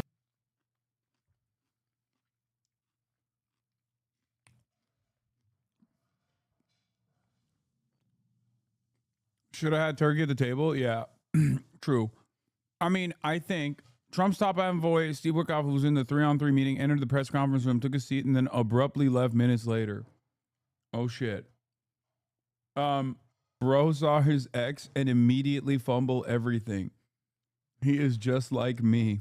Bro went from no ceasefire means I'm going to be upset to no ceasefire and the second meeting will be in Moscow, which means, again, whatever the fuck Russia wants, I guess. Yeah, Bret Baier said that a Putin interview was potentially in the works, but it's not happening after the rescheduled press conference, probably because like Putin already nutted too much inside of Trump. So he's like, I can't nut anymore. I'm out. I guess Sagar's assessment here is the most hopeful, most optimistic one, but I don't think so, especially because who knows what those red lines are going to look like. I also don't think that like Trump has ever, like this also implies that Trump gives a fuck about red lines that EU could have set here or red lines that Ukraine could have set here. When has Donald Trump ever given a shit about whatever red lines the European Union has wanted, whatever demands that the EU has made? Like the idea that Donald Trump is just not revealing the outcome of this ceasefire because he's like waiting to call European leaders to get permission sounds insane. We didn't get there. U.S. President Donald Trump says no deal, but progress made after Ukraine talks with Vladimir Putin. Trump says many points were agreed with Putin, but a few remain, including one he describes as significant. Putin calls out European nations out to torpedo progress as he talks with Trump were thorough and constructive. I believe we had a very productive meeting. There were many points that we agreed on. I will call it NATO in a little while, and I will, of course, call President Zelensky and tell him about today's meeting. Yeah. The White House officials state that the luncheon between the U.S. and Russian delegations have been canceled, adding that President Trump will immediately return to Washington. This, by the way, is why it was odd to agree to EU-Ukrainian red lines in the first place. The U.S. president should only consider his own red lines ahead of a major diplomatic summit. Yeah, I don't think the Trump administration gives a fuck about whatever the EU and Ukrainian red lines are. What are we talking about? It so far looks like a spectacular failure, one that is actually unique because it's like you're used to Trump dominating global leaders, right? You're used to him bitching them out, having them come to the White House, sitting there as he like chirps on endlessly about, I don't know, transgender athletes or something, right? This was Putin doing that to him. And you just saw it. Like, and for a guy who cares so much about the aesthetics of domination, compare Donald Trump's meetings with like Keir Starmer, Macron, Merz, and any number of different world leaders versus the meeting that he just had and the press conference that he just gave with Vladimir Putin. He was the one in the bitch seat. And this is something that he cares about. He cares about not looking like he's being dominated. It's maybe the only thing he cares about. So I don't know. I just feel like it's pretty crazy that he was like even smiling through the process when it's like very obvious that the deal didn't go anywhere. He started off with a smile and everything. President Trump says we're not quite there yet, which is the bottom line. Right, and that whole area has not been conquered by Russia. So why would Ukraine give up the most valuable piece of land that they've worked so hard to hold on to since they've been attacked since 2014? Ed, thank you so much. We'll look forward to more details in your analysis. Joining us right now, former Ambassador at Large Nathan Sales, Fox News contributor, Washington Post columnist Mark Thiessen, and Christian Whiten. He's a former State Department senior advisor. Mark, we don't know a lot, Mark Thiessen, about what took place, but reading between the lines, what have you concluded? Well, if they had not had a press conference, then that would have been the sign that the talks had failed, because Trump said if they don't go well, I'm just going to walk away and that's it. If they had taken questions, it would have meant that they were in agreement. And they didn't take any questions, so they seem to have split the difference. Appeared together, so the talks are alive. But even within what they said in the prepared statements, they were disagreeing, because Putin said, we've got a deal and Ukraine better not throw a wrench in it. And Donald Trump said there was no deal, that there were some things that were agreed on, some big things that weren't agreed on, but might get agreed on. So, you know, even there, without even taking questions, there was some daylight between what the two of them were saying. So we don't know the answer. I expect President Trump's going to get on Air Force One and start making those calls, because Air Force One's a lot more secure than the air base in Alaska, and we'll see what the word comes from the Europeans as to what they've got. Nathan Sales, a good point. I mean, we saw last week when Steve Witkoff thought he had one conclusion from his conversation with his counterpart when they met over in Russia. And then by the time the week ended, we had a different readout about what they agreed on. So now, again, we have a little difference between Russia and the U.S. from the same meeting. So what do you read from it? Yeah, no surprises there. Vladimir Putin is a trained KGB spy. This is his bread and butter, sowing confusion. Look, I think if you look at Vladimir Putin's statement, there's a couple of reasons to be concerned about his willingness to seriously consider ending the war. First of all, there's no ceasefire. If there had been a ceasefire, which the Ukrainians have agreed to months ago and which Putin has been tapping us along about, if we'd had that, they would have announced it. They didn't, so still a lot of work to be done there. And also pay attention to how Putin described how the war started. He's talking about Russia's security interests and root causes. Let's be clear. The root cause of this war is Vladimir Putin. He could end it today if he wanted to, and he doesn't want to because he thinks he can win it on the ground. What his goal is to take back all of Ukraine, to neuter it as a sovereign and independent state. And why does that matter? Because if you don't have Ukraine, you don't have a Russian empire. And that's Putin's endgame. He wants to reconstitute the Soviet or Tsarist empire, the collapse of which he has said was the greatest geopolitical catastrophe of the 20th century. He still thinks that. Okay. He's going to keep fighting, I'm afraid. Okay. So, Christian, there's no doubt about it. He wants... No, he said that about the USSR's dissolution and the collapse of the USSR, and he was right about that. That doesn't even matter, though, because he's not trying to recreate the USSR. He wants the Russian Empire. If he has any capability of doing so is, of course, an entirely different question. Ukraine, don't get in our way. But so clearly he's posturing there, right? Having said that, No, Having I think said that's that, actually a good objective to have because the Europeans are a problem here. They are the ones who are encouraging Zelensky. these guys are to continue with the myth. these that guys he's are going to talking get about all this Ukrainian territory back, including Crimea, which while trying to also simultaneously glaze Trump, and they're failing to do so because, like, the American State Department position broadly, or American foreign policy position broadly, is being antagonistic to Russia, but Trump as an individual is antagonistic to Ukraine. The reality is there's no compelling United States interest at stake here. There's a continent called Europe with as many people. So on the one hand, an economy as large as they're trying to fucking present this as like a good thing that took place, but on the other hand, they're just like they're still left with commentary that says, like, you know, Trump's best friend Vladimir Putin, that he obviously clearly loves being around, is actually bad. That's why he brought businessmen along. I'm not sure that'll work, but I think we have a recipe here, unless the Europeans are willing to see reality. And one last point on the economy, we've been hearing a lot of talk about how Russia is about to collapse. The ruble is up 50% this year. Unlike the United States, they actually have a central banker, Elvira Nabiulina, who is good at her job. Russian economy isn't growing much, but it's growing a little bit. And Russian oil exports, yeah, India may be off if they do decide to chop some of their purchases because of Trump's tariffs, but that can always go to China or Brazil or somewhere else. So I'm not really buying the Russia on its heels argument here. Yeah, I disagree with you. I think it is in our interest to back up Ukraine. In fact, now suddenly Republicans, and thanks, I'm going to bring up Mark again, but now Republicans, according to the latest poll, are up 9 points in support of Ukraine, and 74% of Republicans now say Ukraine should get more arms. I told you, see, Brian is a big fucking, like, continue war with Russia guy. And I think there are some people, like the guy who just kicked off the conversation there abruptly, as you noticed. There are some people who are unironically either genuinely invested in, like, ending this conflict. I didn't interrupt you, Christian. I didn't interrupt you, Christian. Stop talking. There are people who are literally robbing grocery stores for butter so they can sell it on the black market. The only thing propping up the Russian economy is oil and gas sale. And if Donald Trump crushes oil and gas sale, the Russian economy is going to be in big, big trouble. So there's nobody pushing for a victory to the end and driving Russia out of all the territory. Everybody wants peace. Everybody wants to end this war in a stable way. And so does Donald Trump. And I don't think Donald Trump agrees with the word that Christian said there either. All right. Thanks, guys. We can't wait to get more details about what took place behind closed doors because both leaders have left. We just have their remarks, and we'll analyze that. Your old shower for too long. It's outdated, unsafe.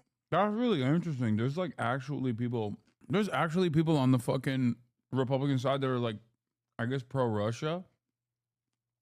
Or, like, maybe they're genuine isolationists. I don't know. What I am seeing here, however, is that the meeting fucking was a failure. And it was such a failure that even Fox News is having a hard time. Yeah, I think you have it right, Jake.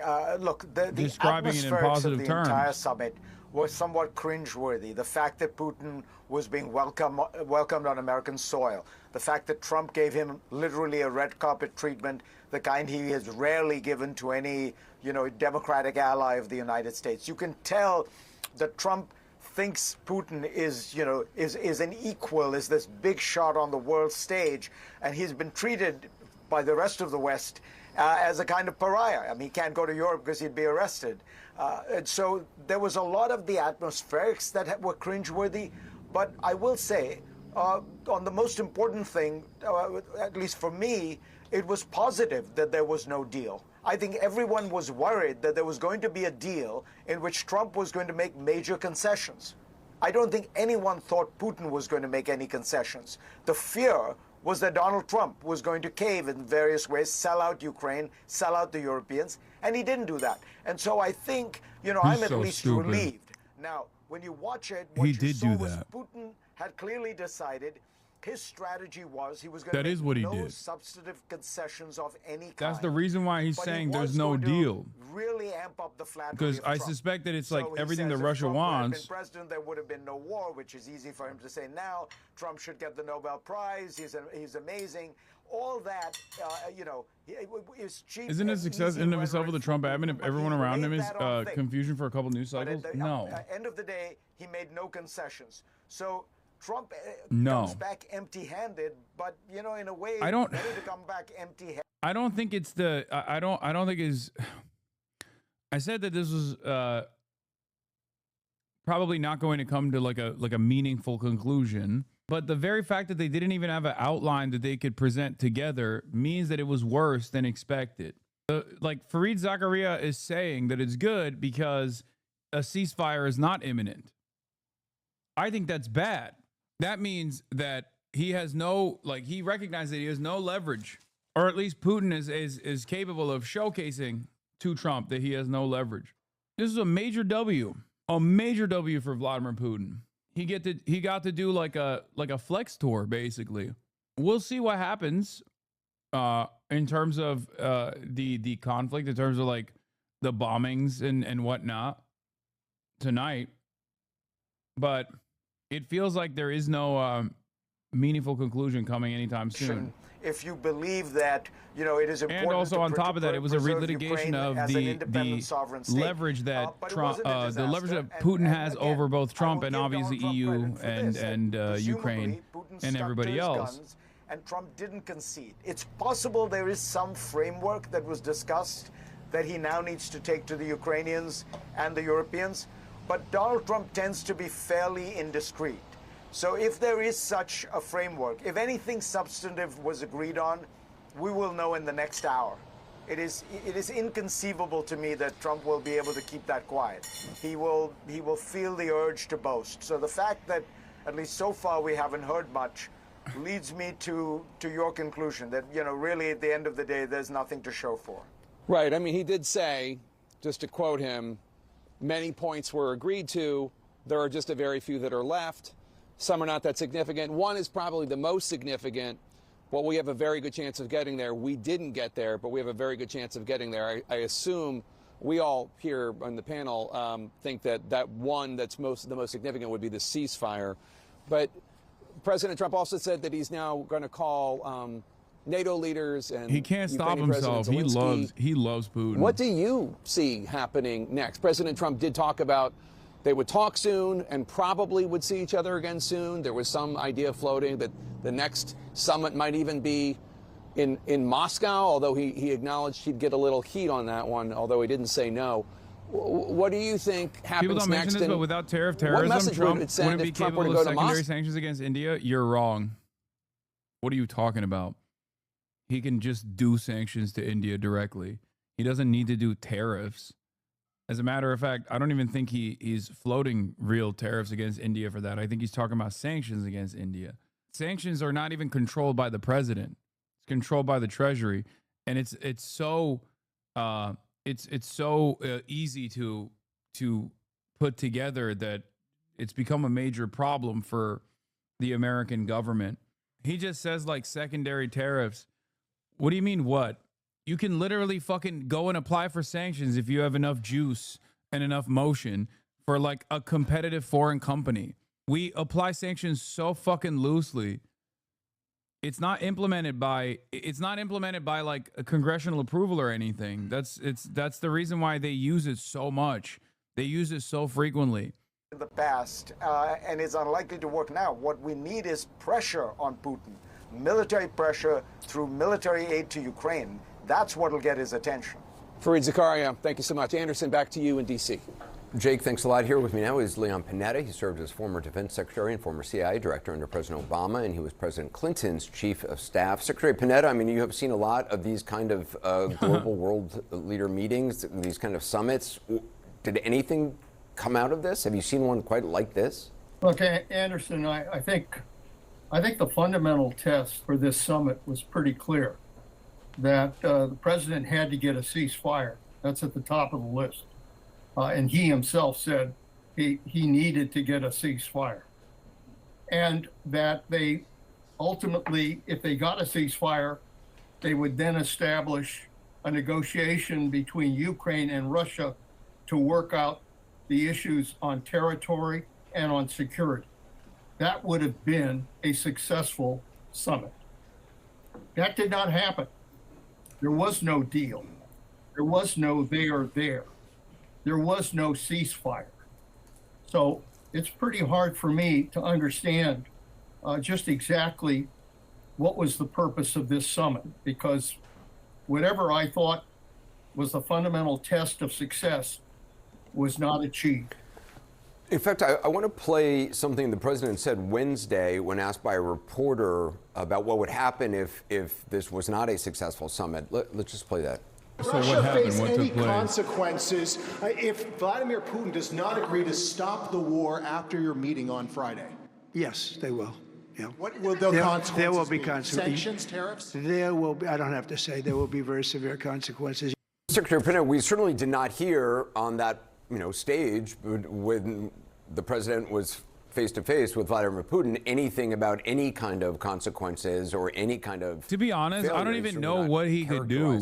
I guess failure. if the options are trying to shut off every single fucking foreign country that can purchase Russian energy to sell it to the rest of the planet as a mediator, then you're cooked. Like, what are you gonna do? You're gonna sanction India, China, all these other countries? I don't think you can do that.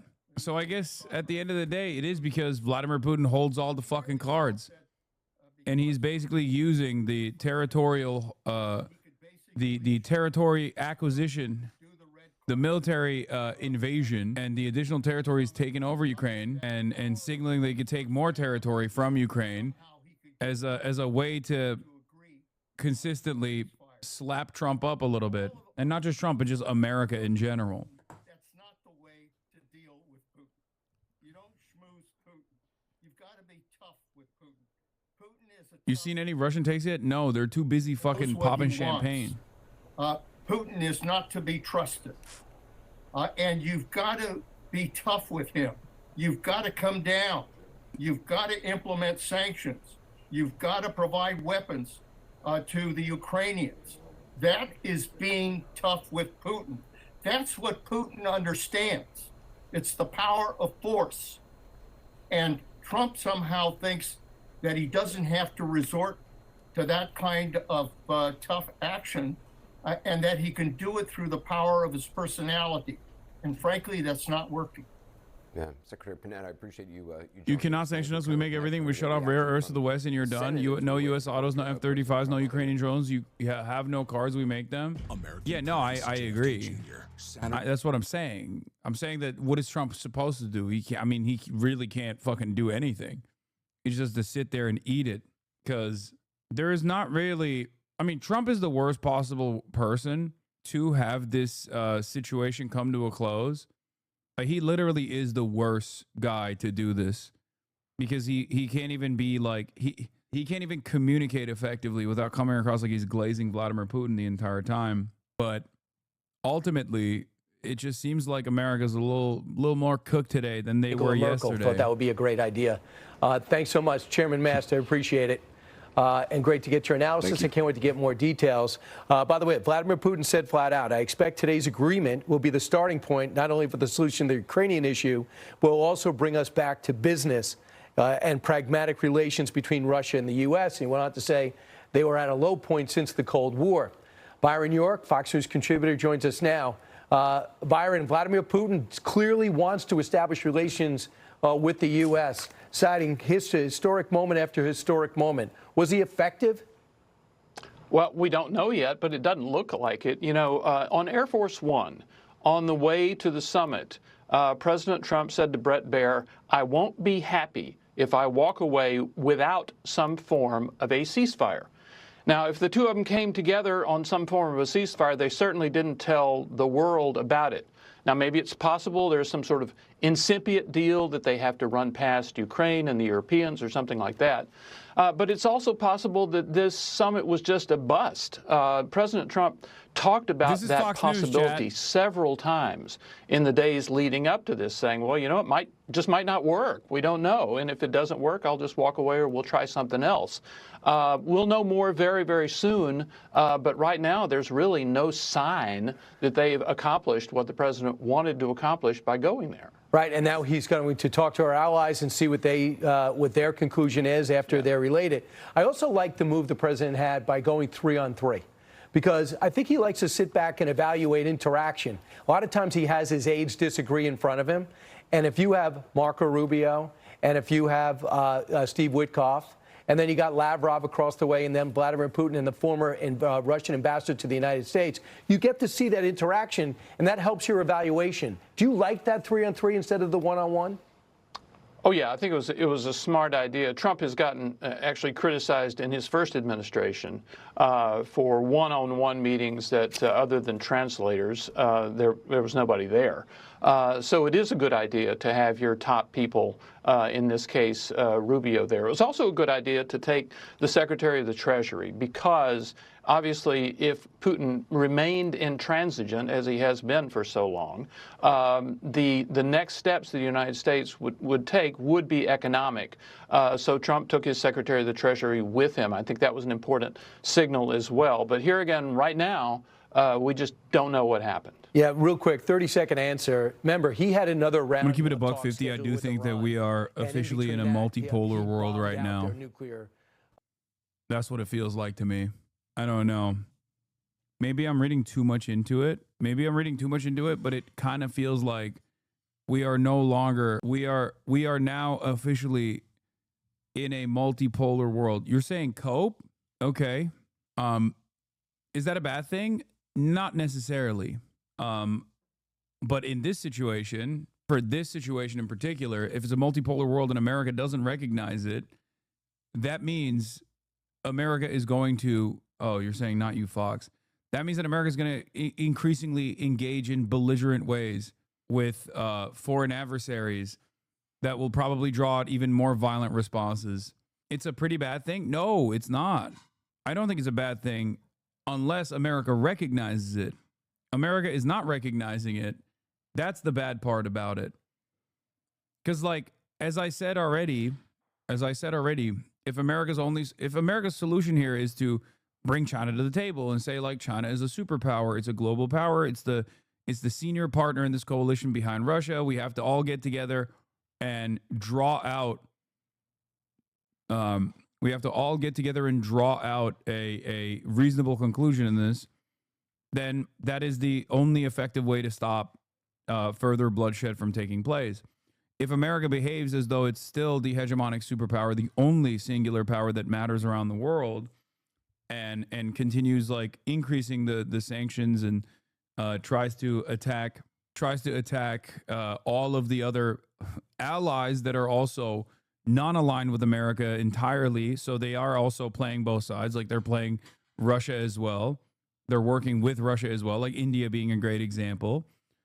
Then it's going to isolate itself further. America's going to isolate itself further. And in that isolation, as I said before, without soft power, 800 military bases go from joint security partnerships to 800 different military invasions. America is not capable of that upkeep. That'll be incredibly violent. And I don't even know. I don't even know if they were, if maybe Brandon wasn't capable of fixing this either. Over the vast emptiness of ice. However, the pilots of both countries did everything to bring closer the victory. They risked their lives and they gave it all for the common victory. I was just in the city of Magadan in Russia, and there is a memorial there dedicated to the Russian and the U.S. pilots. And there are two flags, the U.S. flag and the Russian flag. And I know that here as well, there is such a memorial. There is a military burial place several kilometers away from here. The Soviet pilots are buried there who died during that dangerous mission. We're thankful to the citizens and the government of the U.S. for carefully taking care of their memory. I think that's very worthy and noble. We'll always remember other historical examples when our countries defeated common enemies together in the spirit of that supported each other and facilitated each other. I'm sure that this heritage will help us rebuild and foster. Trump praised and thanked Lukashenko on Truth Social after the meeting and wants to meet him too in the future. We're so cooked. I just don't know. I don't know. I actually don't know what Trump could even do at this point outside of what I've mentioned, like bringing China to the table and rerouting the conversation through China, because without that, he has no leverage. The only leverage that America has in this situation is like what? Dissolve NATO? That's ridiculous. The Ukraine war and Israel's genocide in Gaza show we're already in a multipolar world because the U.S. can't unilaterally control outcomes. Russia, China, regional powers in the global south act on their own terms, form parallel alliances, and block Western goals. Multiple centers of power now shape global events, not a single hegemon. I mean, Israel is the one area where he has unilateral control, so it's fucking crazy that they won't even enforce that. And I think part of the reason why they won't enforce the unilateral control they have over Israel is because they too recognize that their time is running out, so they want to make sure that Israel has maximum power and maximum leverage in the region before they are forced to shut the money faucet. They will erode every last ounce of global influence they have on this Israel shit, while simultaneously hoping that the Gulf, the GCC states that are a part of OPEC continue to abide by American interests to a certain degree. I don't know. It kind of feels like America is more of a... I haven't felt this way ever, but it does feel like America is more of a paper tiger today than ever before. And I guess in that respect, Vladimir Putin did succeed, because this was, this was a decent blow, I think. Just judging by the optics of the situation, looking at the way Donald Trump deals with, again, Canada, and maybe even some instances Mexico, European allies, versus the way he deals with Vladimir Putin, there's a big difference there. So much more reverence, so much more respect for Vladimir Putin, if we're an adversary, than all of the allies. It feels like he is trying to reinstate his power on the global stage by just like consistently bullying the allies, knowing that they'll take it, while simultaneously, when it actually comes down to being a superpower, a hegemonic superpower, when it comes to dealing with Russia, he actually truly shows the limits of American power. You know what I mean? Damn, this guy's good.